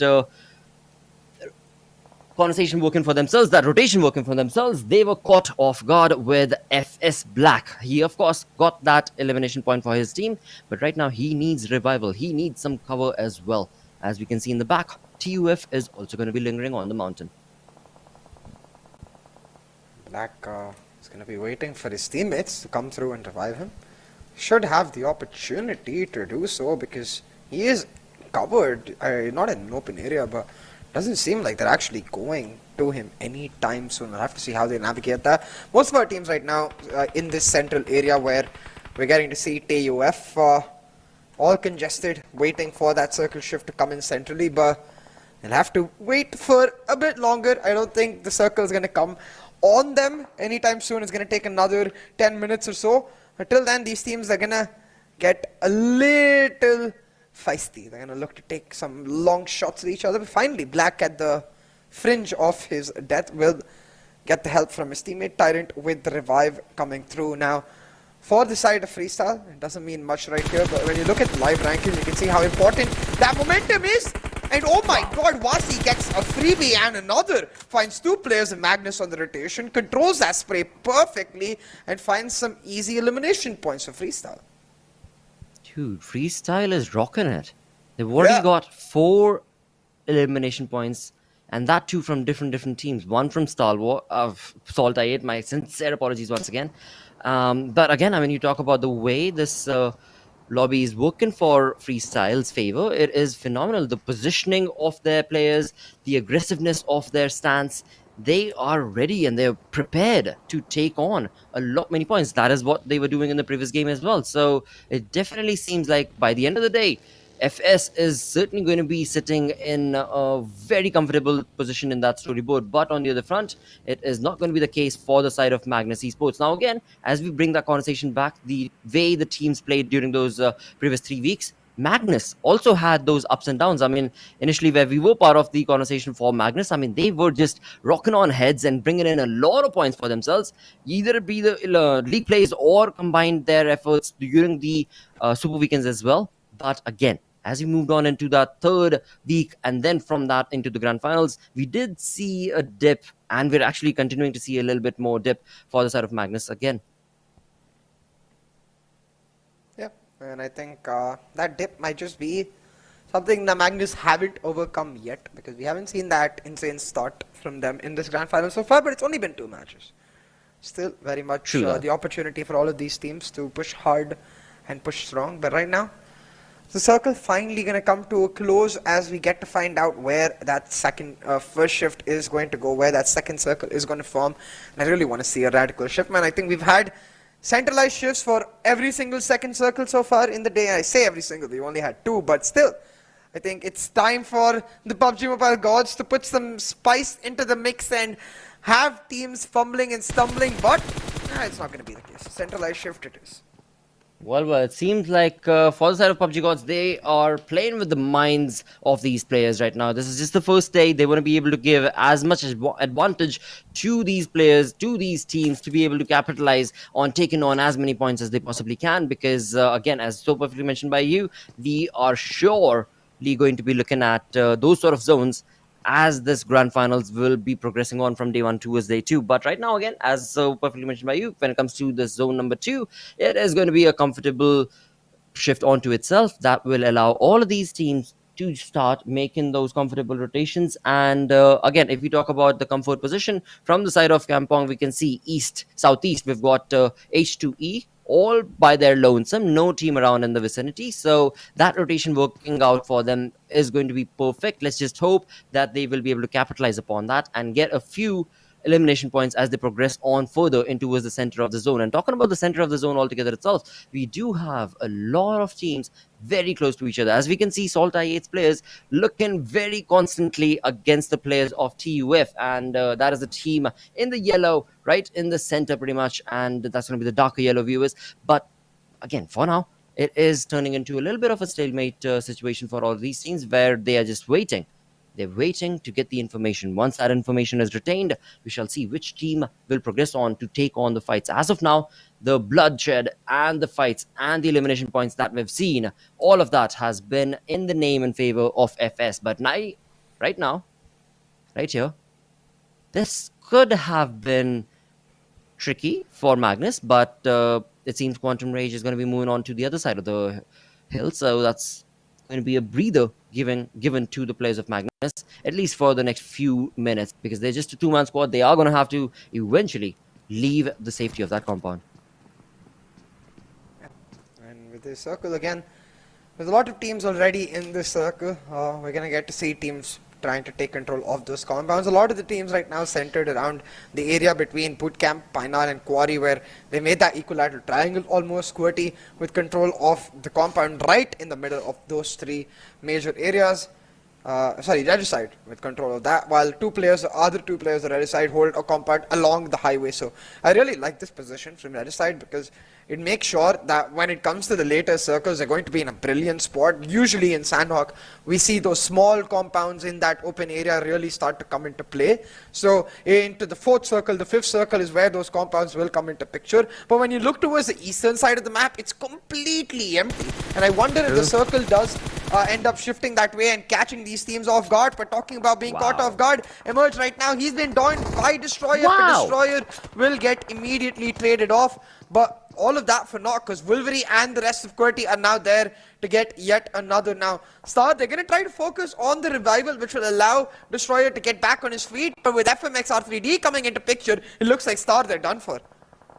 Yowza is not looking good for the side of Team Star, of course, as they were pounced on upon from the side of QWERTY, and as that was completed, Osama was the only player surviving, but it seems not for too long, because as so perfectly mentioned, we do have FMxR3D who've got the information and who are definitely going to be able to, or not able to, but will definitely try to get the points for themselves. But again, Pika, so far away. He has the information. Of course, his teammates are around, but will they be able to get that point for themselves? As of now, it definitely seems like Osama has done his job.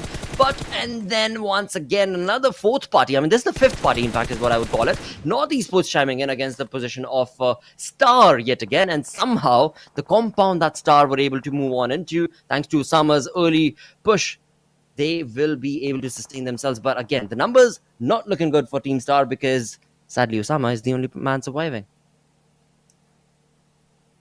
Look at this though. Wolverine, he's got Pika in his Oh, wow. sights. He's holding on to his trigger though, waiting for the right moment to fire. But no, maybe he's lost the right moment. Pika getting out of cover. Wolverine will now go for the shots, but is not able to finish off Pika. Trigger control there not actually working out, but hey, fair enough. I appreciate the try, Wolverine.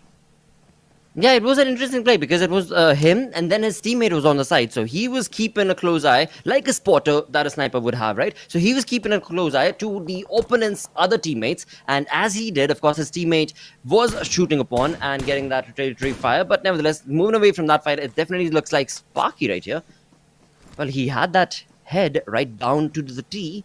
I honestly thought that that could have been a really damaging blow, but that's not the case. So again, the energy, the fighting energy of the lobby right now, just slowing down a little bit. But look at that, Magnus, the two players who were surviving, they are not looking good, as they did leave that compound away from Quantum Rage's position. As we can see, Quantum Rage towards the southeastern side of the zone, outside the zone in fact. That is where the players of Magnus have made that rotation. But again, out in the open, just the two players, not the kind of play that they wanted to make, and thus they are being damaged a lot, where I believe there is only one player surviving from their side. And also, again, SALTxi8 being in a little bit of a precarious situation, and I'm just trying to find them on the map, and they are in the safety of the compound. It's just tough luck situation for their side, apparently. I don't think Blade should get finished off. He should be brought back to his sleep. But actually, shifting our sights to another direction, we got Red side now all grouped up as compared to that 2-2 split earlier, piling the pressure on to Magnus Esports. Now, the circle again, it's almost closed in. I believe about 15 or 20 seconds to go. And we get to see where the circle really shifts. Will it go with the team's prediction, come a little more towards the south, around that Pinon area, or will it go towards the north, towards the east area where it's relatively empty? Right now though, we're looking at Quantum Rage Freesal towards the southern part of that circle, holding on to compounds of their own and being very safe. And that's the story we're getting to see from every single team. Just making sure that they don't overpeak, they don't overextend, a lot of cautiousness in display, and we'll see which team it does reward, because not every team can get away with it. When you play textbook, it means you're going to have to find some sort of X factor to get the eventual end result.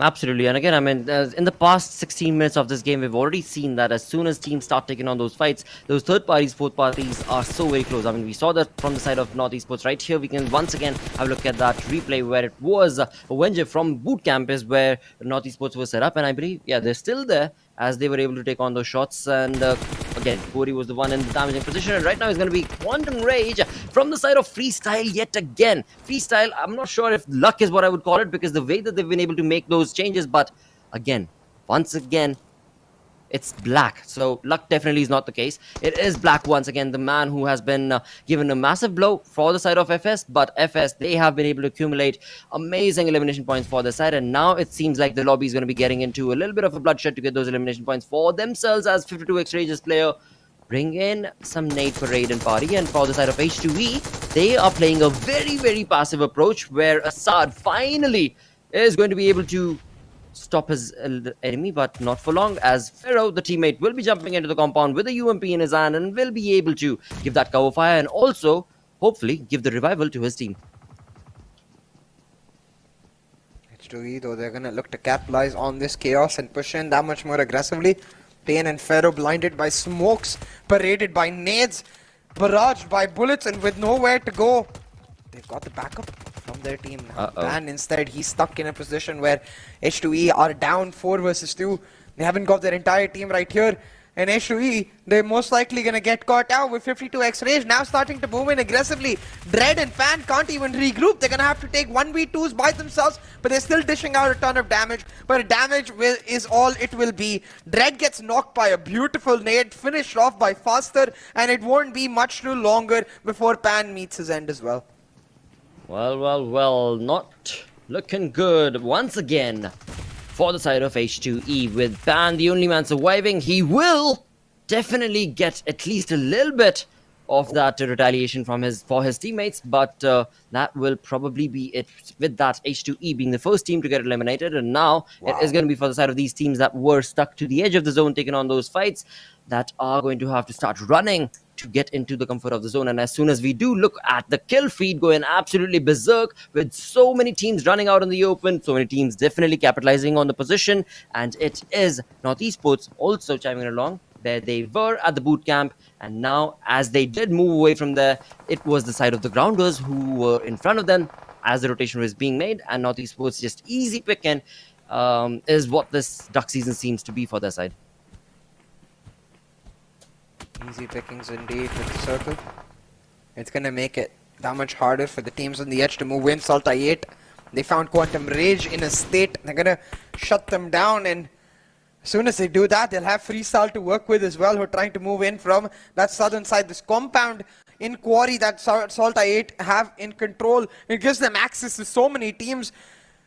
Quantum Rage in the south, Freestyle right next to them, 52x Rage in their very north. But talking about another team, we've got MetershotxSKY piling on the elimination, SALTxi8 piling on the damage. We're nearing that 5th circle mark, and the fights are most certainly erupting because it's too congested for these many teams. Now FMxR3D, they trade equal blows with MetershotxSKY, but MetershotxSKY, they will walk out winners, eliminating FMxR3D, and at the cost of no player, because only Khadir was knocked, so they'll be able to get him back.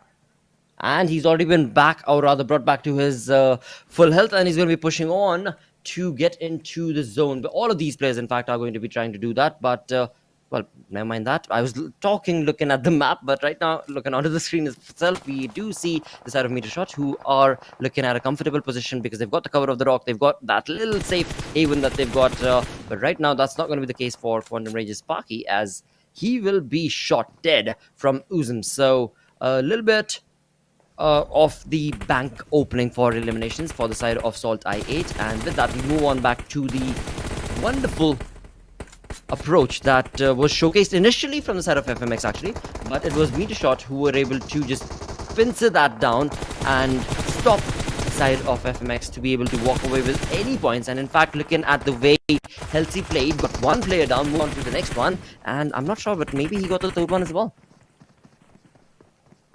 52x Rage though, they've almost wiped out Clarity while SALTxi8 are trying to finish off Freestyle, but Reviews, he's found himself at the mercy of Freestyle. He will get finished off, and now SALTxi8 already down that member are going to be feeling a lot of pressure because they'd lost Crypto much earlier. North Esports, on the other hand, trying to deny several teams from getting into the circle by being that pain in the side. Working out for them, but not for long. Redicide will look to shut them down towards the western side. For clarity coming into play, as all of these teams are in the blue zone, Blotter, and they're continuously fighting against each other, giving a team like TUF, who's already got in, a team like 52X Rage, some huge advantages when it comes to just holding ground in that very circle. Now TUF, with the circle shifting south, they're going to look to make their quick moves as Clarity has been eliminated. Freestyle will meet their makers. SALTxi8, despite those knocks, despite that damage, they still have 2 players surviving, just holding on for dear life, trying to maximize their points. Well, they definitely are trying, but they've only got 2 players, as you perfectly mentioned by you, on the other front for the side of this team of Metershot. As they take on this fight against the players of, I believe, TUF, they are going to have to bring in that synergistic play, all 4 players together, but they are going to also have to be very careful because as they take on the fight, they are out in the open and the blue zone is definitely catching up to those teams on the other front. We did just see from the side of SALTxi8, I mean, they're just a 2-man army, but still, a 2-man army is still a squad, and that squad is wanting to run and gun. But no, that is not the case. They're holding on as of now because they've got a little bit of a position that is still favoring them. They've got the cover, they've got the zone.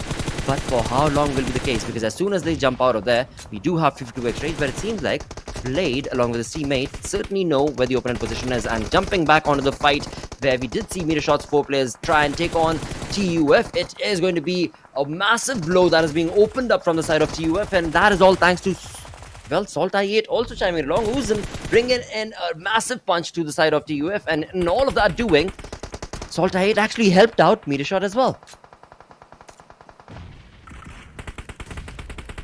It's starting to get real nervy and tense in this final circle right here. SALTxi8's Blade, he tries to hold on for dear life while TUF shut down MetershotxSKY's rotation, or at least they try to. Khatir turns it right back around, and TUF, they've been eliminated, Blotter. But MetershotxSKY, they took a ton of damage for that, leaving 52x Rage as the solo team with 4 players surviving. 7 players in the lobby right now, but with the fact that we've got 4 teams, it shows us that it's 3 teams with singular players trying to make their mark, and 52x Rage in prime time position to shut them down. They let themselves get isolated, and Blade, he finds one, whittled down the opposition. Can Waz find another? The answer is no. Regicide will be eliminated, and now 52x Rage in a 3v1v1. I think they should just group it and play it safe. They definitely should. Really fanned out from the side of that team. Even though numbers advantage definitely woken for the side of 52x Rage, it is the cover that is not. And again, that if at all we talk about cover, that cover is basically blown because again, the way SALTxi8 held that position at that compound, that gave them the edge. And right now, the Hellsea, the 1 man remaining for the side of Metershot, is completely going to be stopping the 52x Rage's rotation into the zone. But he did do it all by his lonesome. Daku, the only player surviving. And again, the things were not looking like they would go in favor of SALTxi8. But now, it seems that could very well be the case, where it is a 1v1 situation between Daku and Blade. Oh, the Molotov is going to land as well. Daku, he's going to find himself in a terrible, terrible spot. But actually, the Molotov doesn't land. Small corner by which Daku escapes, but he's going to have to come into the open ground. And in that 1v1, oh my god, SALTxi8 find a chicken dinner that was literally gifted to them by Hellsea. Hellsea winning that 1v2 fight, knocking out 2 players of MetershotxSKY and of 52x Rage. And man, 52x Rage is going to be fuming.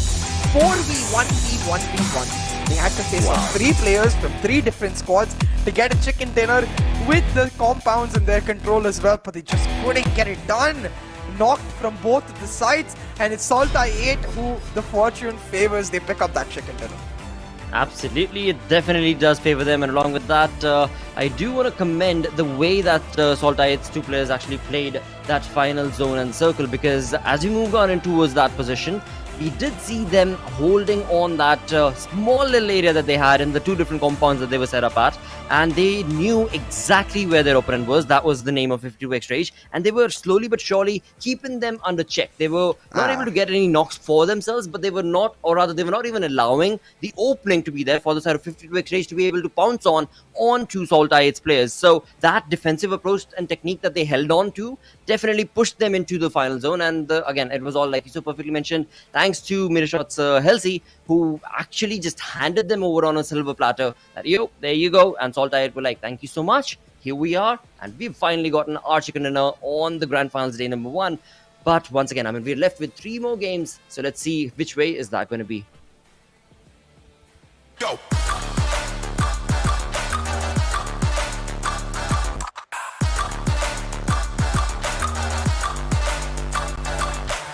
It's your chance to reach the biggest. Let the action begin.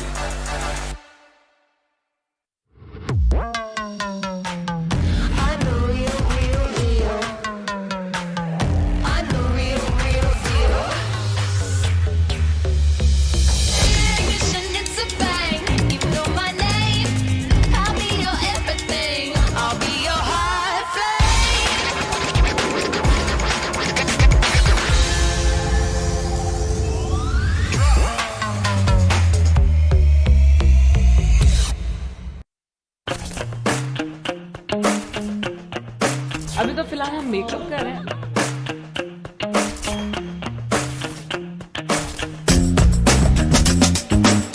बंद का मतलब ये कि don't shoot. Game Master, mag veel team kiechle. माँ का work. हाय. बहुत अच्छा लग रहा है PUBG मोबाइल के साथ कोलैबोरेट करके, और अब मुझे एक और तरीका मिल गया अपने फैंस से कनेक्ट होने का. पख्तून फैंस से अपनी आवाज में PUBG मोबाइल खेलने का मौका मिलेगा. अपना अच्छा लगेगा. आप खुद सोचे तो कोई एक चीज वियर्ड नहीं है. वो तो बहुत कुछ ऐसा कई दफा हुआ है कि थैंक यू वेरी मच कह के या बिल्कुल खामोशी से मैं निकल गई. PUBG तो मैं सोच रही हूँ जो इस वक्त मेरी टीम यहाँ पे मैं इनके साथ खेलूँ. मजे का कीप रॉकिंग. यूथ में मेरी बहुत फैन फॉलोइंग है और फैंस वाकई मुझसे बहुत ज़्यादा प्यार करते हैं. बहुत हार्डकोर हैं. तो लेट्स गो. तो अभी हम रास्ते में हैं और हम जा रहे हैं अपने स्टूडियो की तरफ वॉइस ओवर्स के लिए. वॉइस पैक आने वाला है PUBG मोबाइल में पश्तो में. सो यस, मैं बहुत एक्साइटेड. माँ कवर का अल्लाह का माँ सरा मदद का. और मुझे प्राउड इस बात है कि मैं पठान हूँ, मुसलमान हूँ. मैं आज जो हूँ जहाँ हूँ, यकीनन मेरे कल्चर की कदर ही है जो मुझे यहाँ तक लेके आई. आप लाइव स्ट्रीमिंग कब शुरू करें? बहुत जल्द मुझे लगता है. इसके बाद तो एक बनता है सेशन, तो वो तो आप जल्दी देखेंगे मुझे.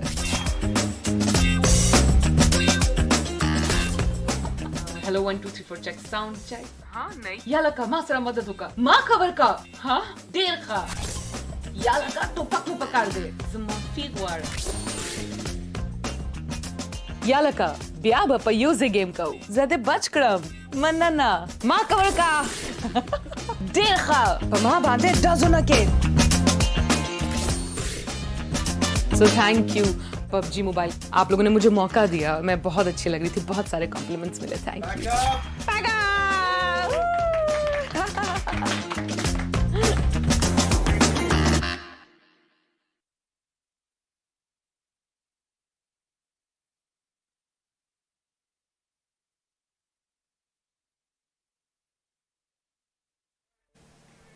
Well, what a phenomenal game that was. Honestly, though, still feels very confusing how 52x Rage was able to bottle that one, man. That was a chicken dinner. They had to pick up, because now they're going to be extremely angry and not in the right way. Oh, yes. They're going to be continuously wondering how the heck did we lose a 4v3? And it's not even like, okay, 4v3, one team versus another team, that I can imagine a team with 4 people losing.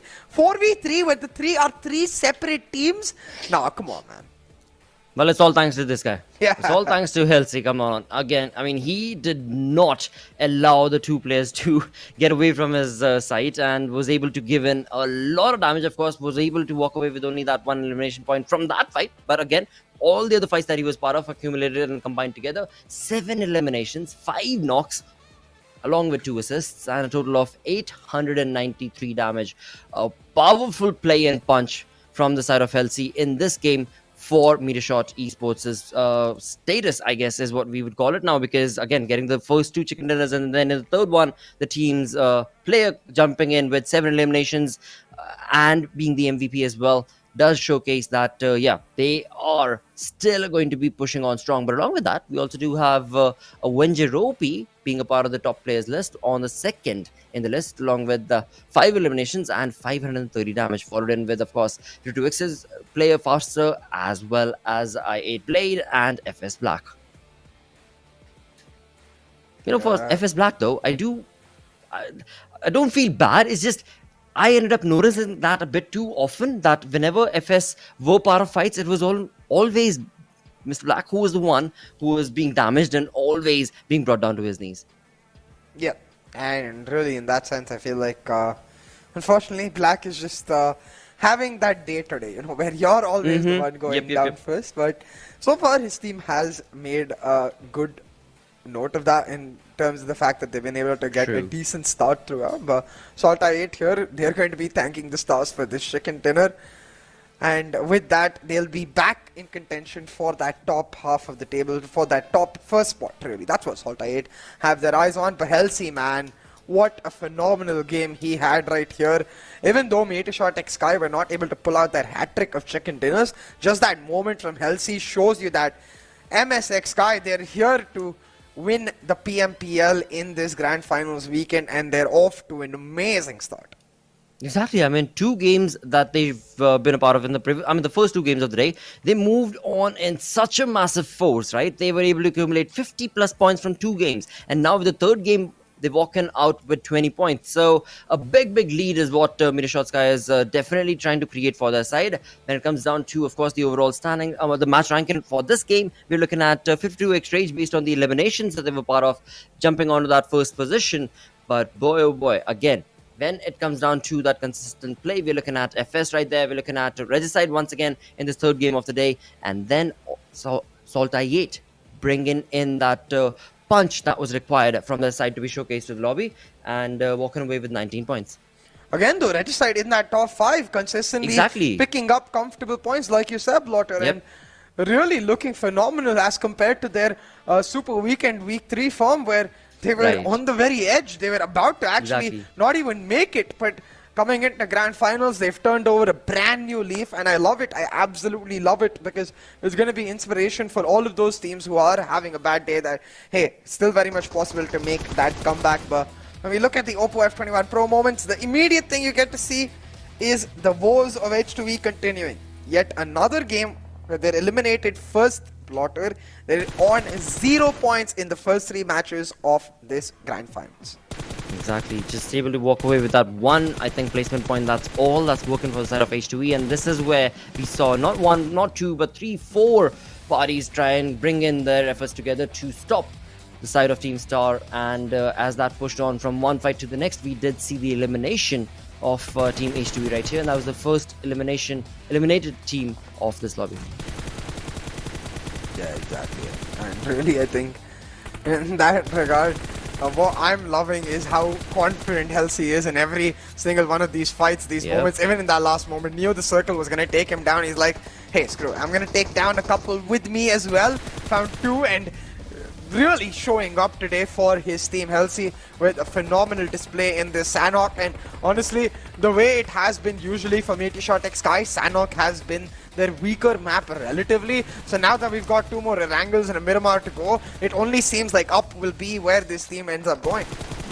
Absolutely, that is to be expected. And once again, just taking that back to the side, not the side, sorry, the way that Halsey played right there was ferocious. I mean, 1v3 situation, and then pushing on to take more fights for his team. Just beautiful play style coming into his favor, and then finally, of course, walking away with the 5 elimination points.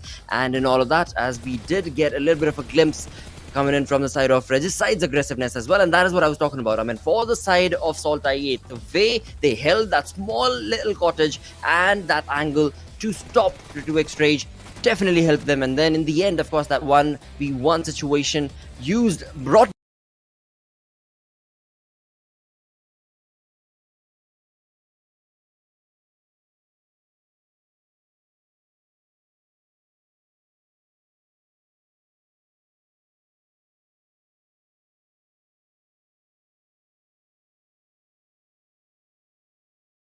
seems.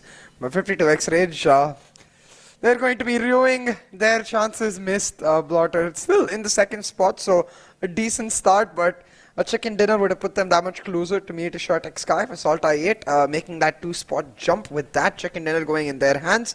Still several points away from 52x Rage, but for Regicide to be in the top 3, that is going to be a phenomenal achievement after half of this first day is over now. Really, I think besides that, we've got teams like TUF starting to rise up. I wonder how they're going to look going into these final 3 matches of day 1.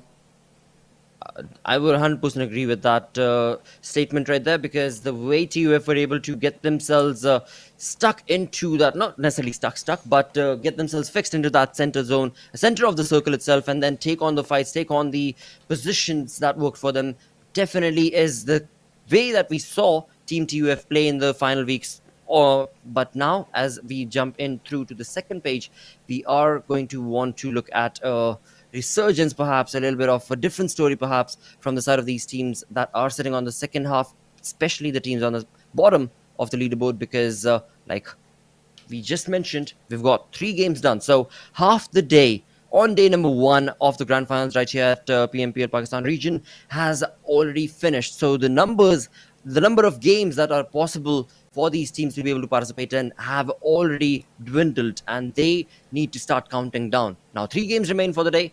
There's still hope, there's still that possibility for the teams to be able to bring one good game, and they're going to be jumping hoops from the second page to the first.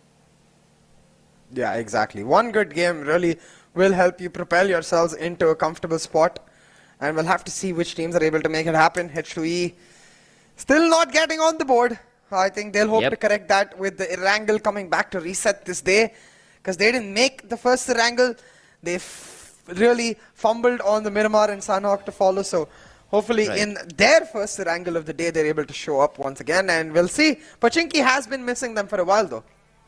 True that indeed. And of course, when it comes to the way the team had played earlier during the league plays as well as the super weekends, we will like to see that H2E jump into this battleground. But again, we can hope all we want, we can pray all we want. In the end, it will be based on the team and what they are facing and what exactly is the issue that's bringing their gameplay down. Because yeah, this is not the H2E that we remember, but that can be said for so many other teams as well. So I don't want to just point out one particular team like that. The teams basically that are sitting on that second page, we've got the side of Team Star, we've got so many, the Grounders. I mean, these are some very legendary players in there, very skilled players is what would be a better term. But let's find out what this fourth game of the day will be bringing us through to, because this time around we go on to the map of Erangel. So again, as he did mention a few minutes ago, it is a tried and tested map for all of these teams. They know all the nooks and corners, they know all the positions, they know the rotations, they know their opponents' positions and drop locations. Now with all that, there is a lot to process for an IGL, especially knowing the fact that this is the grand finals. Yeah, and grand finals is where these teams have wanted to make their mark for the last 3 weeks. MetershotxSKY and to a certain extent SALTxi8 already have, with their chicken dinners picked up. Now we'll see if the next 3 show us some different winners. For now, heading on to the match 4 of Erangel.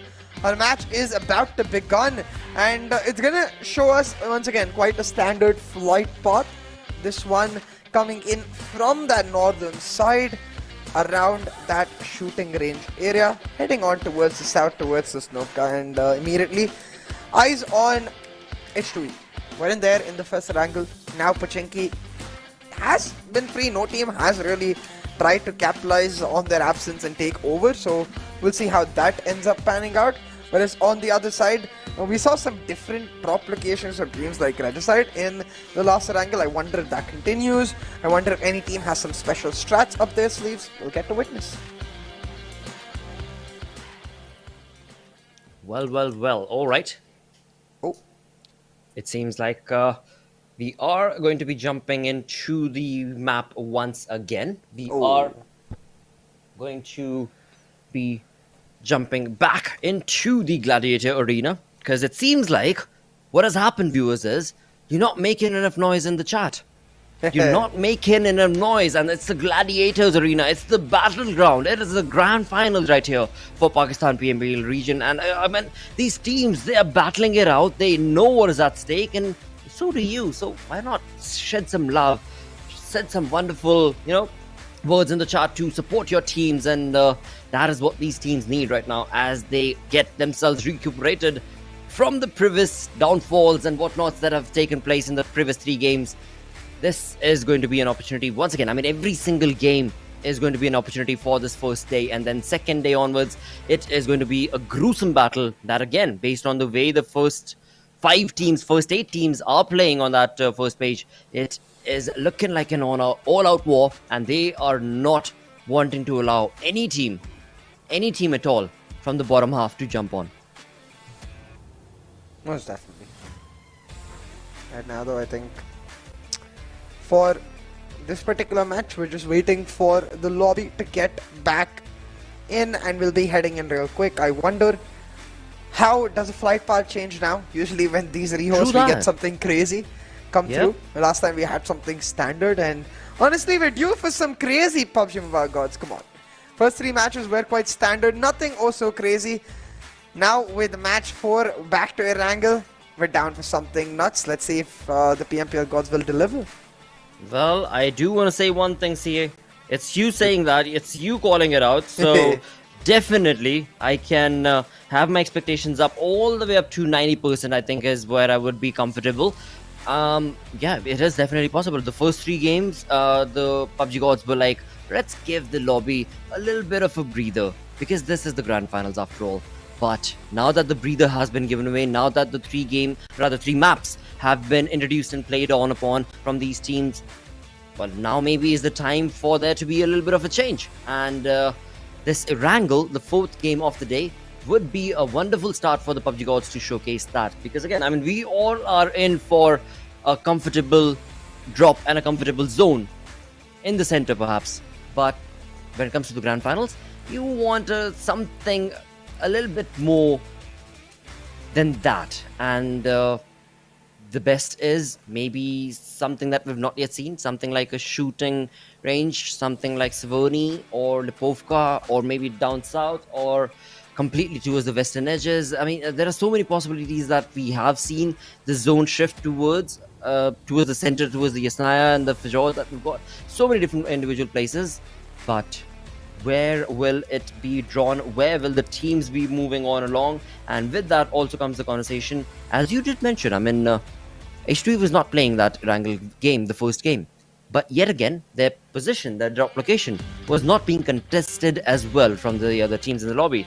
So it seems like the teams have actually gotten comfortable, and they are pretty much sticking to their own drop locations, apart from, as you mentioned, Regicide perhaps, that tried something different. Oh, the flight path is extremely different. We're starting from Nova Ripnoi this time, heading on towards QWERTY.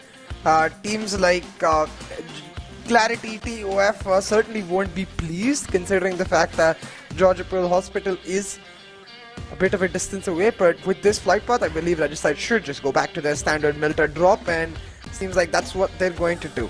Now, every other team seemingly fanning out to their standard drops. You got MetershotxSKY to Nova Ripnoi, SALTxi8 to Sosnovka, and we see the familiar logo of H2E finally populating Pachik.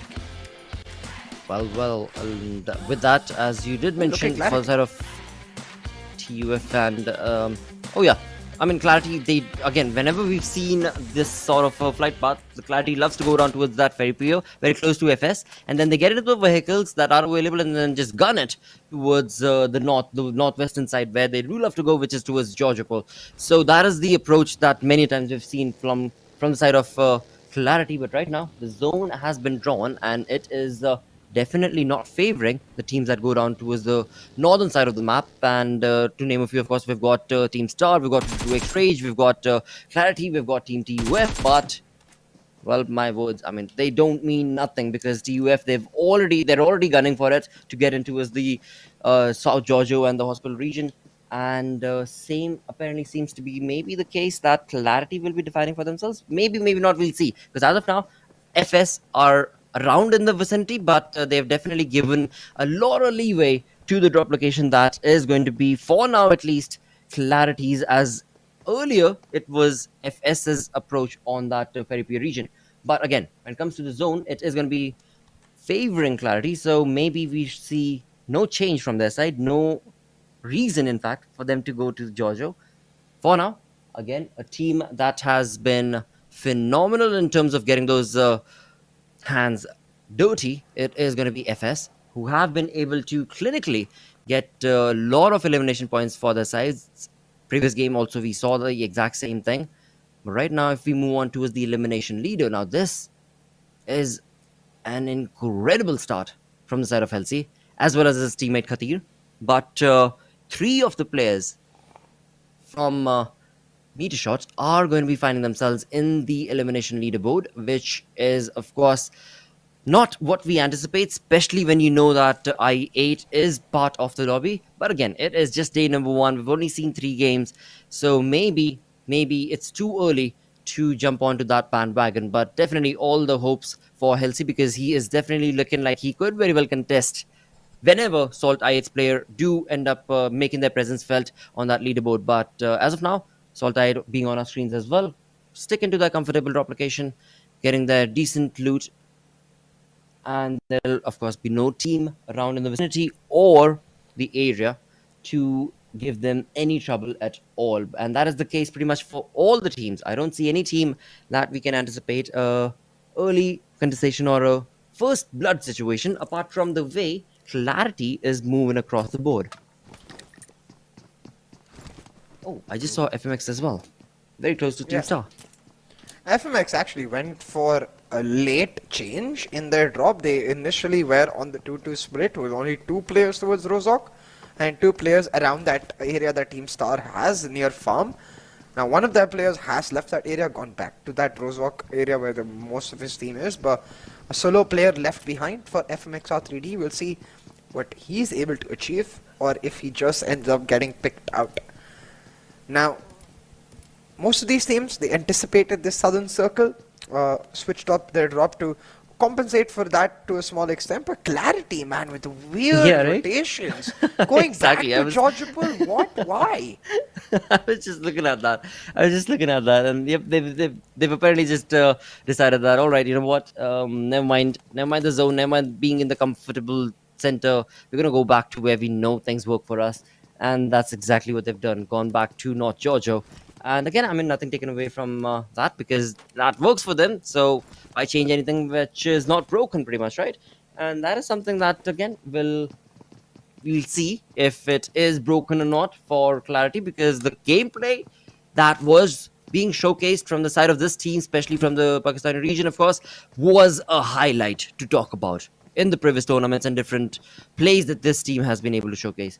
But over a period of those months and years, you know, things have started to dwindle down a little, slowed down, not dwindle down actually, just slowed down a little. That aggressive stance and streak that was always, synonym with the name Clarity, it was just a little bit on the low front. But that's not the case for FS, based on the way that they've got the momentum rolling for them in this grand finals. And Team Star off to a rocky start, but nothing taken away from their play as well. Hopefully they are able to revive themselves in the 3 games that are remaining. And along with that, we've got the Grounders making an early rotation towards the south, towards the military base. And long and behold, we've got I8's 2 players sticking onto those edges, because they know the zone is around them, and they are already keeping a watchful eye towards those water bodies as to which team is going to be crossing that place. But it seems like the Grounders will be getting lucky as soon as they reach the edges of the military base. SALTxi8 have actually moved away from the water position that they were in. All right. Well, this might be an opening for the Grounders.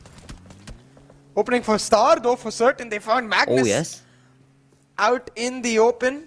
They found 1 elimination already, but that's all it will seemingly be, because Magnus have got themselves behind cover. Elbe, and that's a dicey spot around those cliffs. Could certainly end up in a very weird situation if the circle keeps shifting downward. For now though, they're just gonna look to hold on and return the favor on to Star. Cairo, as you can see, just get caught out on that rotation by Emerge and Sultana. Well done by them, but the rest of Magnus now, they're looking to hold on now. Look at this, Osama. He got one knock earlier. He's looking to get a lot more with this aggressive flank coming in, forcing Magnus to get stuck in this small area. But Star, they're going to have to maneuver this quite deftly, because you can see on the map, we've got H2E starting to come into this area. FMxR3D's Hassan OP has an inkling of this fight happening, while all of QWERTY red side, they're moving downwards, anticipating that southern shift. Magnus, they're in a lot of trouble, but if they play it patiently, they might get some help from unexpected sources. It is possible, definitely. But again, when it comes down to this sort of a playstyle, we've been looking at it. I mean, I've especially noticed this in different tournaments from different teams of different countries as well. And it always falls back upon this wonderful approach, which is you've got your sixes covered. You know that you won't get at least shot on to your back. So now all you have to worry about is teams making those rotations. And as they do, we'll be able to participate in those easy pick-ins. But I think the lobby and the teams, actually not just the lobby, need to change that playstyle, because it is just too chaotic when you stick to the edge like Magnus is right now, like Team Star is. As the other teams start jumping into this arena, into this area, it is going to get so very difficult for these teams to actually be able to, if the zone moves on towards the southern side, towards the military base, then it almost becomes next to impossible for the teams to be able to make a perfect, all the four players making a rotation, and will be able to, enter the military base itself. Because again, the other teams that are going to be making that late rotation from the north are then going to be pouncing on you, and then it will be easy picking for them as you try and swim through towards that military base. So yeah, I definitely do want to see a little bit of a change in strategy from the teams, especially that love to stick down towards that edge and get those elimination points. But never mind, enough said. As of now, we do have the side of 4VTFD. Ash. Oh, he is gonna get just taken down. Has just been turned into Ash. Gravity Sadly. making quick work of that. And QWERTY just picking up an easy elimination point. Yeah, really weird that 4VTFD. Ash was caught in that position because the rest of the team is a little distance apart. Not too far apart, but definitely not anywhere close so that they could trade. It was just a free elimination for QWERTY. But the circle plotted, it took a centralized shift. So only a small portion of Sosnovka Island in that circle, and teams trying to focus along the shoreline where they expect this final circle to turn out, and a lot of damage to be done along the shoreline. You can see SALTxi8, they moved into a really interesting part of it where they're not really susceptible from their back because of the fact that there's no one on the bridge. But what we don't notice actually on the map is one team coming from Sosnovka. Is that 52X Rage? We're going to come in on the late rotation from Bridge 1 on Sosnovka? It could be. It could very well be on the other front. I just noticed, as we're on that map, I just noticed the side of grounders. As as SALTxi8 made that rotation from the military base onto the main island itself, right? We did see the grounders 5 minutes ago make that rotation onto the military base, and now they've been pushed away from the military base based on the blue zone, as it seems like the zone is probably going to be forming on the main island itself. And right now it is H2E that is going to be on our screens as they try and hold off their opponents. Thankfully, I mean, they've got the cover of the compound working for them, and same of course can be the case, can be said for the side of these teams on our screens, Team QWERTY as well as 4VTFD. Now 4VTFD did lose one of their players, Ash, so they're down 2-3-man army, but they also know where that opponent team is, so they're going to be keeping a close eye as to what is QWERTY going to be doing, how exactly are they going to be wanting to rotate out of this entire position. But in all of that, if we look on towards the eastern side of the zone, we've got Regicide. They are holding it steady, they're keeping it safe. They've got a 2-man split coming in from their side, and they're not giving away. It was that eastern front of the edge of the map of the zone itself. It is looking really good, at least for now. Yeah, for now, most certainly. Not looking good for Magnus, so still stuck in that cliff area. Now under pressure by SALTxi8. They can't move at all, man. They're just stuck. And really suffocated at this point. But with the circle shift coming through in just about 8 seconds, they might get a moment of respite. But actually, no, scratch that. SALTxi8 unwilling to give them a moment. Blade, he's going in all high and charging, doesn't even get out of his vehicle. He's mostly going to get knocked. Crypto gets knocked. Reviews will get finished. And SALTxi8, they just ran into their deaths. What the heck? What was that? Wow. And look at the Again, circle. though. Oh my. Amazing. Just absolutely amazing. Like I said, dude, I knew I called the cards right. I knew I put my money where my... Well, never mind. I shouldn't really say any of those things, but... CA called it, and here it is. The zone definitely bringing in a lot of curveball story. Also, I'm taking the conversation back to how Mom2's reaction actually favored the side of Magnus, because he actually baited. If you noticed, not once but twice, he initially baited Blade, and then the second player from the side of SALTxi8, oh, you want to try and run me down, right? Yeah, here's your chance. And then at the last moment, he jumps away and takes on those shots, and yep, that is the moment 2 that we've seen from Magnus again and again. On the other front, sadly, it is going to be Team Star yet again in a little bit of a battle against the players of, I think it was FMxR3D, if I'm not mistaken. Yep, yeah, no. That is true. QWERTY, he's going to get finished off as well as TUF engage themselves in a fight with North Esports. They've knocked Zameen. Barrage of nades coming through will most likely guarantee his finish, with as Snow decides to cut his losses and leave Maxi going in the other direction. North Esports, they just... The calls come through, guys. Scramble, scramble, scramble. Our match is screwed. Now just try to survive and play for placement points as much as possible. See, again, I mean, in the second zone and the third zone, as they made that rotation, they found a really comfortable spot on the edge as well as on the mountain. So that was working for them. That was really working for them. But then as soon as this third curveball was showcased from the side of the zone itself, it put them out in the open. They made that rotation, and actually I missed the rotation that they made.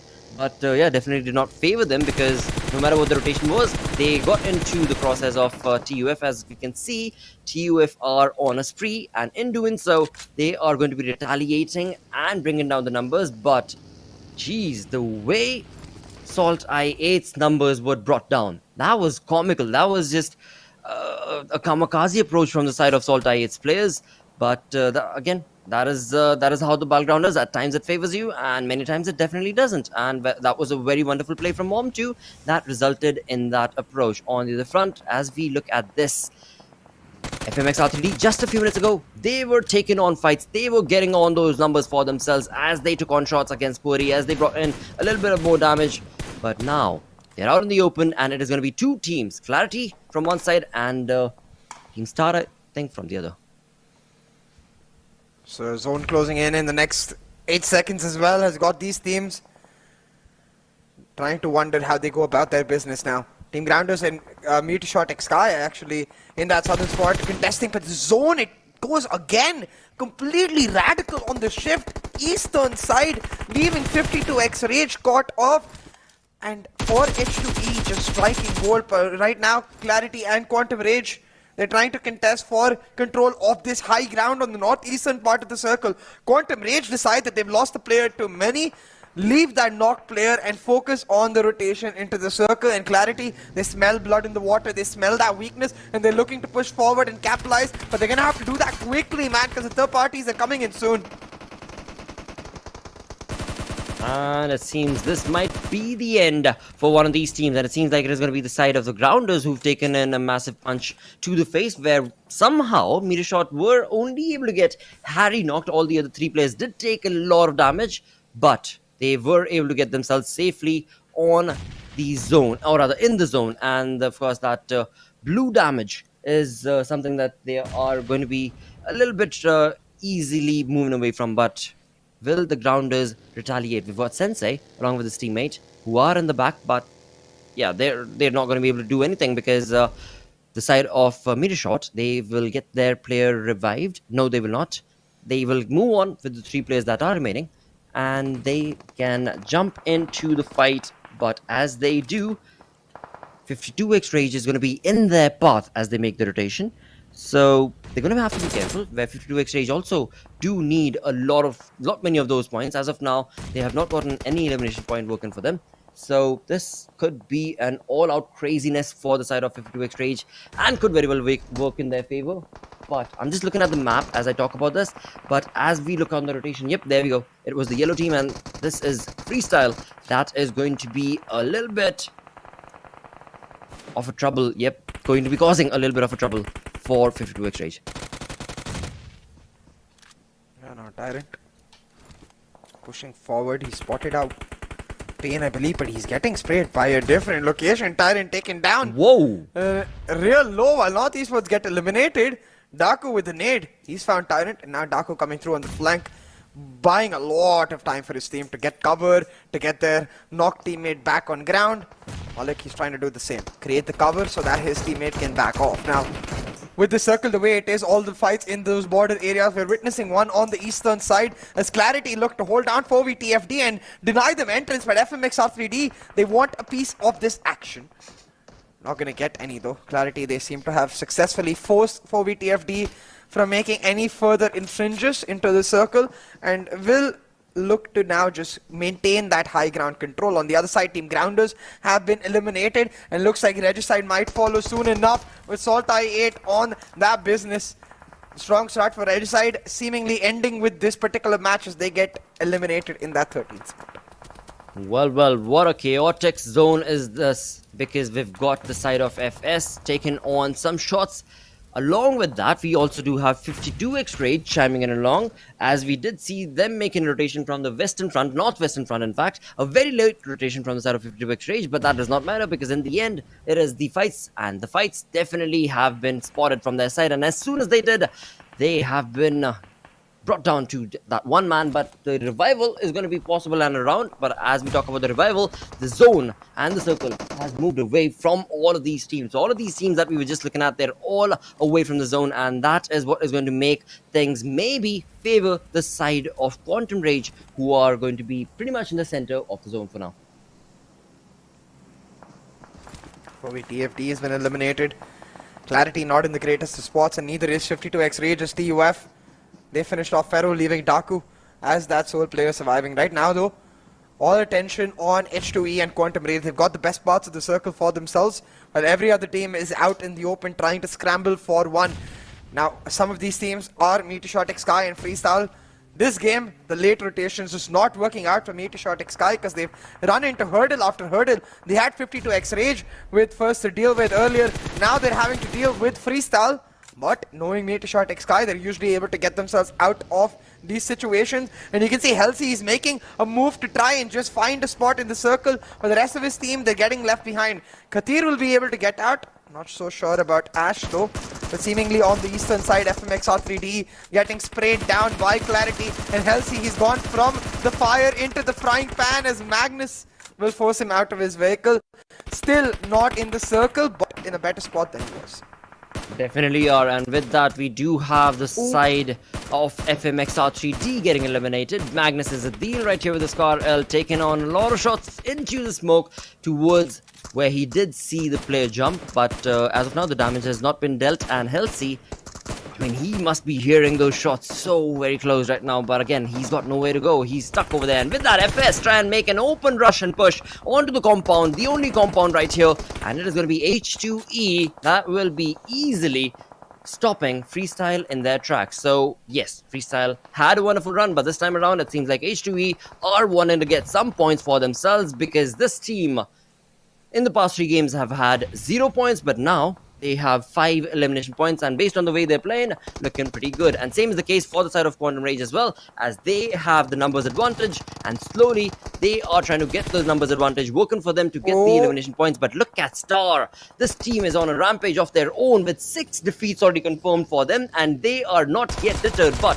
2 of their players are down. So this is going to be a little bit of a tricky situation, and that was a very interesting, I mean funny in fact, Joker play coming in from Sparky right there, just trolling your opponent as your teammate just I mean that was just making a mockery out of Team Star's players, just circling around him in a vehicle. Wow, that's a first. Yeah, most certainly is. Right now the Quantum Rage is trying to hold on to their spot. The circle shifts eastern in this exact spot where Quantum Rage and Star Arbor, they're going to come into a lot of trouble as the might of TUF will come raining down. All 4 members of TUF trying to come through on the rotation as Star and Quantum Rage are still engaged in a fight with each other. Now the third party will be key as Virus makes his move forward, trying to take that part of the high ground for himself. Star realizing that they're going to have to make a move, get rid of Quantum Rage right now so that they can refocus their efforts onto TUF, and they've done so successfully. Quantum Rage out of the picture. Star will get a few moments to reset before TUF comes raining down on them, but those few moments, they're just not enough. TUF's already found one knock, and with that, just as Quantum Rage get eliminated, Star will be extremely unhappy with this because despite all the knocks and damage Star did, it was TUF who picked up the elimination points. Again, I mean, TUF, they were looking really good in the previous game, and this time around as well, based on those defeat numbers that we're looking at, this team is definitely eyeing out for that chicken dinner in the 4th game of the day, and as they have clearly jumped into this zone from the northern side, they know that there's nobody following them along, but there is one player that's going to be from the side of SALTxi8 right now who could maybe bring in a little bit of a damaging play against the players of TUF, but let's see if that'll be the case or not. And not only that, actually, we've got Teen Wolf from the side of Clarity as well, the one and solo player that we're looking at onto the minimap in the brown, exactly north of the position of TUF. So TUF do have 2 teams, 2 individual players who could stop them in their tracks if they're not careful of their flanks. Certainly could, Blotter. Right now, the circle is so damn congested with 15 players still alive, so the nade parades are going to decide the game. Look at Osama! Wait, what H2E? They didn't spot out Osama! Oh my god! Wow! He gets one, but the trade comes through from Hacker, but the damage has been done. Osama, even though he goes down, he's bought time for all of these teams and highlighted H2E's position, and now the nade parades are coming down on them. They're trying to get the revive on. They should be able to do it. So H2E actually, despite that huge play from Osama, getting away scot-free so far, they will be able to move into the center of the circle and get themselves a really important spot. Now, we've got 1 player from SALTxi8, we've got 1 player from Clarity, 4 players from H2E and TUF each, and a 3-man squad from Magnus. And really, the way it is positioned, it is just that solo players who are going to decide this game. Because look at Teen Wolf, he's sneaking in behind TUF. Look at Uzum, he's sneaking in behind Magnus. The moment a fight erupts between these full squads, Teen Wolf and Uzum, who they spray on, who they knock, that's going to decide who becomes a winner chicken dinner. Well, in all of this, H2E are still here. Magnus is still here.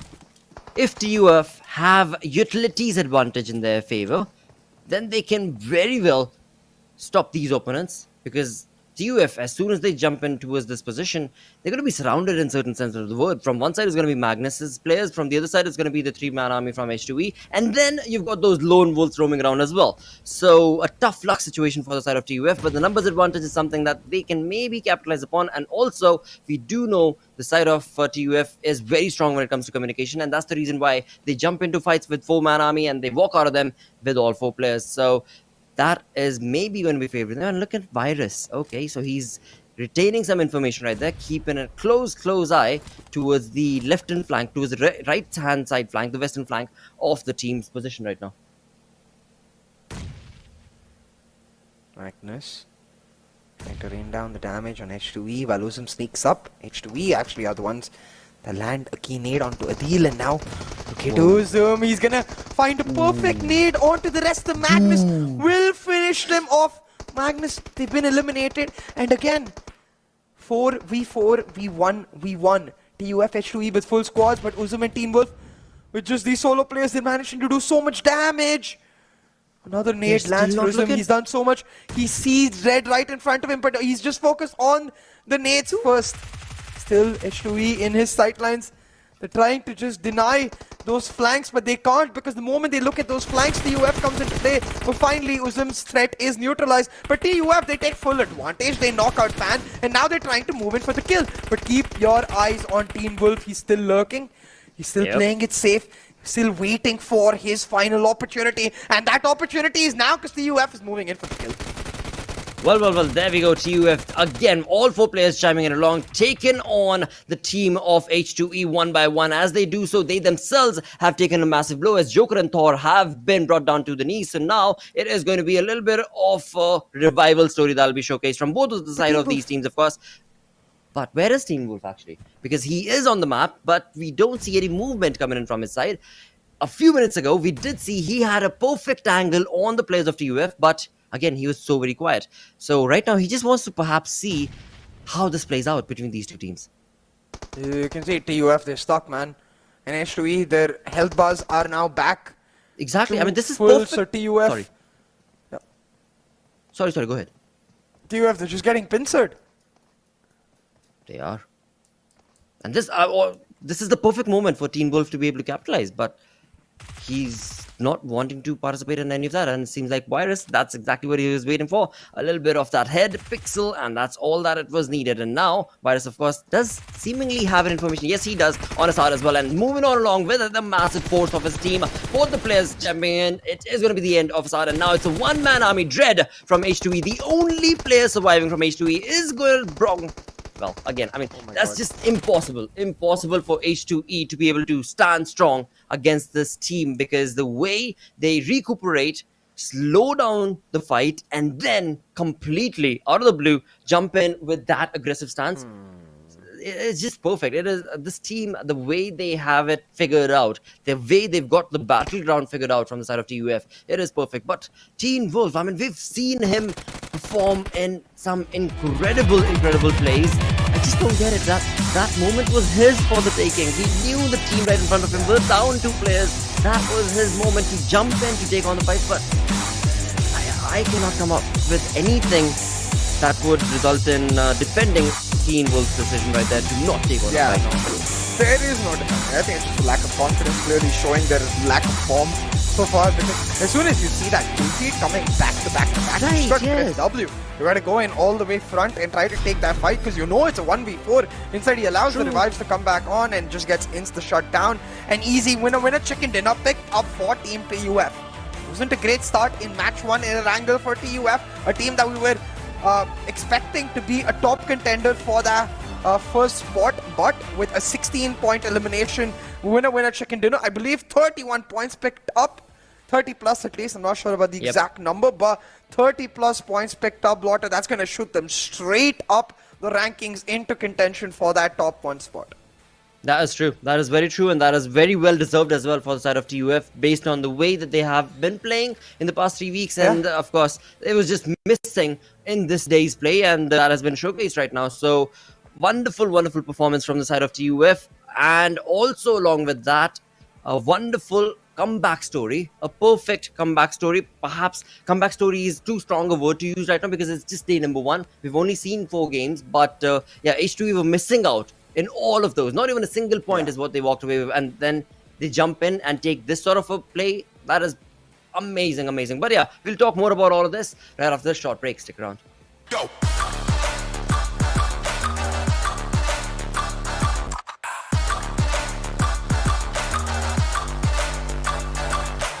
It's your chance to reach the biggest. Let the action begin.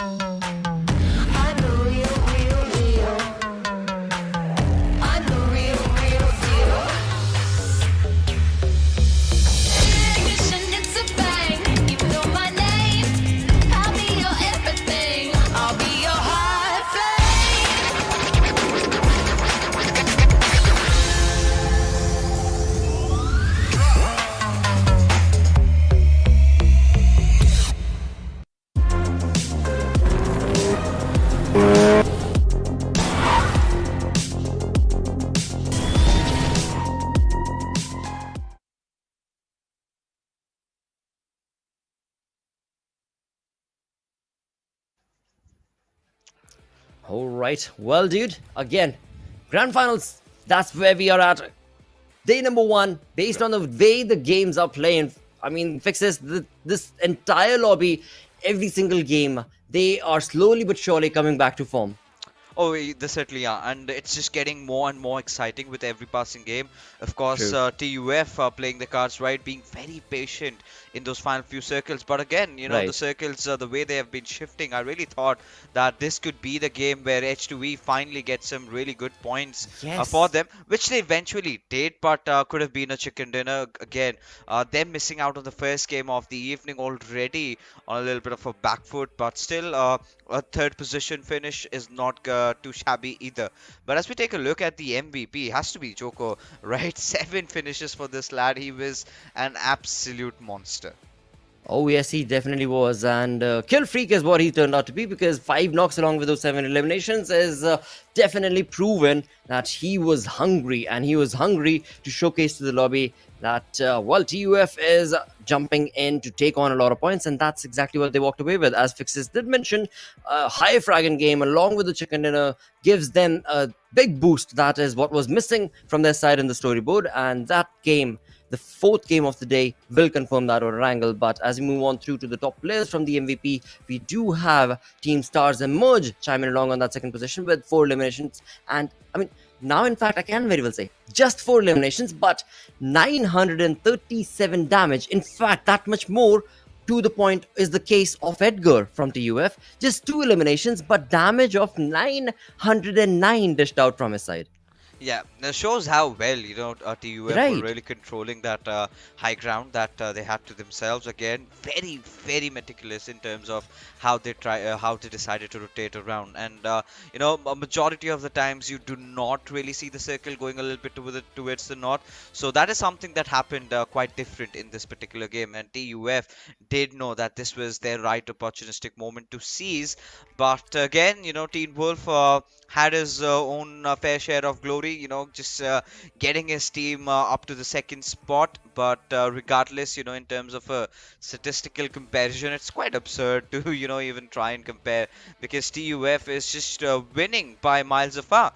But then again, you know, Lakshay, I really felt the moment that fight between TUF and H2E ended, that is where I really felt that Teen Wolf should have aggressed, should have advanced, and could have done at least some massive amount of damage, at least maybe thrown a few grenades here and there.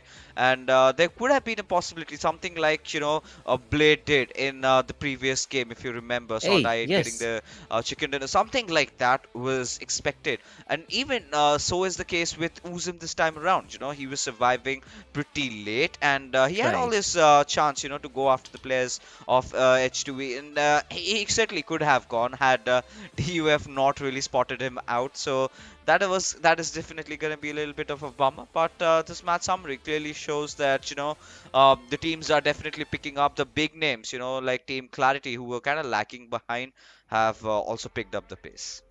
Well, they definitely have in terms of the points, but in terms of the aggressiveness, that I was also talking to C about the same exact thing, that one point in time, when it came down to Clarity, it was the aggressive streak that they were known for. And now they've fallen back on that and moved on that much more on a perhaps a slow methodological gameplay. I'm not entirely sure what is the approach from the side of Clarity, but again, nothing taken away from any of that, because in the end, it's all going to be focused on the points, and the points is what they walk away with in this game. On the other front, the team that was looking pretty comfortable in terms of being consistent and consistent with the word itself, we had Regicide. But this game, they're down on that 16th position. At one point in time, I did point out that they were on towards the eastern front of the map, and they were looking pretty comfortable.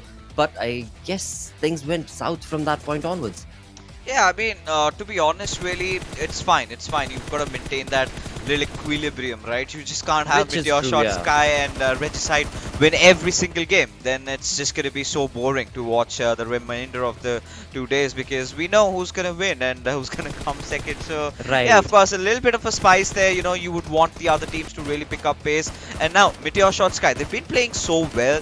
Now they've got a really huge bounty on their heads, and pretty on. And this is also going to keep on happening tomorrow, when teams are going to be prepared for teams like, you know, SALTxi8 and MetershotxSKY. So we've got to watch around those you know, bridge camps over there. But again, not much to say about the final few fights. It all came down to how the zone really worked around. But this is the moment that, you know, I was talking about. Uzum did try to capitalize, could have gotten the better out of situation, but Joker being very sly, just spotting him out and finishing him before he even could cause some havoc inside the lobby. Absolutely, and the person who should have, well, again, before we talk about that, we did have these final moments where Team TUF were able to pencil down the players of Team H2E one by one as they jumped in along. They were able to just completely bring that down to a 2v1 situation, and then finally it was just that Team Wolf, the player who was surviving. And talking about Clarity's side, they did walk away with the decent placement points along with the 2 elimination points, so it is going to be favoring them when it comes to the storyboard. But on the other side, it is going to be the damage graph, which is, again, I mean, we did see it was TUF that was very much in contestation, getting those wonderful elimination points for their side, jumping up 3 positions. On that 4th is where they sit with that SALTxi8 on the 3rd, 52x Rage on the 2nd, and MetershotxSKY Esports as of now with 4 games done for the day, 2 still remaining, 1 on Miramar coming right up, and then the final one on Erangel. We've got Metershot creating a lead, but let's see. I mean, the other teams are catching up pretty gracefully. I mean, Team TUF as well as SALTxi8.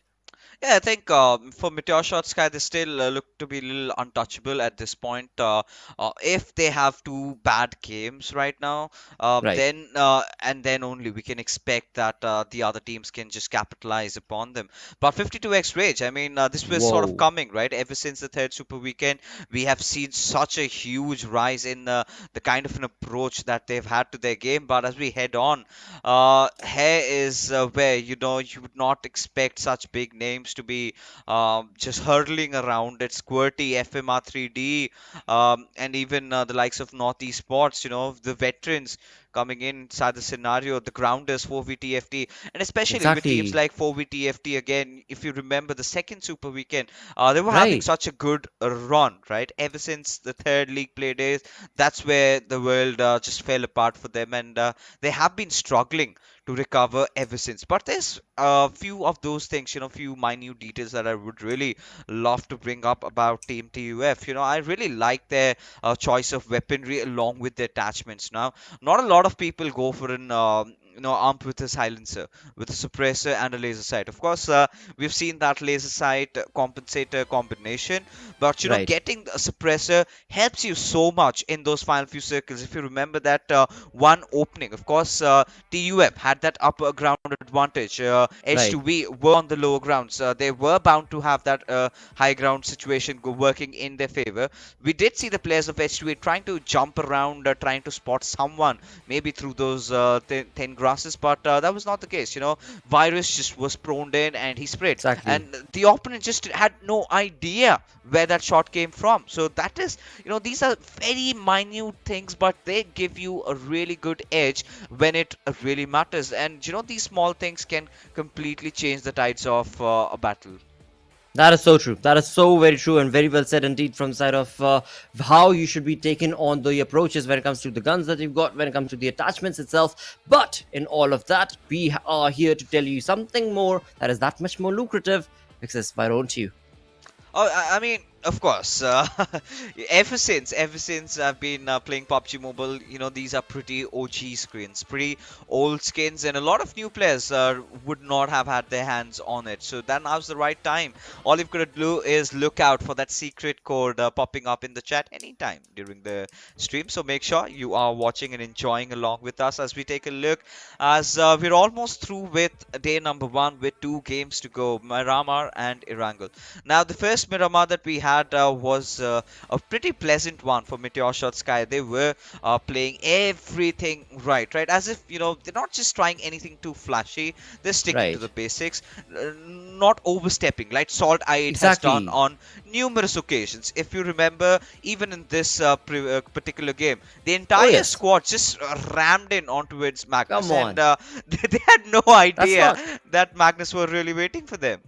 That's not SALTxi8. That's definitely not SALTxi8. The way that we've seen them play and take on that sort of approaches, that's definitely did not make sense to me, at least. But once again, they are making a resurgence slowly but surely, and maybe they're just again playing with the mind of the lobby as they did in week number 1, day number 1 of the league play altogether, and then from day number 2 they were back in form. Because if we just try and remember those reminiscent moments of the final day of the Super Weekend that we saw, SALTxi8, there was no stopping them. They knew they had points, they knew they had the lead, and there was just nothing stopping them, and just the aggressive zeal to get those eliminations for themselves. So I want to keep that sort of an approach open for their side, but let's see. When it comes to day number one, well, definitely a few teams stand out when it comes to being consistent. We've got Metershot, we've got Team TUF, and along with that, we are going to have a look at what other teams are going to be chiming along. Team that did get the previous chicken dinner on Metershot, as so perfectly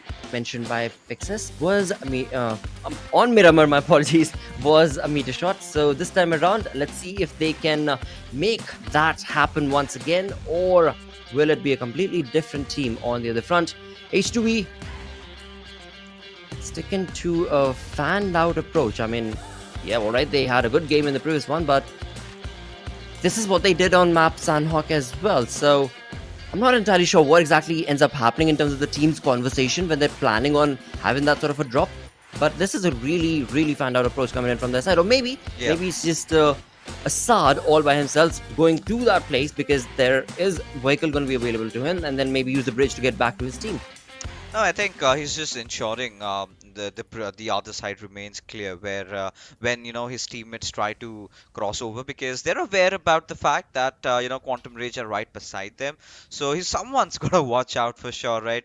So I mean, Assad taking that decision, I mean, I completely abide by him, but this particular circle is quite different, right? The previous one we had was around Los Leones, eventually shifting a little bit up towards La Bendita, but this one a typical power grid circle that we've witnessed even in the past around those hills. So it's going to be imperative that teams rotate pretty early on, gain that important high ground advantage, do have those DMRs on them, and start racking up a lot of knocks and finishes. But so far, how the competition has been, we've been talking about SALTxi8, and the performance feels like this is the same SALTxi8 that we sort of witnessed during the first Super Weekend, right? Where they were still trying to figure themselves out, exactly. Where they were still going for a lot of finishes. They were not giving any care in the world to position points at all, because all the pushes that we have seen from SALTxi8's side has been without any knock, right? We've just seen them ramming their vehicles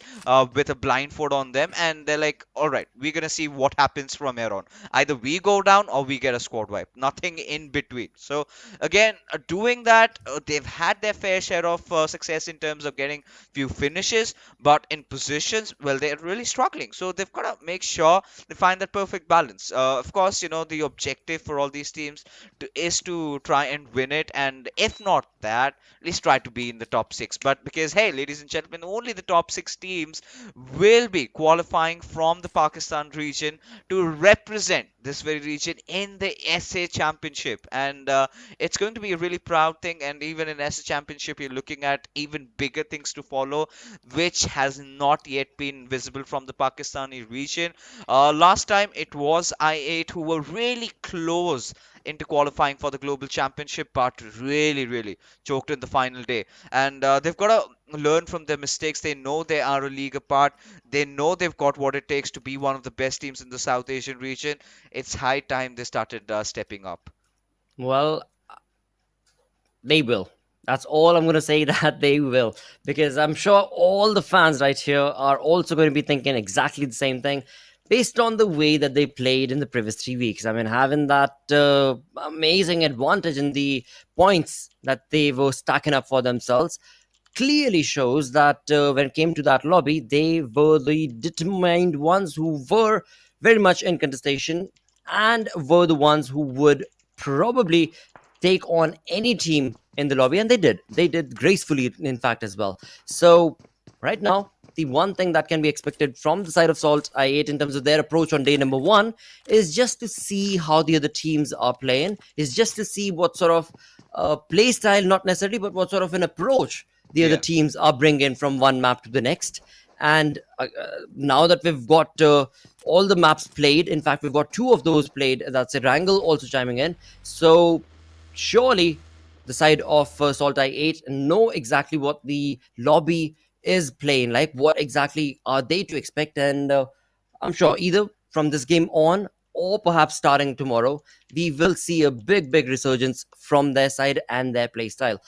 But alongside that, as you so perfectly mentioned, I mean, we're looking in the end at the top 6 teams. That is going to give the other teams an opportunity as well. So let's see what are those teams going to be, because in that bottom half of that leaderboard, you've got some pretty big names. I mean, you've got QWERTY, the Grounders, FMxR3D. These are all pretty big names. They cannot be sitting down there. They all deserve to be a part of that top 6, but the gameplay is what will determine, and based on the gameplay that we've seen from the side of these teams, it is, again, for day number 1, it is okay, but lacking still, because you've got 6 games.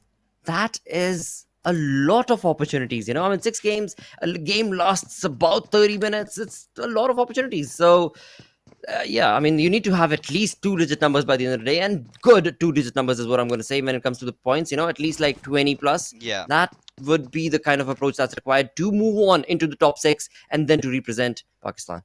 Yeah, I think, like you perfectly mentioned, all you've got to do is have those consistent games. We're not asking for chicken dinners.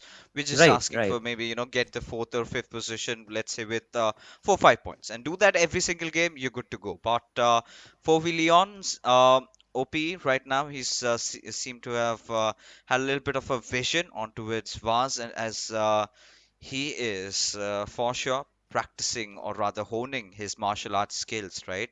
He's already made it to the tippity top, and from there around, he's got the entire world right under him. He's got every little nook and cranny covered, and he's got that perfect eagle's eye, if we can say, right? Because this is going to provide them such a nice advantageous position right now, from where they are.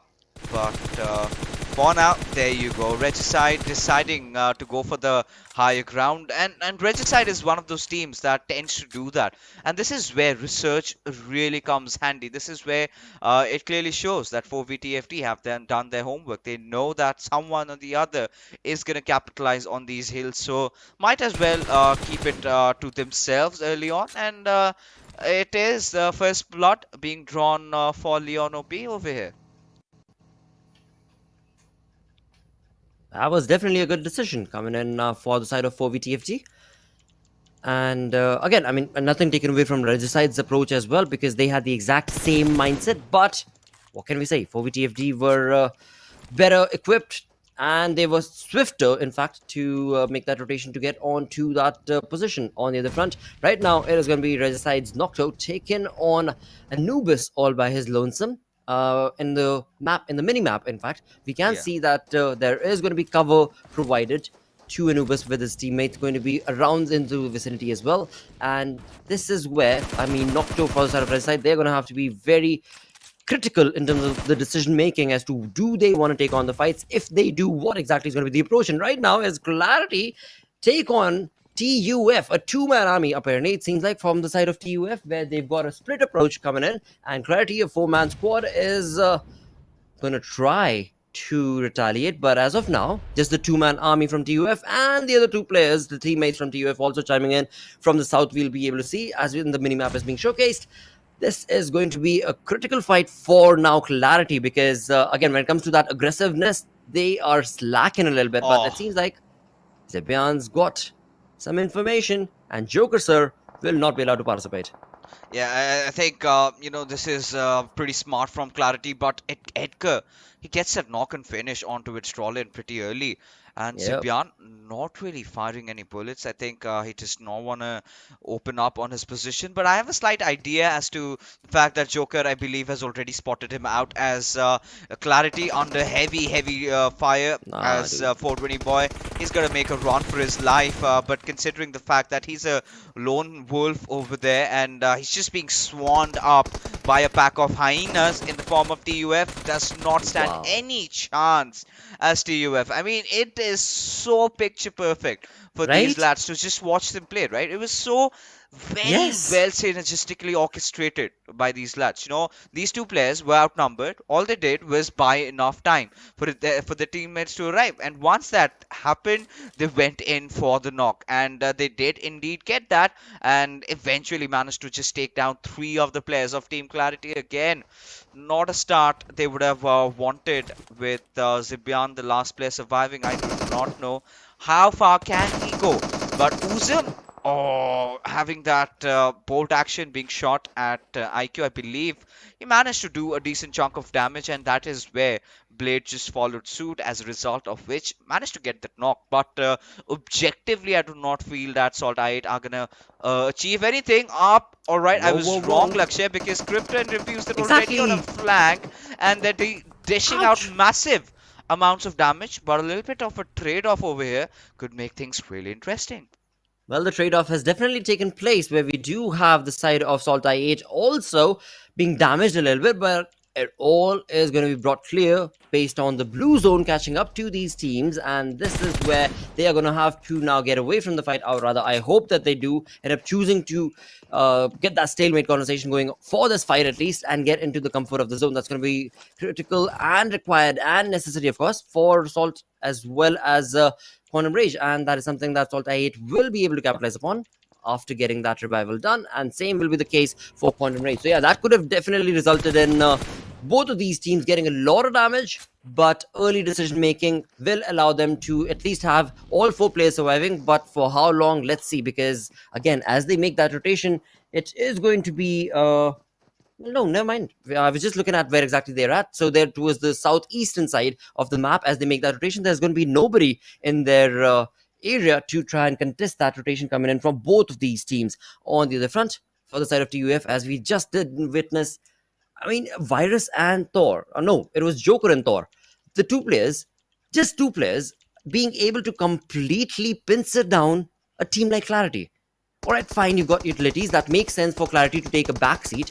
But then, not expecting a rush coming in was also, I mean, again, you know, something has changed in terms of the mindset and the play style for Clarity. We have not seen that team play this dormant. They were playing dormant clearly in that fight. They just grouped themselves up in a small little area, and then it was just an easy pick-in season for the TUF. But enough said. They still do have 1 player surviving. So I don't know why I'm getting so riled up. It's just that's not the Clarity that I want to see. You hit bullseye, basically, right? The very word dormant really struck to me, because, of course, you know, Clarity, I really feel they thrive in terms of going for the finishes. I believe with the players that they have in terms of Drolin, Zipian, and 420 Boy, you know, leading the charge from up front. I think it's one of the aggressive squads, right? And then you ask them to sit down and just, you know, just hold on, and that's not gonna suit their style, right? You just can't ask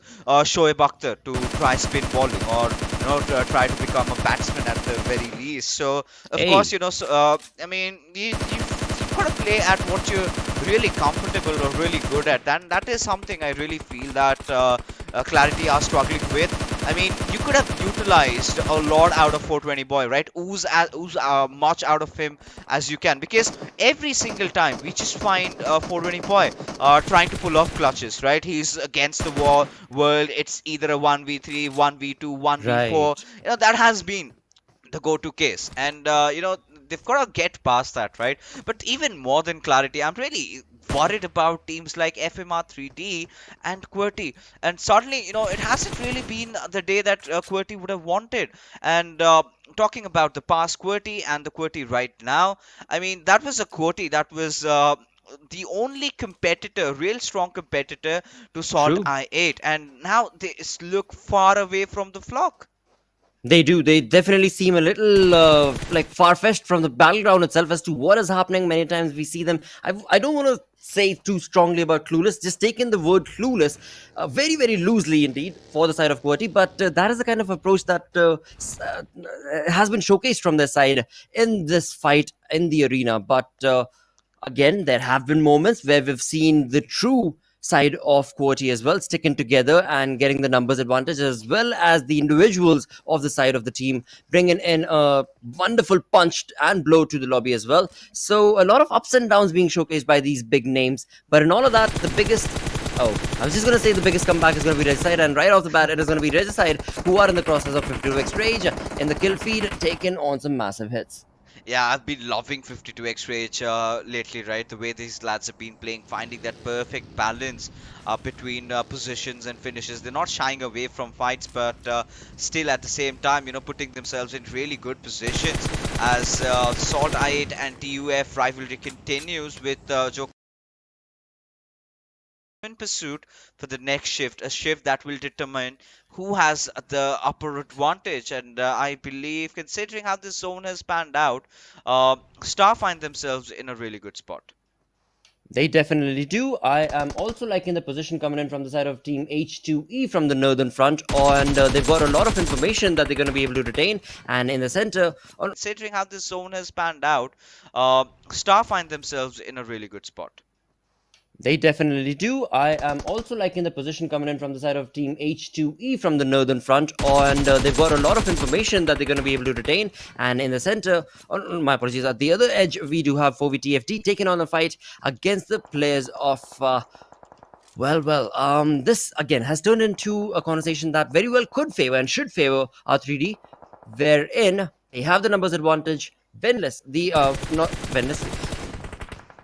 the only man surviving right here, is very much caught off guard based on where he's at, based on the fights that he was taking. He's all by his lonesome, so perhaps not going to be able to sustain, but maybe he can bring in a little bit of damage before he is taken out from this fight. As of now, it is going to be the side of R3D's players, where I did initially think that Pika and his teammate will be rushing because they knew that he was the only player surviving, but I guess they don't. So again, from FMX also, what we're looking at is a bit of a passive approach in that fight, but nothing taken away from that, because they are getting the numbers working for them. They are sticking to taking on whatever fights that they possibly can, and slowly but surely getting a few of those elimination points is definitely going to be helping them. But again, a lot more can be expected from their side. As of now, once again, from one fight to the next, as we move on through on the map of Miramar, things are getting quite heated up. In the 17-minute marker is where we're at, where FS is the team that has been caught, and Mr. Black coming in from FS,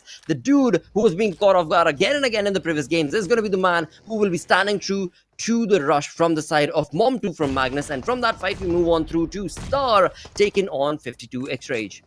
Oh, this is such a bold push being made by the players of 52x Rage. Eventually emerge out to be the victors, you know, just throwing off the players of Team Star, as Usama and God Fury, they are going to be running for their dear life, as God Fury is just getting rattled down with all the possible bullets out there.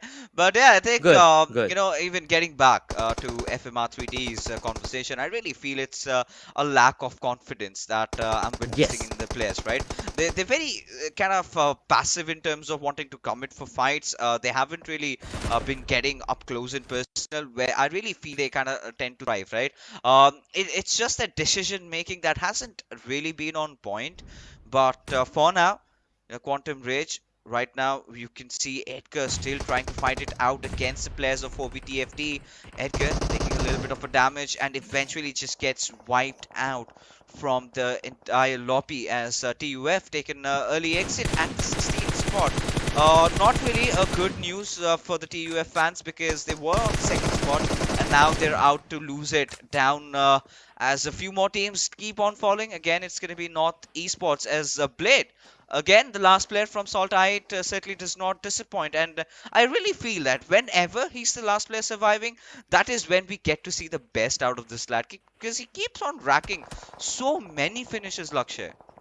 Well, I guess he just loves that sort of a pressure, and that is where he thrives. And that is something that is being showcased from his side again, as he takes on one, moves on to completely get another one sprayed on, and then it is the third man who is going to be in his crosshairs, quickly changes the gun, and there you go. Clinical finish coming in from his side, definitely keeping his portion in in cover, and well, GG play indeed. I mean, more than 70% of health regained, and 3 players brought down, 3 points brought to your team, and now from that fight, we've got 52x Rage who are bringing in some blows to the face of their opponents. And again, the position that 52x Rage find themselves on that mountain is giving them a lot of information. But once again, as I was mentioning earlier, we are going to have to see what H2E brings to the storyline, as they are also going to be jumping into the zone from the northern side. But Clarity, this time around, it seems like Clarity's final player is going to be Zibian,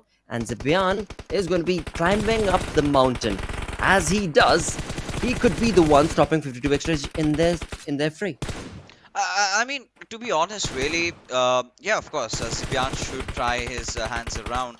Only if he feels himself to be finding a safer spot. Right now, I think his sole purpose is to survive as long as possible, because you still have 11 teams inside the lobby, as MetershotxSKY slowly but surely wanting to pick things up, but right now have Kathir being knocked out by the players of H2E, who suddenly have seemed to have woken up from their long slumber, missing the first game. And even after the end of the second game, I really found them at 0 points basically. And ever since, they have recovered pretty well, now at the 10th spot currently, as Adil does manage to find that knock onto its Mary, and of course Magnus benefiting a lot from this high ground advantage that they're holding on to. But for QWERTY, I mean, silently but surely, I think they have been racking up the finish numbers. A certain game where they can actually aim for getting the chicken dinner and get themselves back into the top 8. Well, it definitely could be the case. 7 elimination points is what the side of Team QWERTY is sitting on. On the other front, on our screens, of course, is going to be Daku, as he takes on blind shots against the players of Magnus, who are caught out in the open and respect. And his teammate was already down, and Mom2 was the man, actually. Mom2, very, very important and player from the side of Magnus, has been eliminated. And now Magnus down to a 2-man squad along with that team H2E. They had the wonderful, wonderful position for themselves. That was going to be on top of that. Wow, that perfect approach from Saad right here. That was amazing. I mean, he saw his teammate fall down. He knew exactly where the shot came from. But look at that. Now this has turned into Team QWERTY's fight as well, because this team is just moving on along with the momentum working in the favor for their side. And now, as was Fixis mentioning, could be their games for the taking.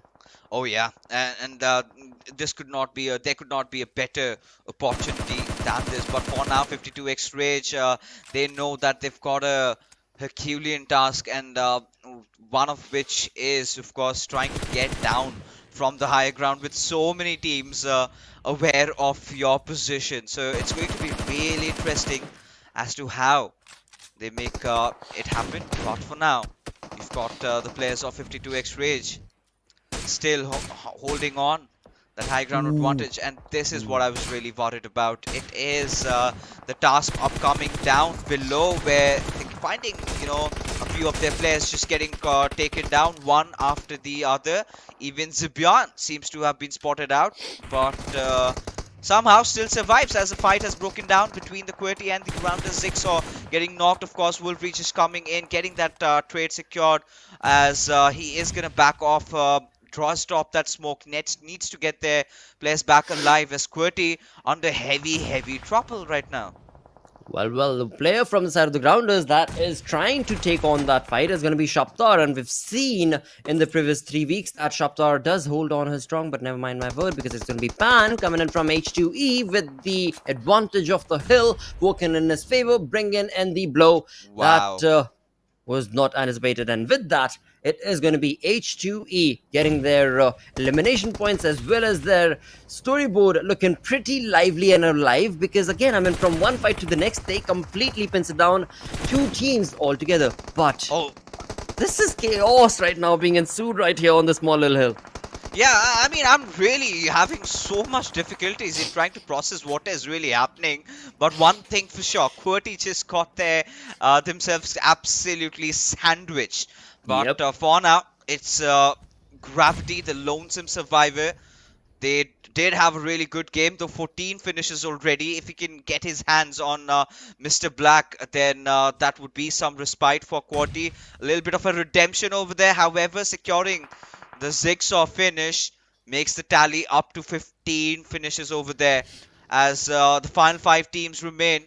And Black and Sensi too, they will want some revenge for their fallen comrade, which eventually they will find as QWERTY get eliminated at the 5th spot.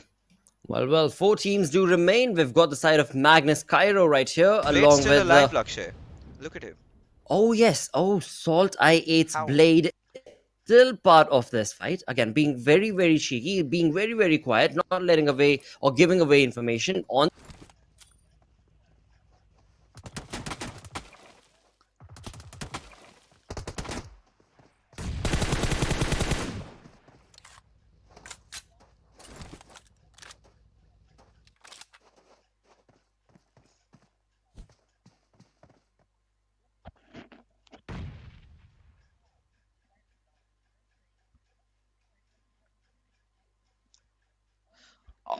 All right.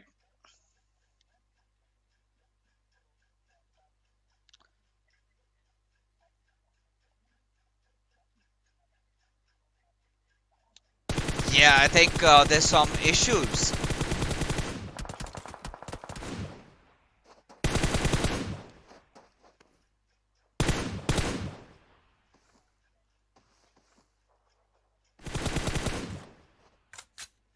All right. So there you have it, ladies and gentlemen. Blotter will be with us in a wee bit while, but the Grounders apparently have taken it really personally to go after the players of 52x Rage with the final 3 teams surviving. I believe it is a 1v1v2 situation with the Grounders having that little bit of a man advantage and even a really good part inside the circle, right? But it's going to be really imperative to see who is the one who makes the first step over here. Is it going to be Cairo or is it going to be Daku? Daku coming in from up top gets finished by Sensi2, who does have his hands on a Grozza. So what else do you expect? Now with Cairo being spotted out already, I think the information has been relayed to Mr. Black, who eventually will be lobbing a few grenades. I think well, the Grounders have that perfect flank angle, but if I were Cairo, I'd just, you know, die to the zone or something, but still, you know, putting up a fight before he goes down. And there you can see the players of the Grounders so elated, so happy with how they have performed as they get the winner chicken dinner with 7 eliminations to their name. Now, a game that was required out of them because they were struggling in the bottom half of the table will finally find some breathing space at the 10th spot right now. Well, I believe it's going to be a little while before we do have Blotter joining with us. But yeah, the final few circle moments was so nasty, so chaotic. It was so difficult to really figure out what on earth was going on. You know, everyone's just shooting at each other, and I wouldn't have been surprised had we had friendly fire on. A lot of them would have also fallen down.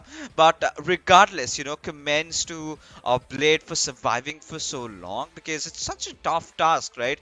With your teammates getting wiped out so early on, and I think SALTxi8 need to learn their lesson. They need to understand that, you know, you've got to look out for the position points. Of course, they've been so notorious, I must say, because they haven't been punished yet, because they've made those mistakes, but still somehow they manage to clear everything out. But we're going to talk more about that after this short little break.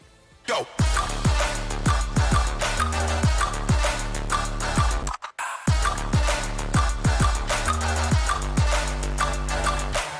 It's your chance to reach the biggest. Let the action begin.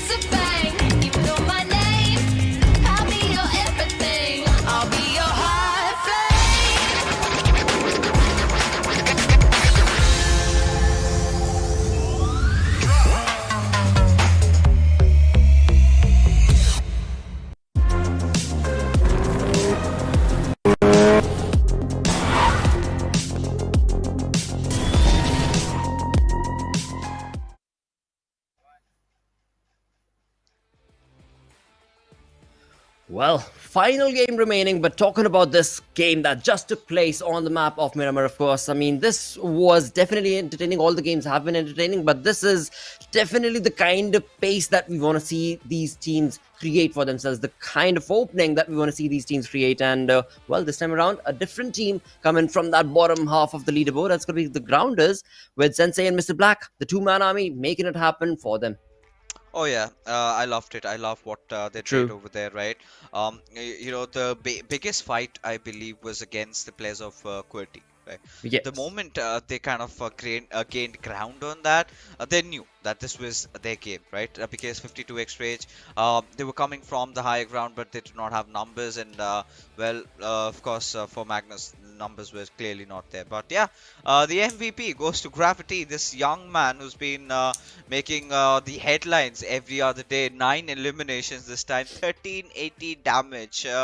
I mean, it just can't get better or higher than this, right? He has combined himself. I mean, his damage numbers sort of, his solo numbers sort of are equaled to most of their entire team's damage numbers, you know, combined sometimes. You know, this is how good Gravity has been in this particular game. 9 eliminations, Lakshay, just one shy out of that golden 10. I mean, I'd like to let the viewers know, in fact, that, you know, when it comes to making and reading talent, it is definitely Fixes, the man of the hour. Because when this entire thing started 4 weeks ago, it was Fixes who pointed out on the desk itself. You can go back because it is, of course, all recorded on YouTube.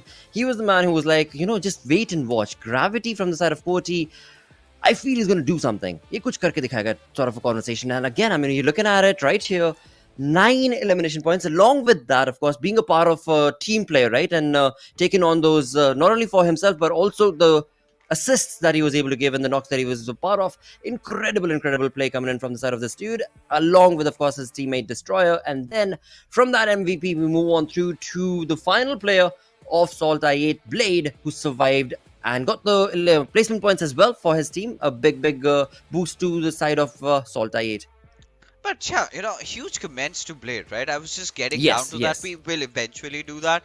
But right now, a little bit of a statistical comparison. As you could clearly see, the Grounders was just the better team, you know, had the better elimination. Magnus, on the other hand, they're focusing a lot on position, which I believe at this point is the right thing to do, right? They really want to settle down, so they're taking things a little bit slow, which is absolutely understandable. You know, 15 points from this game is not too shabby either. So they're going to find themselves at a very good spot. But one thing really good about this Miramar game was we had the teams that were not performing well previously in the previous few games step up right now. Now this has created so much turbulence in the point standings, which we eventually will take a look at. But for now, the match summary, I mean, Dread, why did he have to come up?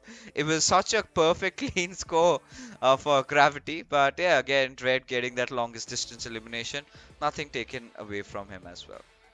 Definitely not. And with that, as we move on through to the rankings coming in from this map of Miramar, we did see the chicken dinner fall in place for the Grounders as they walked away with a lot of points for their side, which is definitely going to be helping them in the overall rankings. On the other front, once again, this is the first team let's move on towards the bottom half of the leaderboard, where we do have Team Star sitting on that 16th position. And as I said, once again, I was pointing out Redside, once again, not having a good game and finding themselves on that 15th position. Same is the case for Northeast Sports as well as Quantum Raid. So tough luck situation for their side. But moving on through to the middle grounds, we do have PUF, H2E, Magnus, SALTxi8.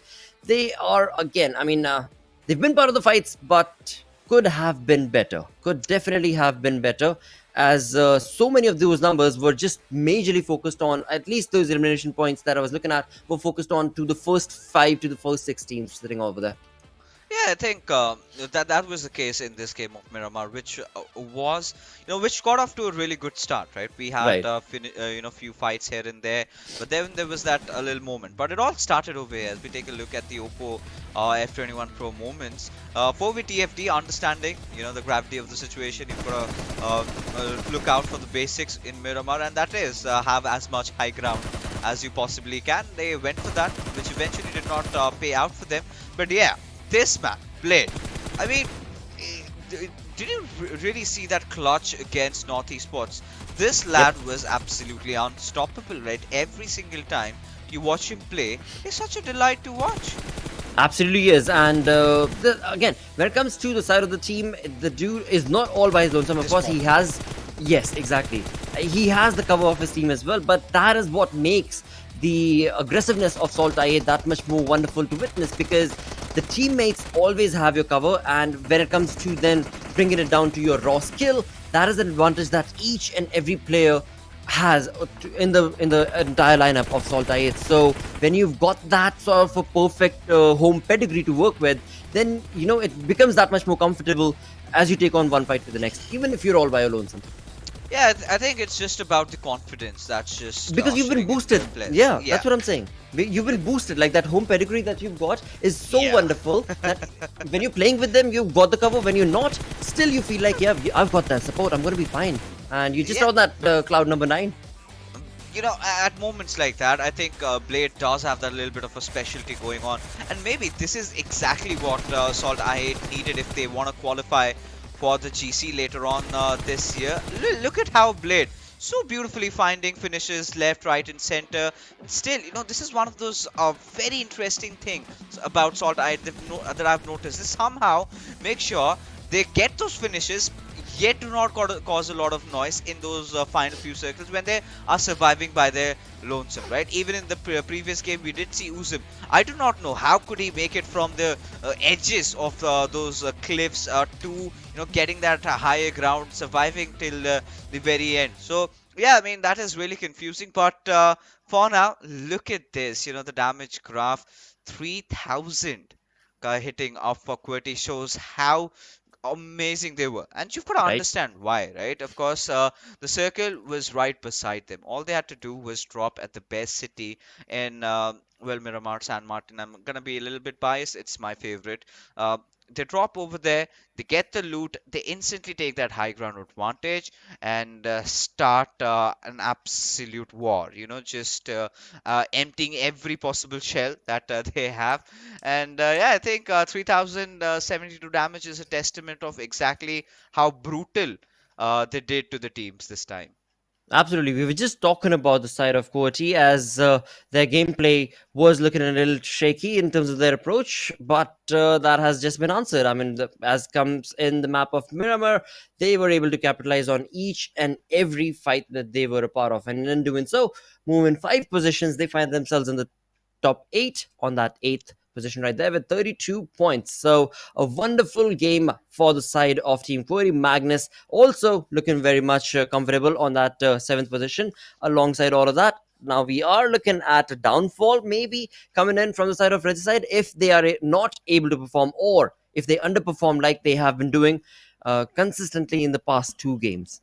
You know, I'm starting to wonder if they've been gassed out, right? If they're finally done with today, right? But at the same time, I think it's high time we applaud 52x Rage, right?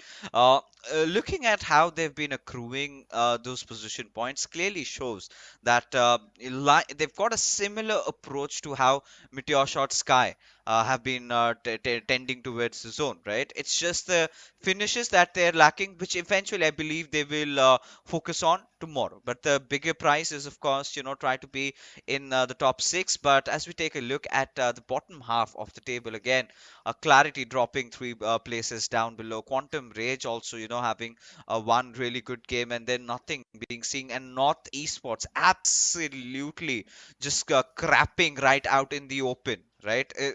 There's no way I can really justify what they did, you know, against Blade. And you could clearly see, of course, nothing taken away from Blade. He was phenomenal at that point. But 1v3 when, you know, Blade was outside the circle, was clearly outnumbered, and still they decide to take their chances at him one after the other and still not connect bullets, for Christ's sake. And the Blade literally won the last battle from a lower ground on an ADS in a very close situation, whereas his opponent had all the time in the world. He had the higher ground. All he had to do was to spray, and True. still he could not come out through. So clearly speaks in volumes that the players of North Esports are under tremendous pressure.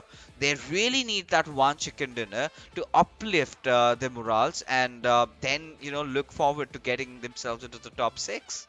True, very true. I mean, just to second that, if we look onto the conversation that we saw from Healthxi on the map of Sanhok today, where Healthxi was able to bring in a 1v3 all by his lonesome. Once again, sort of a similar sort of a conversation where he was all by his lonesome, but it was just the way he pushed on against the opponents. And again, the opponents were spread out. There was definitely an opening, just the way we saw right now for the side of NES had the opening. Like Blade pushed on along straight forth. There was a player for the side of North Esports who was on the right or the left hand side of Blade on top of the hill. He had all the time, if he would have been quick enough to just retaliate, be quick enough to read what was going on in terms of the auditory, information that you're getting around. But again, all of those things combined with that pressure that is being stacked up for North Esports is resulting in that. But never mind. I mean, yeah, those sort of mistakes do end up happening. As of now, we move on to the final match of the day. The final map is, of course, Erangel, where things are going to get reset. Of course, not the points, just the game itself, where we move away from Miramar into the map of Erangel. Again, a comfortable map for all these teams, as we have seen. So maybe and hopefully this is where the teams that we are looking at really slacking, especially the teams that were looking comfortable in the third week. We would love to see that sort of a play style from their play, like we saw from Grounders this time around. Maybe another one from that bottom page. Yeah, I think, especially for Grounders, their peak pinnacle time, I remember, was the first Super Weekend, where, they were the ones contesting for the top 3. They were looking very solid. And ever since then, it has been a, steep decline down to the bottom. And I was started to, into kind of wondering as to what really happened. But we're going to talk about that. But right now, ladies and gentlemen, the game is about to get started. Everyone with their game faces on, making sure. I think it's Pika who's making sure does have something to say to his teammates. Pretty serious right now, just giving instructions and making sure that they pull off a comeback. At least a chicken dinner in the final game of the evening could satiate their hunger. To sort of propel themselves into a better position, Lakshay. But here we have it, ladies and gentlemen. The Big Bird is, of course, in the sky this time. However, we are taking a journey from the eastern side towards the western side, all the way from Lipovka towards Hospital. And it's going to be a little, unsettling for teams like MetershotxSKY and SALTxi8, who now have to search for vehicles. Oh yes, they definitely do. But again, we know their resilience. They are going to find their comfort on the military base only. We've rarely seen them deter from that, apart from one day or two perhaps in the entire 3 weeks that we saw them play. So that's all right. For the other front, when it comes down to the other teams, like for example, the team that loves to go towards north. We've got 52x Rage going towards, of course, Talbot. We will definitely see Team Star moving towards that shooting range, Savoni, along with the likes of Clarity as well as TUF, who will love to go towards Georgia Pole. So the teams going towards the north, they are all looking pretty comfortable in terms of that drop location as of now. 4VTFD also going to be looking comfortable. Same is the case for QWERTY, and right next to them, it is going to be the side of Freestyle. So FS have changed their pace in terms of the way that they have decided to drop on this map. And looking at the zone, a lot of teams are actually going to have to change the pace based on how the zone is. And Regicide is definitely going to be trying to take on some shots early on against the players of Metershot. But Metershot have only one destination, and that's going to be to lose. Not lose, like what I mean was lose the position right here on the main island and go back to their military base. Oh yeah, and they're gonna be thanking their stars. Those bolt action shots did not hit because Right. without any armor on you, it's a one-shot knock, right? So that is something out for the viewers out there, the new bunch who are aspirants. So had that connected, could have been a completely different story. But MetershotxSKY, I think, were pretty quick in getting to their vehicles, have gotten to Nova Ripnoi in no time, and now all their focus will be on getting as good as loot as they possibly can. And at the same time, you could see some different things happening over here. We do have the players of Regicide also coming down, and it's a pretty early rotation. And I'm starting to wonder if MetershotxSKY, they're sort of anticipating that, or maybe they are, because look at Ash Oh wow. is found to place in a really precarious position, or maybe not the right weapon of choice. A PP buys it at the Exactly. very least. But yeah, Regicide now, they realize the opponents have really garbage weapons, so this is where they can go for at them. But MetershotxSKY, they're being even the smarter ones. They just back off, right? Head off towards Nova Ripnoi and let Regicide be. Good decision indeed from their side. I mean, they just jumped. They've barely made it to their drop location. Better thing to, of course, do would be to take a stance back, recuperate, get your loot organized and sorted, and then maybe push on along to take on those fights. And early rotations is what we were talking about. We do have the grounders trying to make an early rotation once again from the water lines to the military base. And right now, talking about the military base, that is exactly where the car driven by Black is going to be headed, and he is in hot pursuit. But this is very wonderfully set up. A bait coming in where Crypto, well, he will try, but it seems like he's not going to be able to land even a single one of those shots, and it is going to be his teammate taking on a lot of those massive blows. And in doing so, FS will be able to hit their target, but not before Mr. Black himself will be brought on down. And I'm not sure if Mr. Black was able to notice in all of that chaos that he was actually being fired upon. Had he noticed that, then he would not have been sitting at that position. But anywho, that is where the early contestation of this game is going to be showcased between these two teams. And again, not the play that was anticipated for any of these teams, of course, but this is going to be a big hit to FS, where two of their players have been knocked, and now it is going to be the side of SALTxi8 just going to clinically completely finish FS's players. Look at the audacity on these players. I mean, they just lost out on reviews and they have no care in the world. But Blade, I do not know which sort of a blessing he has from his gods to survive like that, but finally comes down, and was so important. Wasi needed to finish him off. He was starting to look so cocky, but is Wasi aware of Crypto's presence? As both of them just cooking up their grenade. It's a matter of fact who's connects quicker. But Crypto, how? Wow. I do not know. There is a spiritual power up above. There is another body that is shrouding the players of SALTxi8, because they're not supposed to live through these moments, right? Come on, that was like death in your face coming, mate, and somehow he was able to get the knock, but he himself, I mean, barely not one.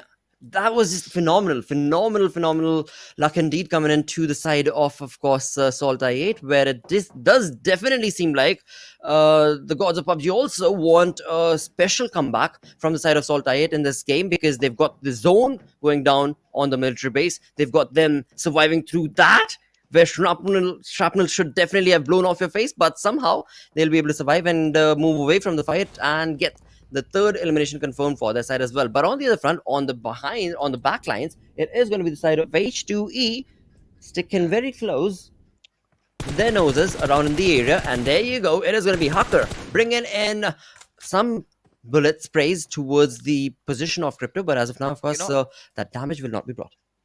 Of course, Lakshay, but one thing is really concerning me right now is SALTxi8. They're delaying. They haven't really even gotten down to get their loots up, right? They're just still playing with whatever they have managed to pick up while they dropped off. And, setting up this, military a bridge hold. I think the original idea was to have very minimalistic loot, create a a bridge camp, and make sure you take down the players and get their loot, and you move on ahead. But clearly, this plan does not seem to have been working out for them, because they've gotten few finishes, right? They've gotten 3 finishes, but at the cost of what? At the cost of two of their players already out of this game. But FMR3D, I do not know what was they thinking to charge in at H2E just like that, completely blindsided. Will have to pay the price, but at the same time, the H2E, they aren't doing any great either. They have also lost out on their players up to the point, Hassan gets the final finish, and with that, he will manage to get all his players alive. What is happening? This is literally ridiculous. Mission Impossible 10 to the rescue sort of a conversation is what this team just did, and yeah, I definitely love that. Look at that. Oh yes, Anubis jumping in, getting his gun out, then spraying down his opponents. Of course not before he himself was knocked, but that's okay because his teammate was there, and all in all, it all worked out. I mean, at the end of the fight, that is what you got to look at. What was the advantage or not? It was definitely stupid, of course. There's no denying it. But in the end, they were able to walk away with 4 elimination points. They were able to get all 4 players surviving out of that tricky situation. So yeah, thank the stars that all worked out. And this time around, it is going to be Magnus that we jump on along once again, that will find themselves at the edge of that main island. And now it is North Esports who are going to be okay. Troubled position for both of these teams. Oh yeah, a really troublesome situation there indeed. But oh, that nade, if it connects, it might look a little bit dicey. But for now, of course, Snow has managed to secure that knock. Now North Esports, a little bit of motivation is much needed. And what better way to wipe out Magnus at this point? Maxi making a move, Zameen trying to provide cover fire from behind, but has his vision hindered with that little screen of smoke right in front of him. As respect, he's gonna play around that little trench over there, little ridge, a little bit of cover to work things and around Snow. with. But Snow, I think, could do better with his position, could try and get a little bit more close and personal. As now Cairo, he's been knocked out, and Magnus seem to find themselves being pushed at by the players of North Esports, who are just bobbing and weaving with their vehicles somehow.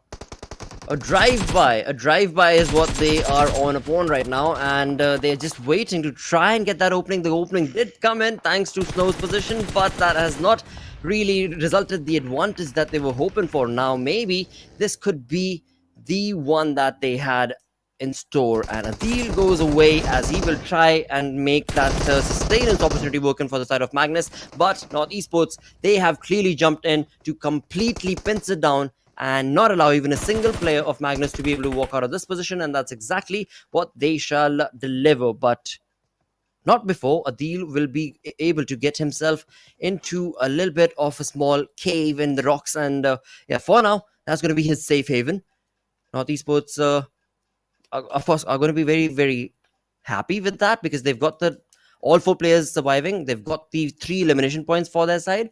But now with the zone, any moment, oh no, never mind, zone still has some time, so they're comfortable. But one thing that I do want to point out is, compared to how these teams played in the 3 weeks that we were part of all of this, leading up to the grand finals itself, they would always hold on. They would always take it slow. But this time around, I'm looking at, as soon as the zone moved on towards the south, so many teams have actually made it to the military base itself as they tried to be a part of that early rotation. Because it was quite evident, right, that the circle is going down south. It's better to have a good position rather than, struggle to find an entry in. So as a result of which, they rotated pretty early on. But that's not the case with every single team in this lobby, because I'm taking a look at 52x Rage, who are yet on the main island, who are yet struggling with the blue circle. And this is not the first time they're doing it. Nope. They, like I said, they've been following MetershotxSKY's footprint. Right, and they've been getting their job right. They're the ones who rotate pretty late inside the circle. But right now, FMR3D wanting to try and save Hassan, but instead, Shaw was under heavy fire, but still has managed to gain some cover. But what's going to be important is to check out if he can sustain that. But you could see those, little peppering down of bullets at his direction over there, completely just catching him off guard. But not esports. I mean, I do not know if this is really needed because Adil, the kind of position he is hiding in, right, gets spotted out, and Snow will just wipe him out for the better good. But from here onwards, the only avenue that I see for North Esports to get on the other side of the circle, they've got to take the waterways, and I'm starting to wonder if they have enough time, because the circle is going to start closing in just 40 seconds as TUF have decided to push in on the players of FMR3D as Anubis. He is going to take a leap of faith inside the water. He survives. Well, there we go. So there is the sliver of hope coming in for the side of R3D indeed. As one by one the players will be able to move in along towards the zone, but we'll see, we'll come back to that story if they'll be able to allowed to get onto the zone, because right now every single team, as we look at, they are trying to make those rotations. Some of them straight off on the road itself, and of course they are getting pincered down from one team or the other. Right now it is the side of Clarity, not looking too good or comfortable, because they thought it would be just easy picking and driving by, but that's not the case when you've got 3 teams around that bridge waiting for somebody to make that sort of a stupid move, and that is exactly what will result in Clarity not being allowed to get into the zone. So once again, they are going to have to fall back, as we do see Zibian running away from this fight, and his teammate is going to be Drawlin, the 2 players surviving from the side of Clarity. And right now, Pika, who is pretty much stuck in the middle of the bridge. Well, again, I mean, one side, of course, is his teammates. The other side, we do have the players of TUF. Not looking good. Yeah, now Shaw, of course, has relayed all that important, valuable piece of information to his teammate as Joker. He is moving with a lot of freedom, but does not know that he is being carefully watched upon. As Nocturne falls down, it's the Grounders, I believe, a fight happening around the military base at the very least. But taking a look at this particular shift, I think I really like the chances of OVTFT in this one, right? The particular circle that we have usually tends to go down south of the military island, as Edgar is in a collision course against Emerge. Will get that knock and gets the wipe instantly as TUF just scattered around. But what they really need to do right now is to get themselves the heck out of that situation, get inside the circle, and for that, it is baby steps, but no, says God Fury, who just charges in tandem with Usama and has Edgar being taken down, as Thor also falls down, courtesy to Sultana. This is not good. I mean, Team TUF, they did jump into this area quite a while back. They had all the opportunities to be able to get into the zone, or try to at least, but they stood out there trying to wait for the last elimination point that they could get of their opponents, and in doing so, look at North Esports. I mean, this is just perfect play, where earlier we would have so many teams stick it out on towards the edge or the ledge of the main island. This time around, there was nobody, and in doing so, North Esports will be easily able to get into the zone, or rather, comfortably, they will in a few minutes. But for the teams that were on our screens on the bridge, they are definitely looking at a lot of hurdle, where FMX's players are going to be able to make it through, but definitely cannot be the case for the side of Clarity from the looks of it, as well as Team Star. But we'll come back to that. Oh, we certainly will. But, I've been, this is again an uncommon shift that has taken place. But 52x Rage, they find themselves again inside the circle, and you've got to say it, they still have 3 of their players. It's just Faster who's lost out on his life. So clearly their plans are working out, as Pika is going to have the last laugh, gets the entire squad of Star over there. Not the first time he's clutched out a squad, and just around the blue circle. He's done it again. today. But this little circle shift is so interesting, and you've got to point out Team Clarity's position because I really love their chances. And Drolin especially having that high ground and that little hill to his cover, it's going to But get so he's exciting. all But by his lonesome. That's the yeah, only thing that's the cause for concern for him. Because, again, I mean, that is working for him. That's what I was looking at as well. But him being all by his lonesome with, again, 19 surviving with numbers advantage all across the board, it is a tricky position that he finds himself in. But on the front, again, talking about numbers advantage, we've got SALTxi8 with the one-man army. We've got FS with the one-man army. But they are looking pretty ferocious. And North Esports with the four-man squad, the way they've jumped into the fights, into the zone, it is looking like this game, they are walking away with a lot of points. was that a smoke? Because I think it was Wait, just to flush him out. Yeah, I mean, Malik, he just deployed a smoke. But Crypto, you've got to give it to this lad, you know. I mean, look at his laser fast reflexes. No player could have survived such a backstab like that, you know. But still, somehow he managed to get himself out of the balcony. At the same time, managed to shut the door behind, then jump off and find cover, and at the same time make sure that he went back at it. So clearly shows, you know, him doing multiple functions at one time. He's got really good reflexes, you know, you've got to appreciate that. But this particular circle, right, again, looks pretty favorable for the players of FMR3D, considering they've got no one on their backlines. But for SALTxi8 and FS, you know, it's sort of been a street side brawl. They've been exchanging fist after fist, and it has all come down to these two gentlemen out here, Crypto and Malik. Two amazing players, you know, two best players of their team, two reliable players. But it's just about an individual accolade. Who is the better among the two?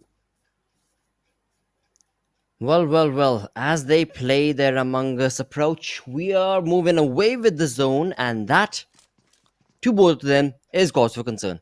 And that, of course, will be reflected maybe based on, well, it seemed like that Malik was deciding to move away from this fight and get into the zone itself, but or maybe he is. We'll come back to that. I'm not entirely sure, but I do believe that he will in a few minutes' time. But on the other front, as we talk about the fights themselves in this, we've got 10 teams remaining pretty much in the center. We do see Regicide take on one final player of QWERTY, and that's going to be Wolverine. And of course, Insane knows exactly where Wolverine is at. As of now, the smoke is the only cover that is helping Wolverine. But for how long, dude? You're up there.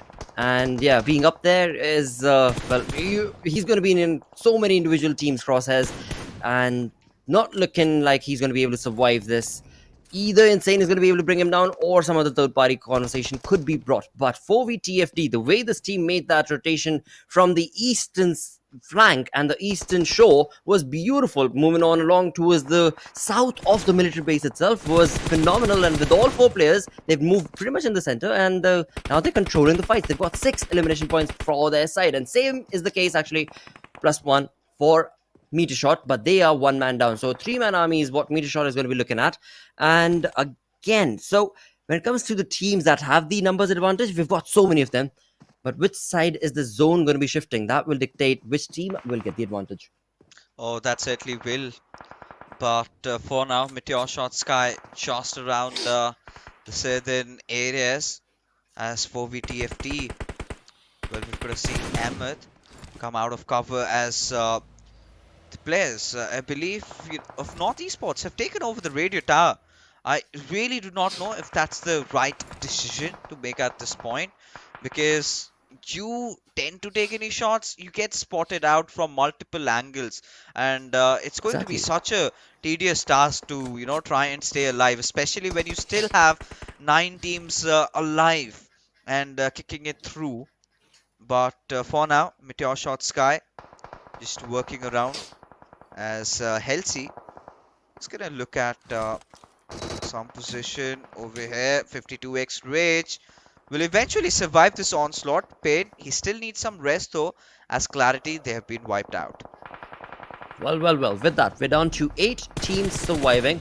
SALTxi8's Crypto right here, the one-man army. still pushing on along. I mean, the team's got 4 defeat points. He himself has 3. So you definitely know he is trying to climb up those elimination leader points. But that is a conversation for another day, because right now on day number 1, his team has not really had the best day. And with that, it will be SALTxi8 getting eliminated. 7 teams remaining. Regicide, as of now, trying to take on some shots. But if we look onto the map itself, if we look onto the zone itself, it is 4VTFD's compound that is going to be in the center. For now, 4VTFD have had a phenomenal game. Of course, this final 6th game of the day, where they have been able to accumulate 4 defeat points for their side. But very close to them is going to be Metershot, as well as other teams from the flank. So, and that's going to be 52x Rage. And so it is very crucial for 4VTFD to keep on communicating right now. Otherwise, to pounce upon them is going to be so easy, because there are so many open angles for the side of Metershot as well as 52x Rage to deliver that massive blow. But it seems like NES is going to be the one that... Okay, I'm out. All right, you know. From one fight to the next, I got so confused. Like, wait, wow, okay. So I'm out. It's just chaos, you know, dropping down, everyone just going after the other. But MetershotxSKY still, you know, they've just lost out on Khatir. Have 3 of their players, have maintained that certain front for them, and are just waiting for, you know, all the other teams just to fight it out. And the previous game could have been all about the teams that were at the bottom half, but this game is about the teams that are doing fairly well. Just barring North Esports and 4VTFD, who still made a really strong stand this time around. But players of 4VTFD, they're cooking up those grenades, but Mary getting knocked out to Endless. Will certainly get the revive though. I'm really intrigued to see what can Ash pull off over here. Emmett barely with a sliver of HP. How does he survive? Dude, so many players today have survived on that sliver of an HP. It is ludicrous what is happening right here in the battleground in the grand finals for the Pakistan lobby. But I am loving it, because it is giving so many of these teams and players just that second approach, just that second, third life that is required for them and their team. And for the side of 4VTFD, I mean, they deserve it more than anybody else, just because they're sitting on that bottom of the leaderboard. But apart from that, we do still have the teams that are remaining still looking at that numbers advantage working for them. NES gets eliminated, so we're left with 4 teams, off of which 52x Rage is the only team with a 1-man squad. Apart from that, the numbers still sticking into the favor of Metershot. So Metershot, they're playing it safe, they're playing it slow. But will that be enough? Oh, yes, it will. Look at the zone. Definitely going to be helping them. Oh, it certainly will. My bad. Yeah, just going down below. But again, you know, this is basically MetershotxSKY's game to lose, right? They've got the southern areas intact, you know, they're playing around the fences. And this is the moment where, you know, Regicide and 4VTFD, they're going to come out of their cover. And in doing that, they're just going to keep on going after each other and just wipe each other off. And, well, in that moment, you've got to look at Regicide, you know, trying to find that little opening, but a sad news for them as Voltrox lies knocked out, as Ash has been spotted out, and Vaz is going to make no mistakes in getting the knock. But now a big question, they've got to make a big decision. Are they going to go and stick the res back up? I believe the answer is going to be no, but this little knock from Leon could be an absolute game changer, because Ash, he was holding down the flanks. Now him out of the picture, Leon has got that little freedom to lob a grenade at at Regicide's direction, which even Regicide are also doing the same. It's so chaotic at this moment, and somehow both the teams have successfully managed to disengage, but they are yet to get inside the circle, Lakshay.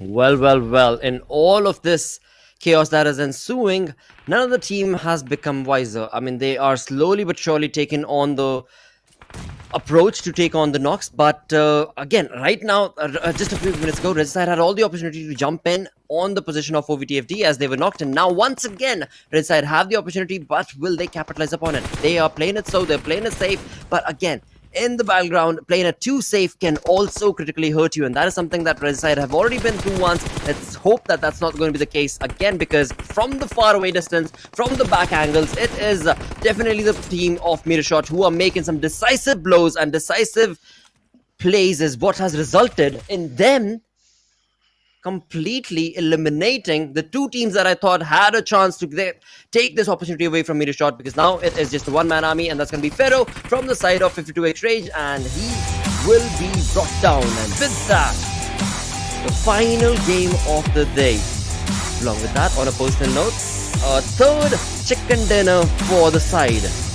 This team, they have made it. In the Pakistan lobby, this team has made it. We were talking about it in the previous 3 weeks altogether, that yes, they have been consistent. Yeah, somehow they just somehow on Erangel. But now looking at their play style throughout the day, yes, this team has made it from Pakistani lobby. That is all I gotta say, because the way this team is able to control the fights, the way they've learned from their mistakes, all combined together, it could be their grand finals actually. I mean, 2 out of 3 Erangel games, and they win 2, right? So, I mean, of course, shows how good this team really has been, and this is exactly what we've needed in Pakistan right now.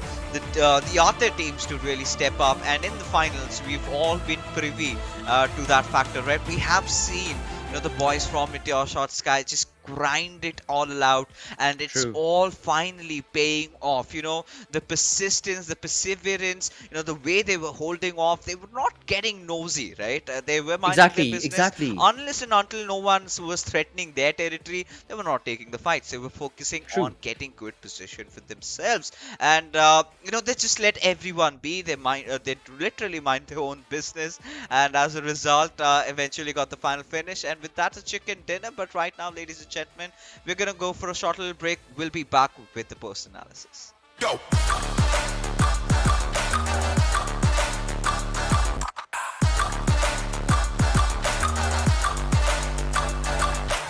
It's your chance to reach the biggest. Let the action begin.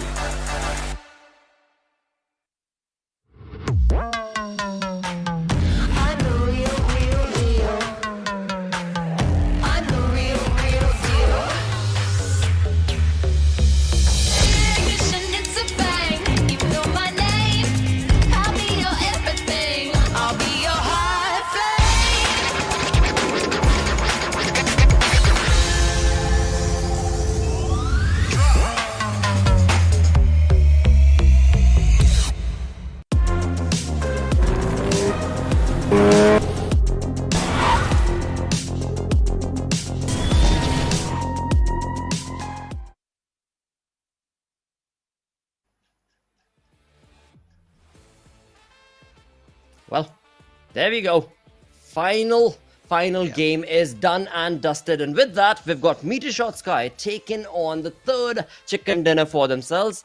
Just nobody would have anticipated, but everybody could have expected. But that is exactly what day number 1 has in store for us. Now, with that, again, we shall see that, all right, day number 1 has resulted in a lot of ups and downs pretty much, but that is what we wanted to see.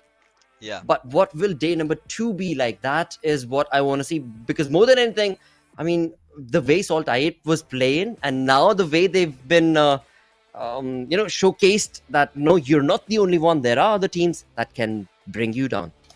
Yeah, but, you know, as we take a look at the MVP, has to be Ash. I mean, they're all over the place, right? Healthy, we've seen Ash also picking it up, and certainly have been the best team, right? Undoubtedly, no caps.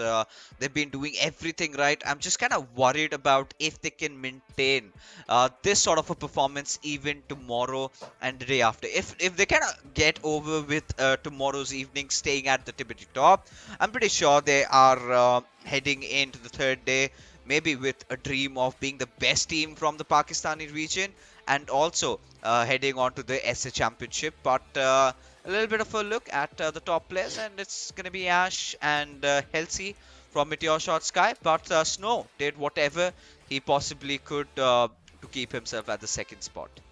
Absolutely. I mean, we definitely, as the day came to an end, we did see a little bit of a resurgence, a little bit of a third gear picking up pace from the side of Snow. Not only Snow, sorry, his entire team, North Esports.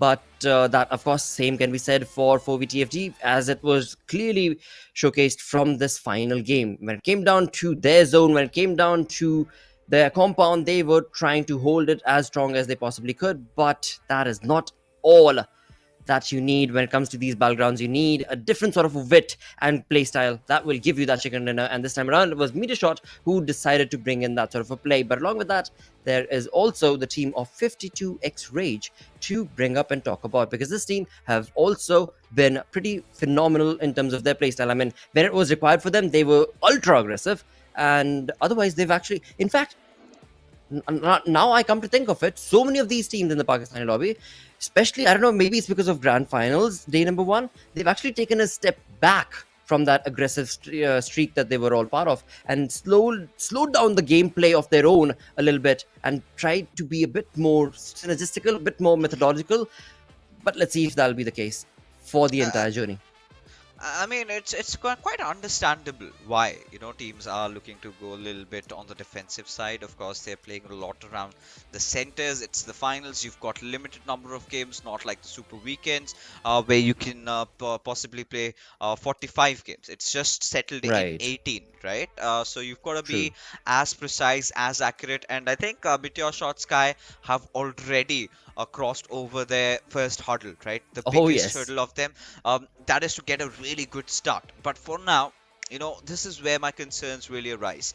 Them playing so good, a lot of teams, Lakshay, they are gonna have their eyes on them tomorrow. I think I don't know, they have a huge bounty behind their head. So but at the same time, you know, MetershotxSKY and 52x Rage, we've seen one thing: they don't get themselves into battle, right? They always steer away. They'll be lurking around somewhere around the edges. I mean, even the teams that would be waiting for them, I mean, just cross, for Christ's sake, cross. And they will never do that, you know. They let the circle kind of go away from them, even when their enemies also give up.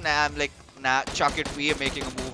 And that is when they decide to move in, and that sort of has been working out for them so well. As we take a look at the Oppo moments, which has been I think action-packed right from the very start. Certainly have to consider this military bridge, which was the entire epicenter of all the action that broke out. You know what, I have to say one thing right here, right now, as we are live. I want to thank CA, because as he left the desk, he said one thing. He was looking forward to, as the day came to an end, some really phenomenal zones and circles, and he just put in a request to the PUBG gods. And honestly, that's exactly what has happened. You know, the first few games of the day, we were looking at nominal circles, but as the day progressed on along, we had some crazy approaches taking place, which resulted in amazing rotations being brought on down from these teams as well. Oh yeah, and you know, right now at this point, to be honest, well, for 4VTFT, it was such an important game as well, right? And they did fairly well. They did all they possibly could. It was just that last shift that went down south. And look at this again, North Esports having so much issues over there, you know, getting caught off guard like that. But yeah, even for Regicide, was a fairly decent day in the office. They did whatever they possibly could, and find themselves in really good spots, right? But right now, let's take a look at the damage graph and find for ourselves, you know, how things have looked. Because again, you know, it's not going to be MetershotxSKY with the maximum amount of damage. It's going to be definitely somebody else. But it was so chaotic towards the very end. It was so difficult to even process what on earth was really going on. Again, that backseat approach, right, that we were just talking about, this being the finals, has pushed these teams to take on a passive approach to the fights, and then as they do see some openings, they try and take on those shots, and that of course is clearly indicated based on they were part of a lot of fights. Look at the damage graphs that are being showcased right off the bat in the first 5 to 8 teams, but you compare that to the conversion rate. That is the elimination point that they were able to walk away with, and that is where we do see Metershot being a lot more consistent, and this time around actually FMxR3D as well. Oh yeah, and you know, again, It was so important for VTFT to get that much damage on board, a little bit of a confidence booster. But FMR3D getting those 10 finishes is again one of those games that they've been looking out for, a little bit of a True. confidence. I think this is where I understand what Pika was telling to his teammates. Guys, chuck everything in this world. All you've got to do is fight and find finishes, right? I think that first fight against H2E, if I remember, that became so crucial, that kind of sort of determined how good they were.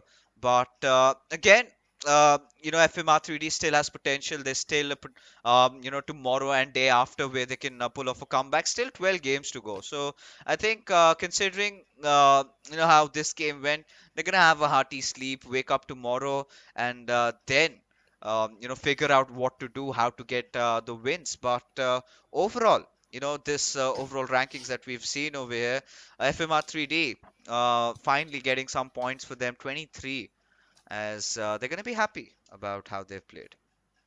Definitely are going to be. And as we look on through, again, I mean, I'm just looking at these names, right? You've got QWERTY Esports sitting on the 11th position. You got North Esports on the 12th, H2E on the 14th, the Team Star on the 16th. But the points, they are so close. So it is still anybody's game. Of course, we are looking on to 12 games remaining of the 18 that are to be played in the grand finals, and all these teams have already played the 6 games. So yeah, from tomorrow onwards, we're definitely going to be starting to count down. And these teams, again, on the first page, we are looking at Metershot being very, very consistent on day number 1. Regicide, a complete turnaround in terms of how they played the previous 3 weeks compared to now in the grand finals. But this is just day 1 story. Day 1 has been wonderful, but day 2 onwards, these teams are going to have to be that much more bringing in consistency for them. Oh yeah, I mean, tomorrow is going to be such an interesting day because today was about, settling in. I think Meteorshotsky and 52 Rage have really done that.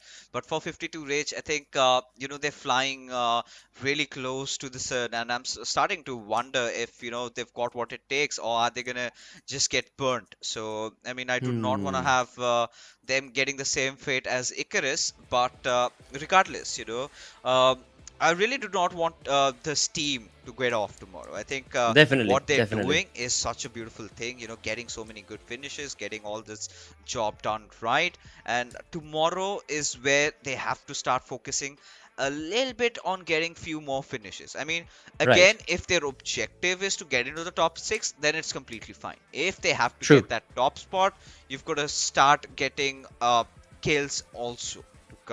Sort of bank up with the position that you've been getting.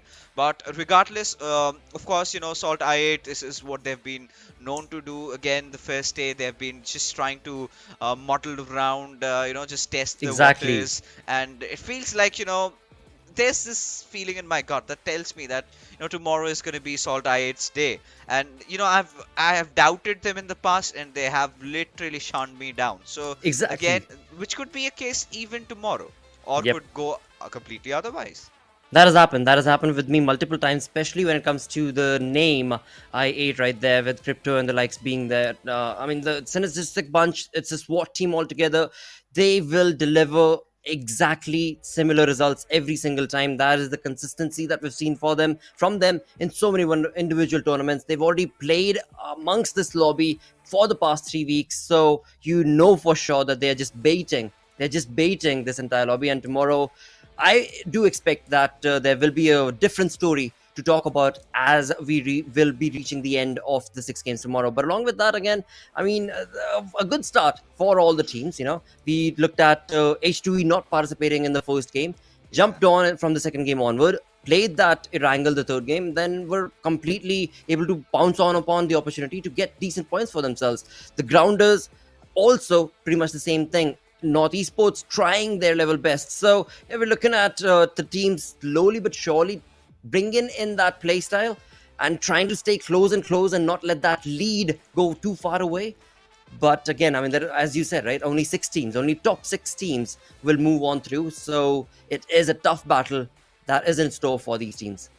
Oh yeah, I certainly feel the same as well, right? It's gonna come down to the wire, and it's gonna break my heart whoever the seventh position team will be. You know, because again, you know, everyone deserves over here a chance, a shot at representing the country, their region right now, and it's for the first time we are having a separate PMPL for Pakistan, and which sort of goes on towards South Asia. So more teams again this time in this you know South Asian Championship. So of course you're gonna see a little bit of more of that representation coming in, a little bit of more Pakistani domination, because you know previously, of course, let's be honest, I mean it was mostly about the Nepali teams and the Mongolians, right? And this is where Bangladesh has been on a steep decline. We haven't really seen the resurgence that we have been waiting for. So right time for Pakistanis to kind of step in, make a mark for themselves, and head on to GC, because I think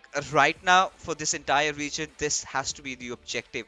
Have at least one of the teams qualifying for the PMGC, the biggest title of it all, which has yet to happen to these players, you know. So of course, that being said, I mean pretty much today was about MetershotxSKY 52x Rage, the way they've been playing, and even Regicide as they really picked themselves up. But you know, questions are going to be raised at quite a other few. But there you have it, ladies and gentlemen. If you've enjoyed all the games for the evening, do not forget to follow us at #PMPL is where you're gonna start those Twitter wars.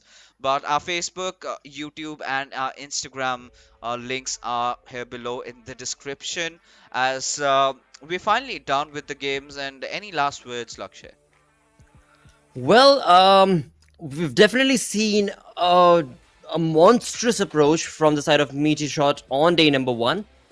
But in all of this, SALTxi8's play has not necessarily dwindled. They have just not had that their fair share of the fight. So just keep that in mind, that tomorrow there will be a different story right here. But yeah, like Fixer said, we're done for the day. And thank you so much for having me and tuning in.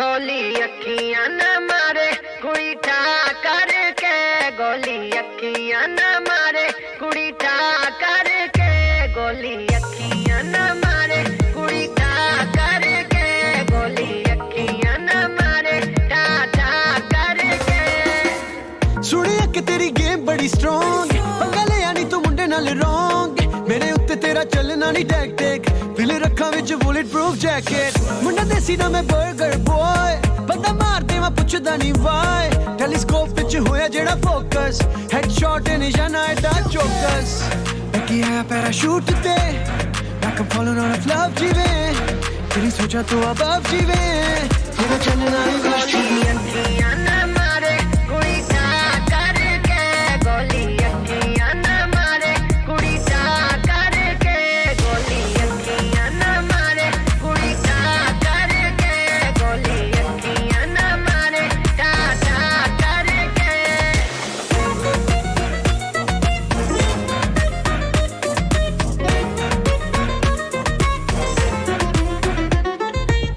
Oh boy, don't cry.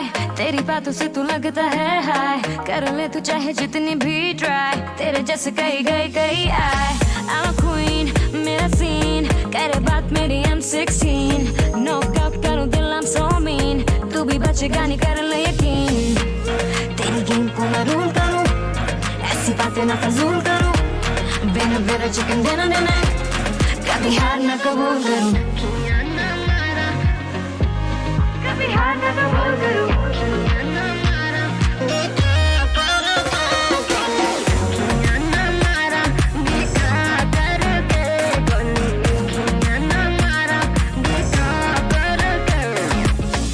तेरी अखियां दी गोलियां भी सह गया तेनू लगेया कि तेरे ते मैं रह गया and you thought you knocked me out मैं तस्मा जो बंद करन लई बह गया एडा सौखा नहीं कुड़ीए हराना मैनू 10 साल तो मैं जानदा ज़माना मैनू मेरे लिखण दा एहो जिहा स्टाइल जिवें हत्थ विच पड़िया मैं PUBG मोबाइल चाहता लिखां गाने राउंड जिवें खाली करा गल सीधी सीधी करा ना ख्याली करा मेरा स्वैग देसी मुंडा मैं ओरिजिनल कदी फ्लैक्स कुछ बन के ना जाली करा बैकी है पर I shoot like I'm falling out of love जीवे तेरी सोचा तो अब जीवे तेरा चलना नहीं वाली